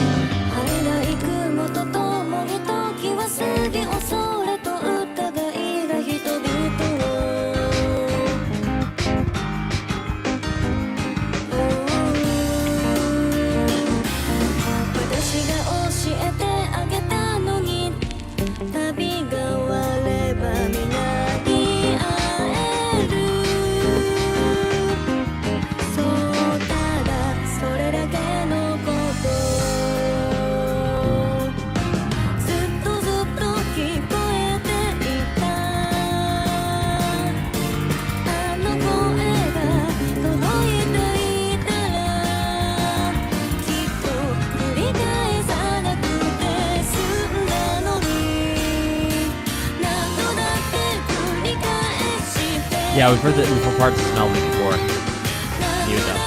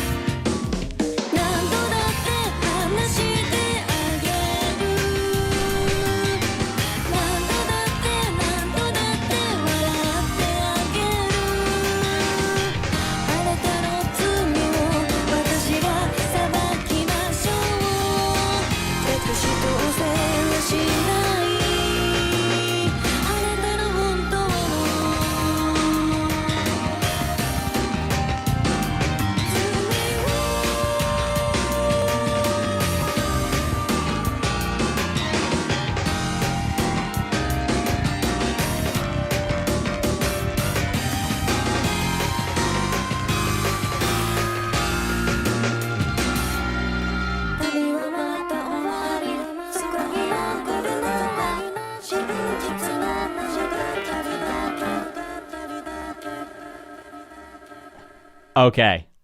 So many things. And chat, I have questions. So roll with me. Is this piece of music describing something that happened in the past? Like you're understanding something from the past. Yes or no? Chat. I need you on this. Yes. Okay. Very yes. So hey, you want to know how I know that this is from the past? Type a 1 in the chat if you want to know how I know this is from the past. Type a 1 in the chat if you want to know how I know this is from the past. All right, guys. This is really cool. Have you ever heard an old record player play? There's static and hissing that happens in old records. Now you can actually hear that they've added this record static and hissing into this entire song.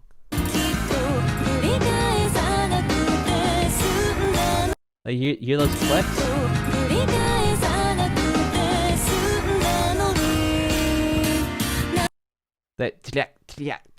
Now, it's also happening when there's loud moments, so it could also be clipping that's happening, but there's also hissing sound.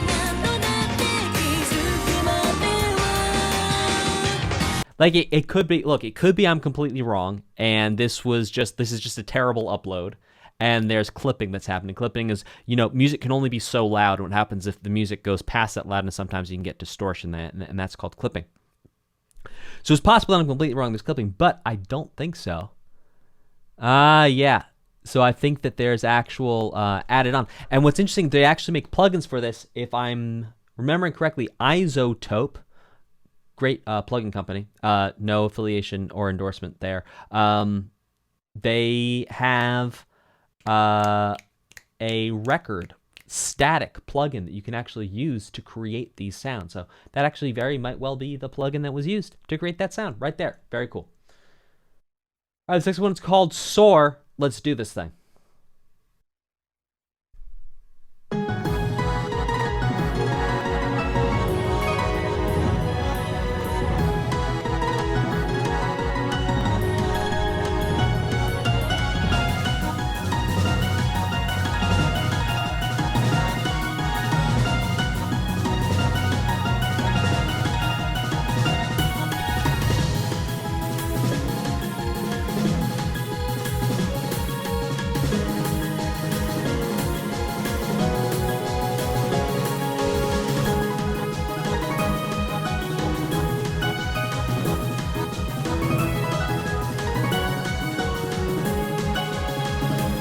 Oh, major.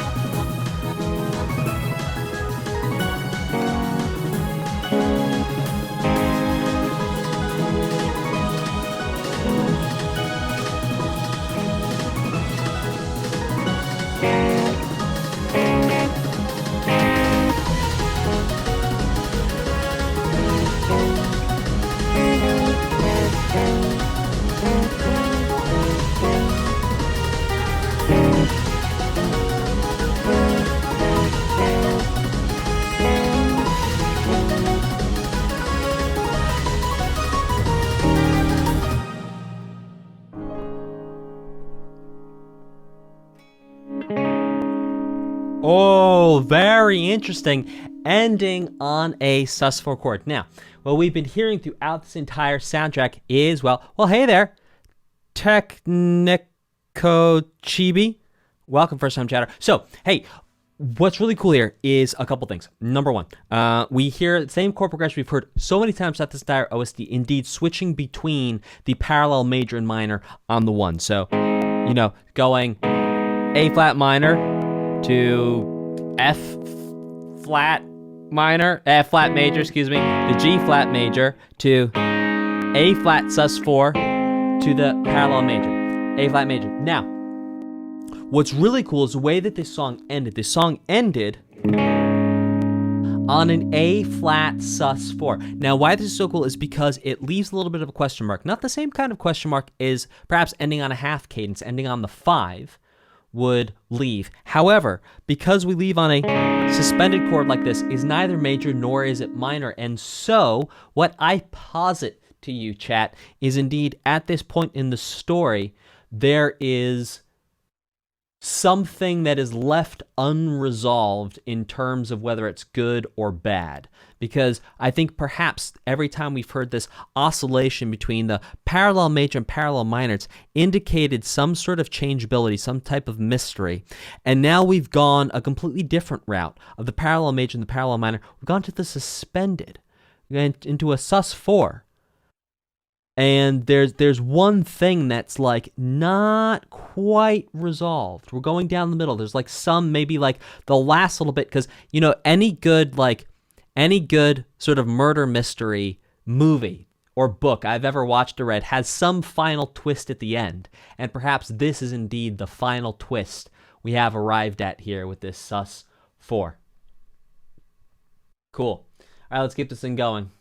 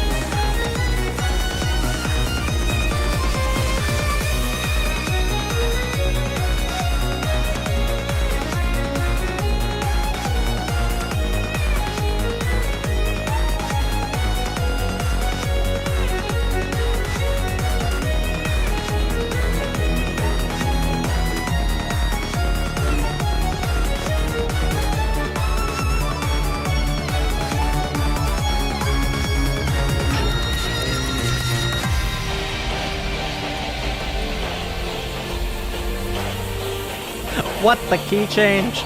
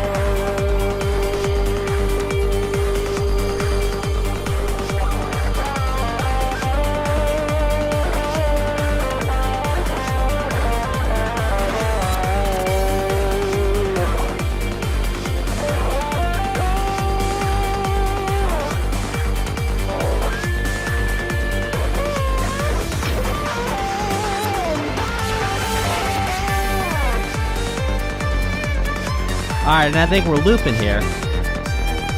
Type a 2 in the chat to let it loop. Type a 2 in the chat to let it loop. Type a 3 to move on to the next one.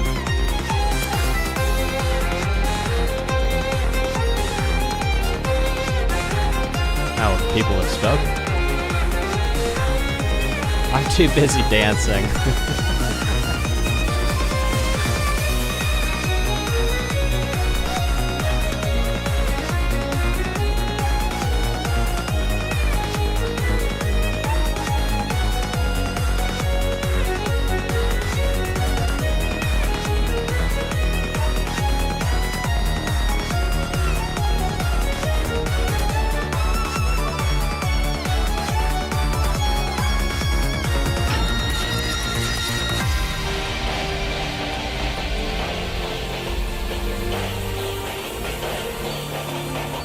Type a 3 in the chat for Dan to jam. Type a 3 in the chat to jam. Well, actually, bits for Dan to jam. Oh, let's do it. Just do a new thing. One person has to put 1 bit. Just 1 bit. 1 bit in the chat for me to jam. There we go. All right, let's do this thing.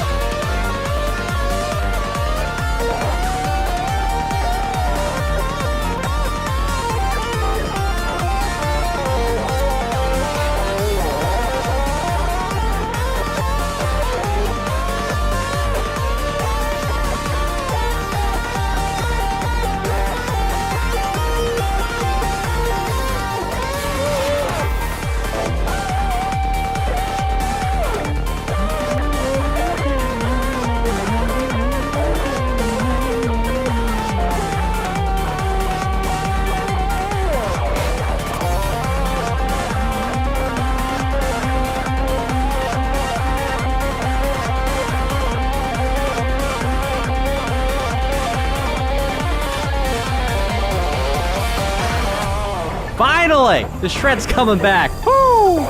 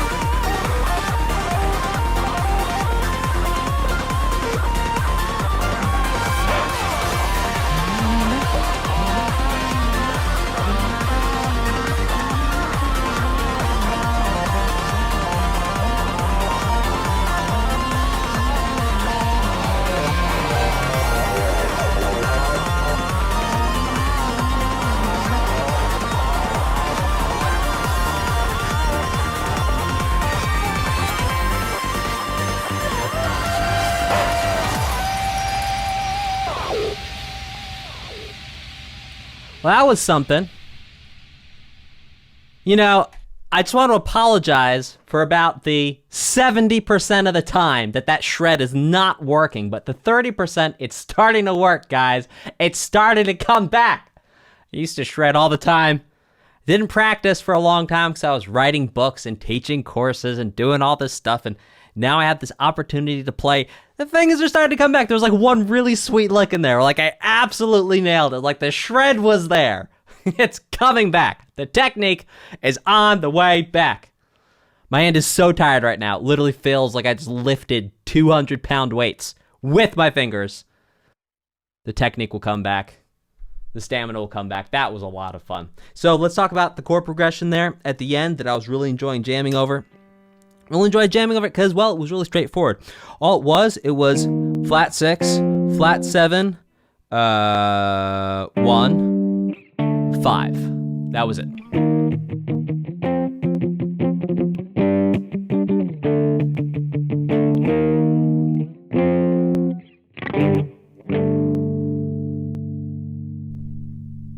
Beautiful. All right, let's do White Dream Cocoon.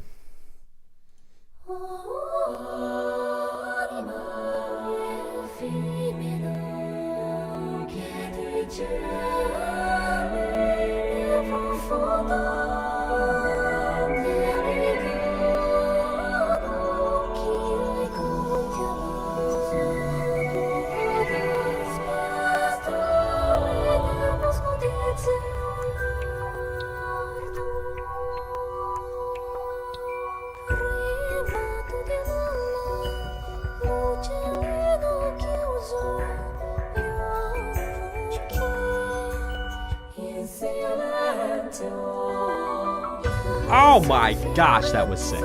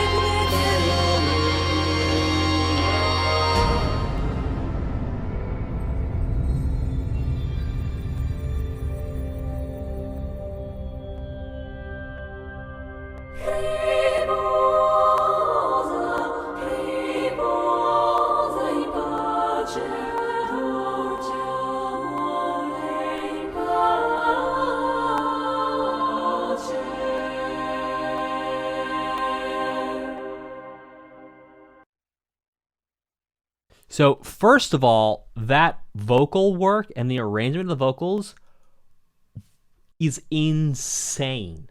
So good. Delightfully complex. There's a couple points I want to point out to you.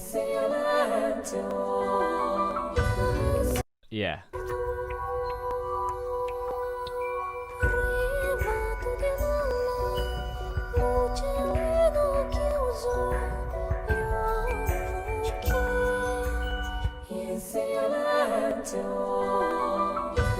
Okay, so let me explain to you a number of reasons. I might not hit all of them. Why this is so awesome. I'm not going to hit all the reasons why this is awesome, but roll with me because I'm going to tell you a couple of the reasons why this is awesome. Okay, number one, the established feeling in this song. It's like a little floating. It's a little minimal, but it's quiet too.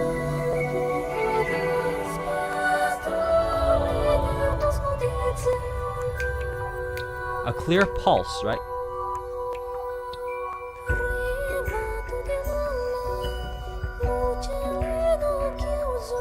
Right, drums.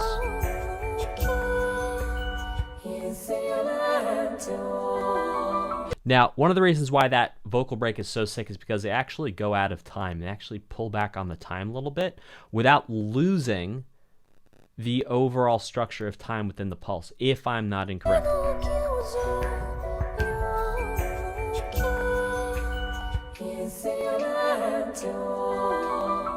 Yeah, I'm right back in on it. So that right there is sick. It's playing with the time. It's playing with your expectations of where the time is supposed to be. Number one, that's one reason why it's awesome. Number two is the dynamics. Dynamics in music is a word for quiet and loud, and the variations within quietness and loudness. And you can hear that these phrases are, they have these moments where they swell in volume and they come back in to be quiet. Oh my gosh. And then having that piano coming right at the end, the bogo, and then the guitar starts it off, and then like you're dropping into the, oh my gosh.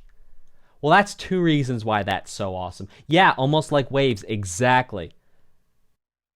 Umineko chibi, exactly. Kind of like waves. It's incredible. Incredible. Now, we're going to listen to about 5 more tracks, so hang out with me because we're not quite done yet. We've got about 5 more tracks we're going to listen to today. Hang out and tie up this Umineko journey that we've been on. This one's called Spiral.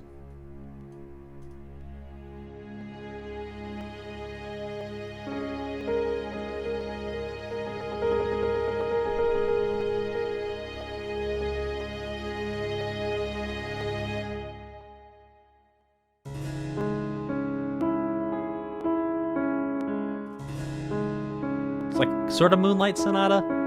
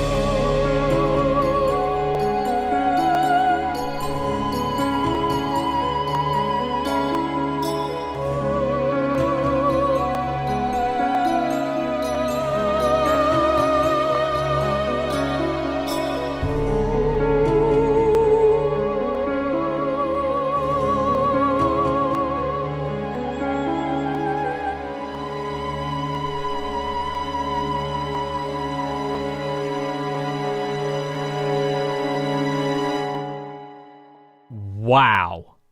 I am so glad we got a chance to listen to that. By the way, a shout out and a thank you, everyone. If you could type a 2 in the chat, to support and thank Of the Noseworthy Clan for making the playlist for all 8 episodes.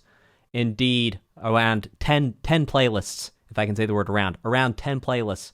So thank you so much, Of the Noseworthy Clan, for all your hard work getting this together. Thank you for your work organizing all this. Yes. Look, that support in the chat for Of the Noseworthy Clan. Thank you, Of the Noseworthy Clan. Okay, we got one more here, and then we're going to do about 3 more after this one. So this is called The Solitary Deep Sea Fish. Let's check it out.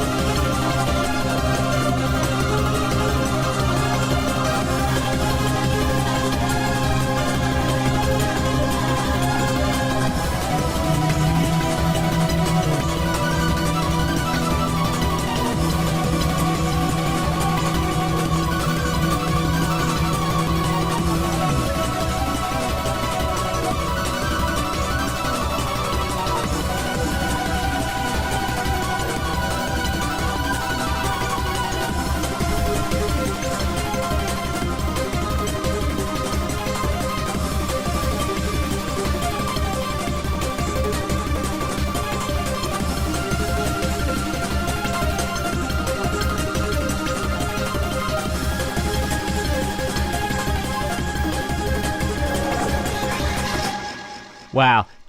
I want to hear from you guys. Type a 5 in the chat if you think that's the craziest song.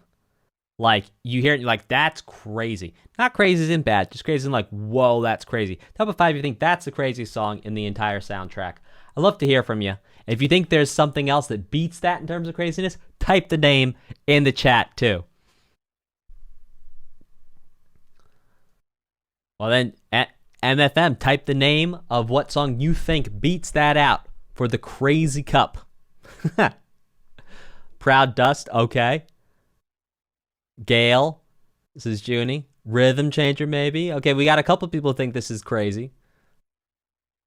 Patchwork Chimera. Oh wait, Patchwork Chimera was weird, wasn't it? Yeah, that was pretty crazy too.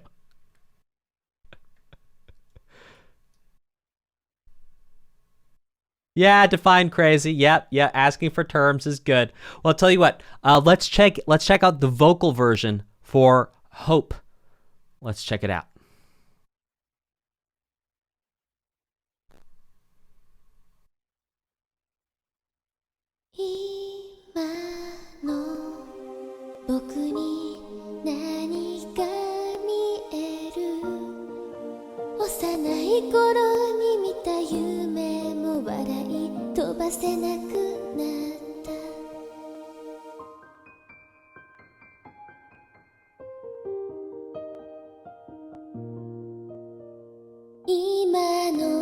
Ima would be now.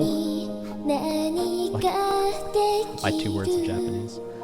幸せになるために人を傷つけたりもするよ生きてることを幸せだと感じられなくなった一筋の希望がここに差すなら争うことはなくなるのかなきっとそれすらも奪い合って眼は光をなくすもしも僕が生まれなかったのならもっとたくさんの笑顔が生まれていたかもしれないもしも僕が息を止めれば生きられる人がいたきっとこの気持ちもすぐに形を消して何事もなかったように歩いてゆくのだろう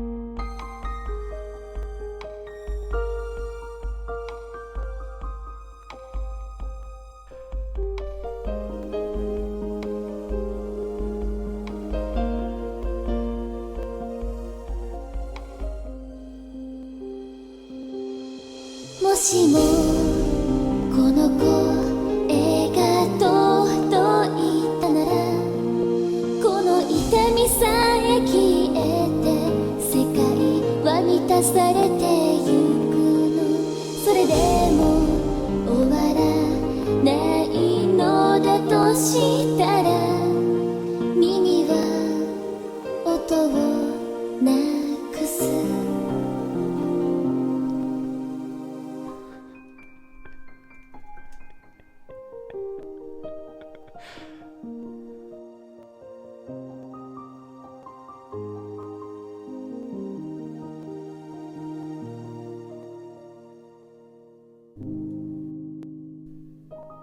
Oh, that was beautiful. That was beautiful. By the way, for any of you who think that Emil is a better singer, I respectfully disagree. Okay. Let's see. Let's actually do a poll. I'm gonna put these next options in a poll here. Let's end this poll. How do we end a poll? Oh, we can't end a poll prematurely. We have to wait for it. No, we have to wait for the poll. All right, so we're going to listen to another song while we wait for the poll. Okay, let's do... Oh, let's definitely do Happiness of the Marionettes. I remember that one. That was cool. Let's check that out. 届けてあなたに幸せな夢を泣いてるあなたの涙拭いてもう一度歩いて僕を見つけて抜けるような高い空を見上げて Yeah!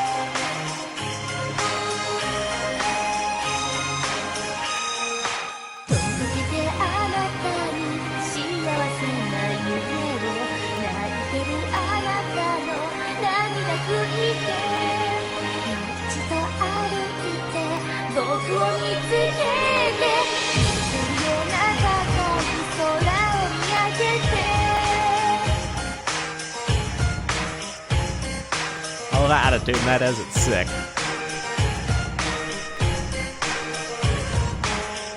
Ha! That was honestly so much fun. I saw some people in the chat be like, yeah, this isn't the best one. You know what? Might not have been the best, but that was so much fun. And you know, sometimes it's not about being the best. Sometimes it's just about having fun. I want to pick another one and have you guys vote on the last one we do for today. Let's check out the Golden Sneer. Yes. Here we go.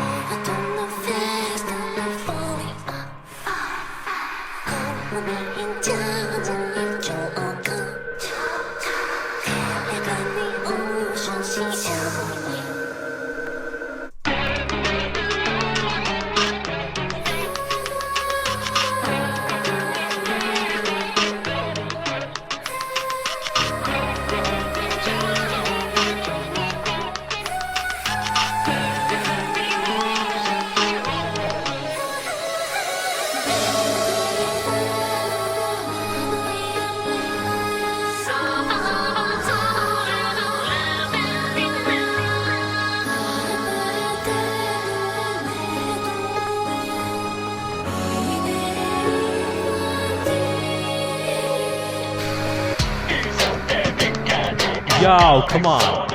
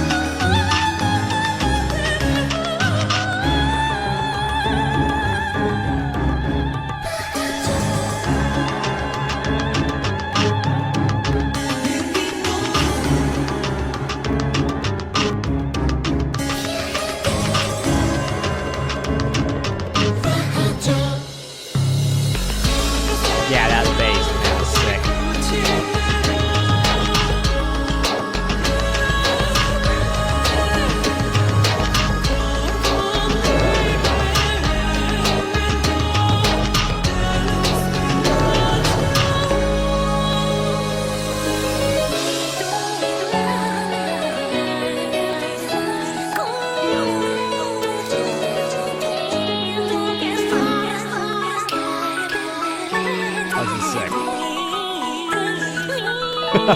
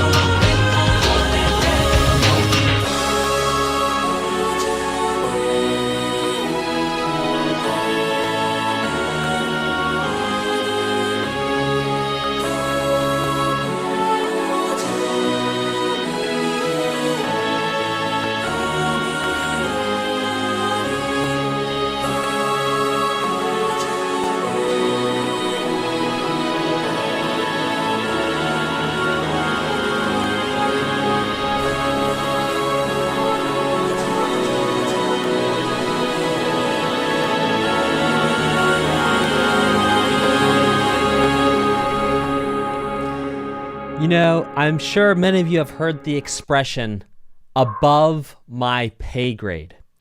Now, an expression many of you may not have heard, but you will learn today is below my age grade. Now, I'm about to say something that is fantastically below my age grade, but groove with me because it's just the right thing to say.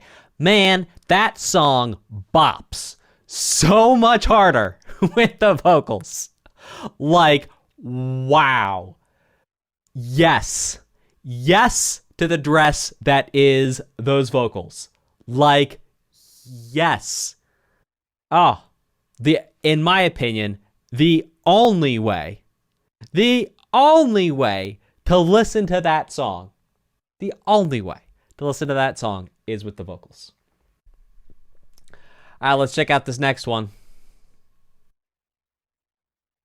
which is going to be by voting the people's choice. Now presenting, Kina no Kaori. Let's do this thing.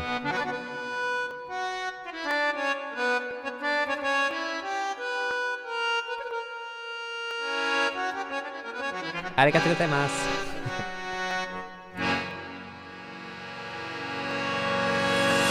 愛し合うなら世界に試されると思う Yeah. 見てれば Yes. 君は君を呪うよ打ち勝つのさ恋は三つ今こそ挑む時君が叶え愛と奇跡の夢を神様に見守られた私とあなたは大丈夫だからとうぬぼれちゃってうかうかとしてたらきっと脱落掴み取るのは誰恋する資格を君に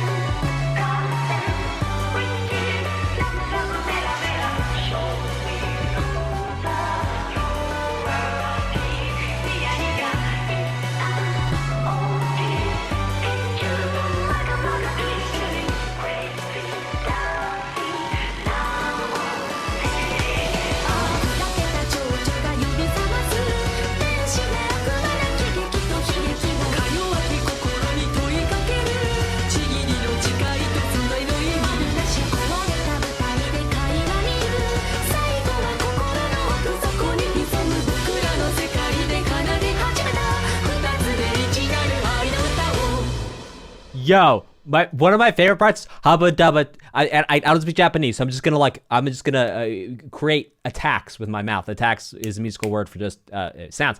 Yapapapapagada. The dipapapadiggada. Like, what a way to fit those words into the rhythm within the vocals. Wow. And what an incredible way to tie up this wonderful journey we have been on of Umineko original soundtrack. Thank you all so much for joining me on this. Thank you. I think we had 1 or 2 donations we're going to read some messages from. So I'm going to hop over into Streamlabs. I'm going to put some music on. If you enjoyed your time here, please consider following, subscribing. Yes, thank you. Thank you very much for subscribing. If you happen to be an Amazon Prime member, you get a subscription for free. Oh, all right. Let's put on some nice backing music. Let's do something like this.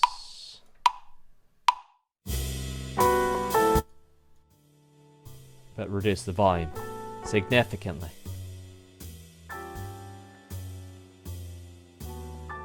Okay, let me hop on over into Streamlabs. Not to be confused with Strong Bad. Hey, if any of you remember Homestar Runner, type a 1 in the chat. If any of you are old enough to remember Homestar Runner, type a 1 in the chat. I know I look like I'm a baby, but I ain't.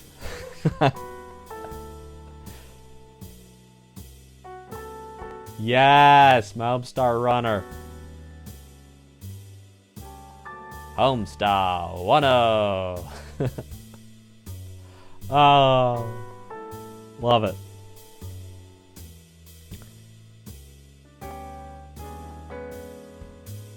Okay.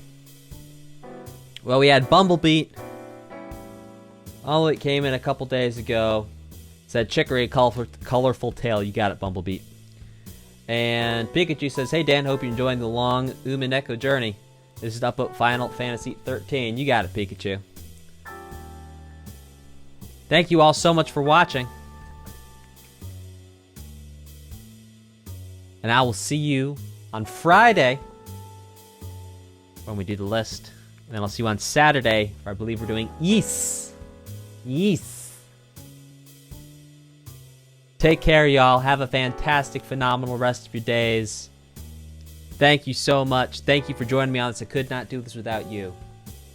So thank you for watching. Thank you for your support.